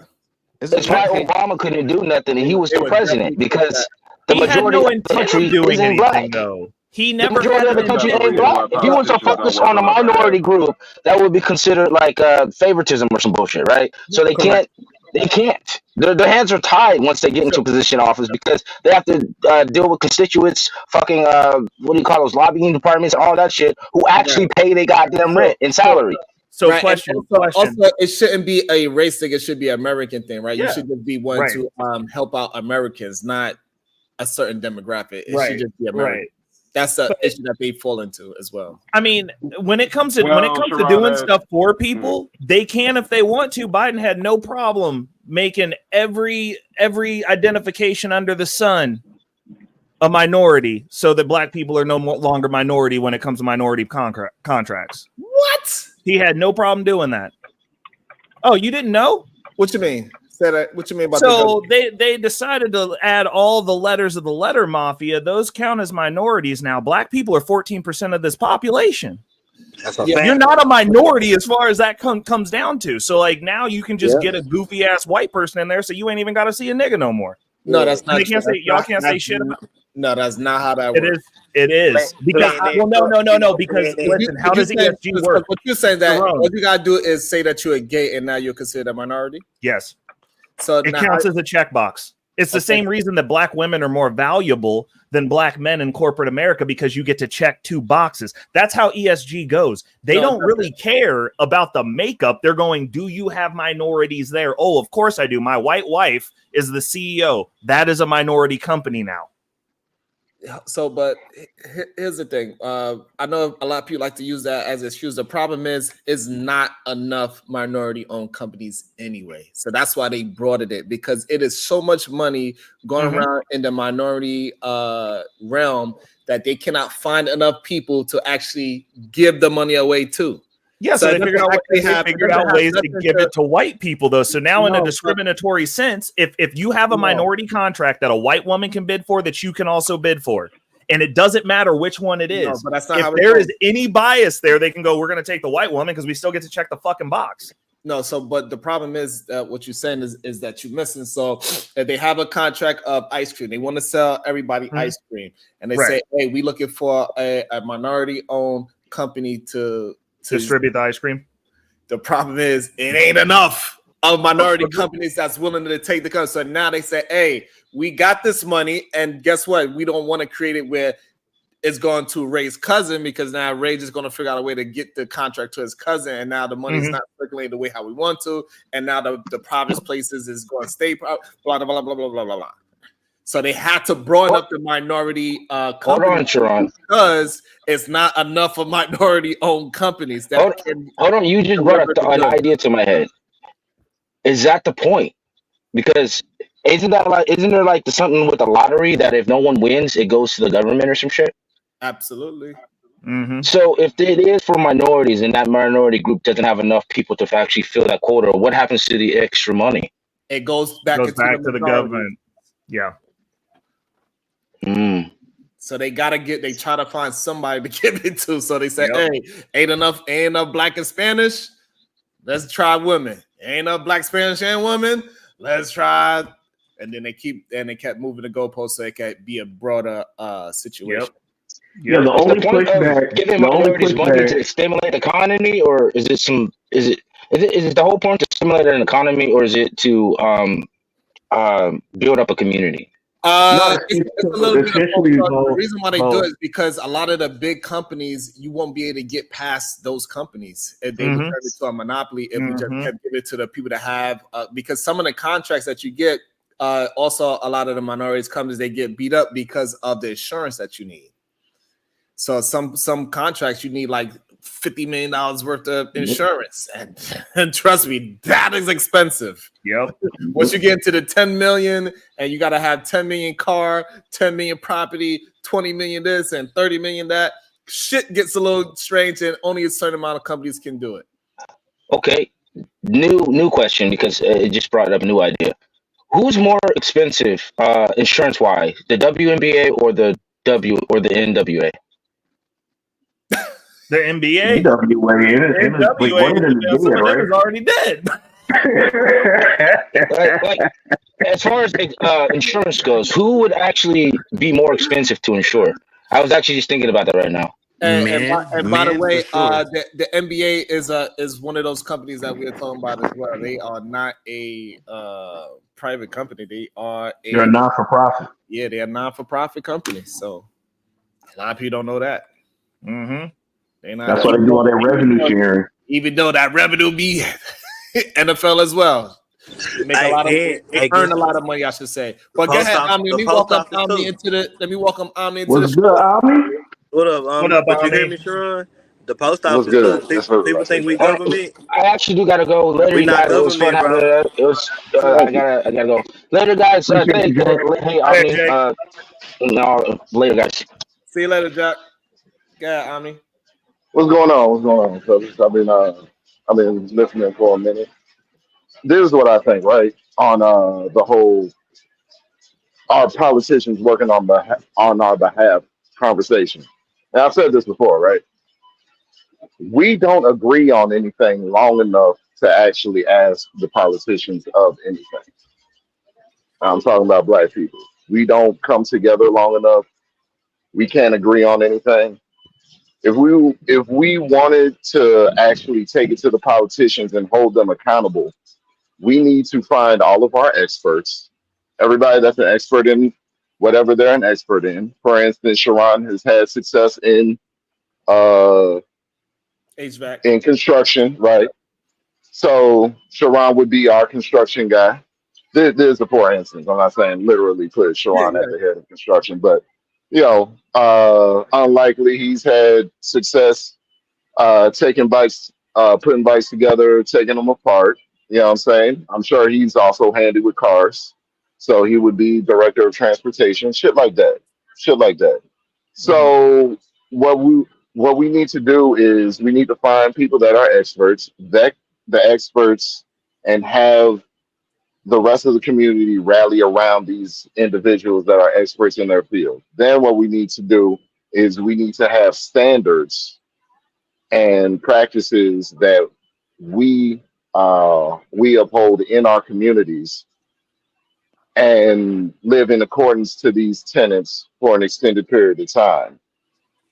After that, we need to get with all of the politicians that we want to see in these positions, and have them understand that you don't get in this position without us. We're going to put you in this position. We're going to do the utmost that we can to put you into this position. But the moment that you start moving in a way that we don't care for, we're going to pull the rug out from underneath you. Yeah, do it by force. Have you ever actually gone and done any of those backroom meetings with politicians? Has anyone else besides me on the panel actually gotten behind a politician? No. Nah. Okay. So let us know how it goes. What I'm saying is, hold on, it's a lot of work. That's number one. But well, what I was gonna say is, like, when you get into those rooms, it's not a representative for the whites that's there, and he's like, we need this specifically because we're special coddled creatures and we demand this. It's people going, hey, we live in this city or this state in the case of what we were trying to facilitate, And we were like, yo, there's a bunch of really messed up stuff going on in the state. We don't like it. We found a politician that was along the lines of what we wanted, that's also very active within the state. And we went and had a meeting, and the people who showed up at that meeting, you had representation of both young and old. I was one of 2 black people that was there. The other man who was there was much older than me and apparently upset that I existed. But I was brought into that meeting, and I think it was Matt. He was mad because I was brought in at a higher standing than him, because the person who was sponsoring the meeting was the one who brought me, because he was like, you need to talk to this guy, and he needs your perspective. I want you in front of this person. You can help him to get what we want done, though. So what? How did that benefit? What did some come out of that? So, well, no, because he didn't win. You got to win. Like, that's the other thing. There's also no guarantee of winning. Like, you are in politics. Like, you got to vote. Like, the state of Kansas voted against what we wanted. They voted to bring in some other guy, whatever. But like, the conversations that are had in those rooms, because all politicians do this, they all have their groups of people that are behind them that go, hey, we're going to promote you. This is what we're expecting. But that's what the conversations were like. How do we reach this group of people? What are the people needing? Like, those conversations do happen, but they're not going to bring in 10 people from a specific group like they care. It's the winners. It's just going to be whoever wins. That's from that community. Well, that's why I specified. That's why I specified the community rallying around. That's why I specified the community rallying around the experts, because they're not going to talk to a room of thousands of individuals from the community. It's a community that's uplifting the experts around here. But Omni, hold on. So the problem is those experts, to get a bunch of experts that is believing in the same ideology is incredibly difficult. That's number one. Because my industry might be different from Reckless, and the thing that's going to benefit Ray is going to destroy my industry. Yes. So that's another difficult part in trying to rally a bunch of people just because of skin color, because our business might actually destroy the other industry. So the other thing that I was going to tell you is go ahead. It's enough money for all of us. Facts. Yeah, but it's also it might cut you. It might cut you a little 3-4 million this year, but goddamn, you'll win next year. Right, you know what I'm saying? Come on now.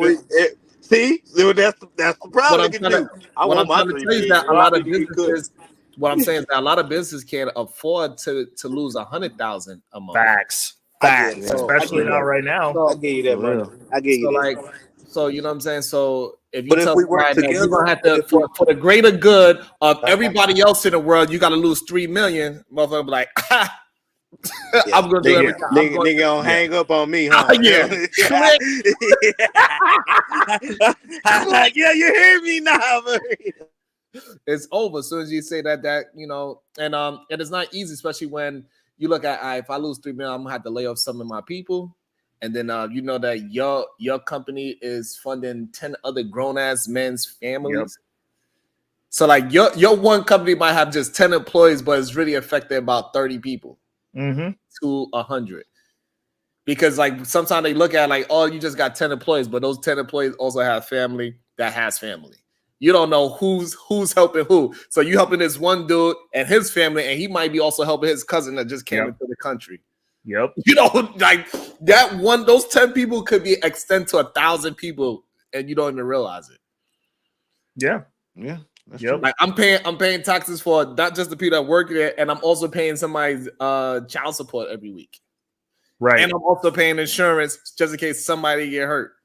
All right. So aside from the business aspect, what could help us as a whole? Financial literacy. Besides the business part, financial literacy, it can help you no matter that. But like I said, working at 9 to 5, you can have as much financial literacy as you want. That shit ain't gonna pull you like. You know what I'm saying? Where do we? No. You know what? I think that's what he's asking. Like, if people wanted to make the biggest impact on their community, just local. Here's the thing. When we say that, we got to understand that whatever community we live in, it ain't just one skin tone. Facts. Yeah, but we worried about the black people. That's what you say. Yeah. But when you just if you go door to door within your community, which is a black community, you want to find out it's more. I actually live in a white You will never win with that saying, mindset. You and will that's why never I'm win. saying You'll be my at the bottom for community. forever. I We ain't ain't really gonna tripping win no about way. That's why I wanted Sharon to look at that movie clip. Like you can hop since you don't want to play it, hop off real quick and look at it. It's 50 seconds. You feel me? Like okay. Because then And you'll what understand where I'm coming from if you just see that clip. It's from the and 70s. and Sharon, I get you that your community is individuals, all type of people. You get what I'm Here we saying? go. I get that, but what I'm saying, that's why I keep saying my community. You know what I'm saying? And mostly Dallas County. You know what I'm saying? It's supposed to be considered the black side of town. That's what I'm saying. That's just a stigma. But inside it's actually different races and all type of ethnicity. But what I'm saying is I still want that community, that part of that community, to be thriving. That's all. I want our education You saying you to want be your good. own community, no matter who's in it. You want your own community. I just So want go ahead that and reach side of out. Dallas. Okay, Go ahead and reach out to your local mayor. Okay, so it's just the mayors, right? Basically, and Yeah, ask how because you can get involved. Like right, Okay. and it would trickle down, and then you'll start to realize that they have block parties that you never heard about. People been doing that. They have food drives that you never heard about. They be having voting blocks that you never heard. You like, what the So fuck? This is why all why going isn't on in I didn't know somebody all this telling shit us was going about this? It on. Like, should be right. You're somebody like, I telling can't us believe about all this. this shit was going on. Because they want you where you're at. No, Now that's what I've said. That's the point of getting black people. I mean, They should but be it's not informing anybody's us about this type responsibility of to stuff. tell you. But your It's own. not. Yes. It's not. If you give a shit about your community and the mayor has an open line, you can make that phone call. The other thing that you can do is you can find out what he needs. He can tell you where some free money is. That's What why I do you told y'all need to look within at the that clip, community? bro. That clip explained a lot, bro. Because y'all saying stuff that people been doing, bro. But we ain't seen no results, and it's a reason why we ain't been. We don't see results because, generally speaking, it's a Bible saying, like and kind. If someone of my mindset does not want to be around some gutter ass dude mindset, unless he's trying to get to where I'm at and actively working towards that, I can help him and I can give him game and there's some value in it. But just being around them for the fuck of it because we share skin tone, there's no reason for me to be around somebody that's a danger to me in society. Well, they got to be on your program, though. You can't just let everybody through the door. Of course not. And also within your small counties, your mayor his office gotta be within your county. Yep. So I mean, like damn near walking So distance. you telling me y'all can actually walk up and go to the office of my mayor? Yes. You pay for that building. That's your building. Bro, Yeah. that is so crazy, bro. So You this can what I'm actually saying. walk up to your. They It's not teach a like nigga 2 + 2 or 2 × 2 or MX + B subtracted by it ain't Z. difficult. Like But his they ain't telling me that I could just go holler at my mayor. Come on, man. Why they ain't telling us that type of shit? You need more than one person too. You need more than one Yes, person. I mean, like especially in the counties, they are that accessible. We ain't talking about like Eric Adams in New York City. Eric Adams, it's gonna be hard pressed to catch him because he gonna have like a bunch of police with him. But your local county mayor, yeah, he right there in the office chilling. Okay, I do business with my mayor, and we text and we cool. So yeah, it's very possible. But the other reason you don't see results in those communities is because of brain drain. Wealthy people and people who have their shit together that facilitate ways to get out generally don't want to exist there. They move to other communities where there are people like them. That's the problem. That's why I wanted Sharon to watch that dinner clip real quick so he can bring more context. It'll tell you, bro. People been doing this, bro. People been doing this. Well, it happens with countries too. Why is India the way that it is? Because all the smart people come here because it's better. Like that's a global thing. People always do that. That's not something that's perpetuated. It's called people want to be around people that are as intelligent and on the same trajectory and have the same value set as them. If I mow my grass and you don't mow your grass, no matter what I do, I would just rather remove myself from you than see your yard. Right, like just think about like this 1015 in Rhode Island, they would give you an extra $7,000 in tax credit because they want people that that thinks a certain way that's making a certain kind of money. Yep. And then people are staying in places like California and New York. That's taking the away reason money. why we And don't Rhode have a Island community. is giving you money to move there. They But say, "Hey, come here. that's We because give you extra everybody got an $7,000." individual mindset. They only want people with money, bro. We worried about everybody. It's not Well, like me. nigga, I'm good. You feel me? But I still want to make. I want to still Send me a make sure you 99 stand with cents nigga. super chat. Talking about. Yeah, you good. Send him some money. Send Sharon some money, man. You flipping houses for 100 and something. Yeah, send a nigga something. Let him get Now he ain't got it. 350. Let him get 350, man. I Come on, told get him, about Hey, 10, 15, don't I take too told much him I on this buy some internet swag now. off on, bro. I told him I buy some swag off on real talk. I buy some swag off on for sure. I'm just harassing you, but no, but Nah, I will though, nigga. I buy some swag off of you. nah, but what we gotta do is we gotta stop with this whole ideology that is a skin color, but it's really a community, the people that buy the same property in your neighborhood. If you start going door to door and you start having real neighbors, you realize that it's even in your black community is way more diverse than what you think it is. Hold on, This Sharon. is why I also got one started for the him. conversation. This is also why I started the conversation with, Black people having a set of standards, principles, and ethics that they live by day in and day out, because nothing moves unless that is the first thing. So exactly. Well, I'll hit you with one better. Y'all don't even work within your family. You want to start a black community? Start helping the people that are related to you. You talking about some macro issue that's outside that you have no control over for a bunch of niggas that you don't even know. All right, y'all. So show is over, y'all. That's it. I ain't working with them crazy ass people in my family. Absolutely not. I'm not gonna have Ray talk. No. God damn it. Hey, I want to thank everybody that showed love today. We had a nice, calm, relaxed conversation today. It was awesome. We're gonna talk about money in 10 days. Dr. G put me under pressure. She said, hey, listen, I want some more business talk. So I'm going to put the business talk behind a paywall. Ray is saying he's going to be with it. So he's going to be a part of those conversations. And so we're going to keep on building. But we're going to put it behind a paywall because that's how we know you're serious. Deuces. We'll see you Monday, 9 a.m. ish. Somewhere around there. Something like that. You know what I mean? Yeah.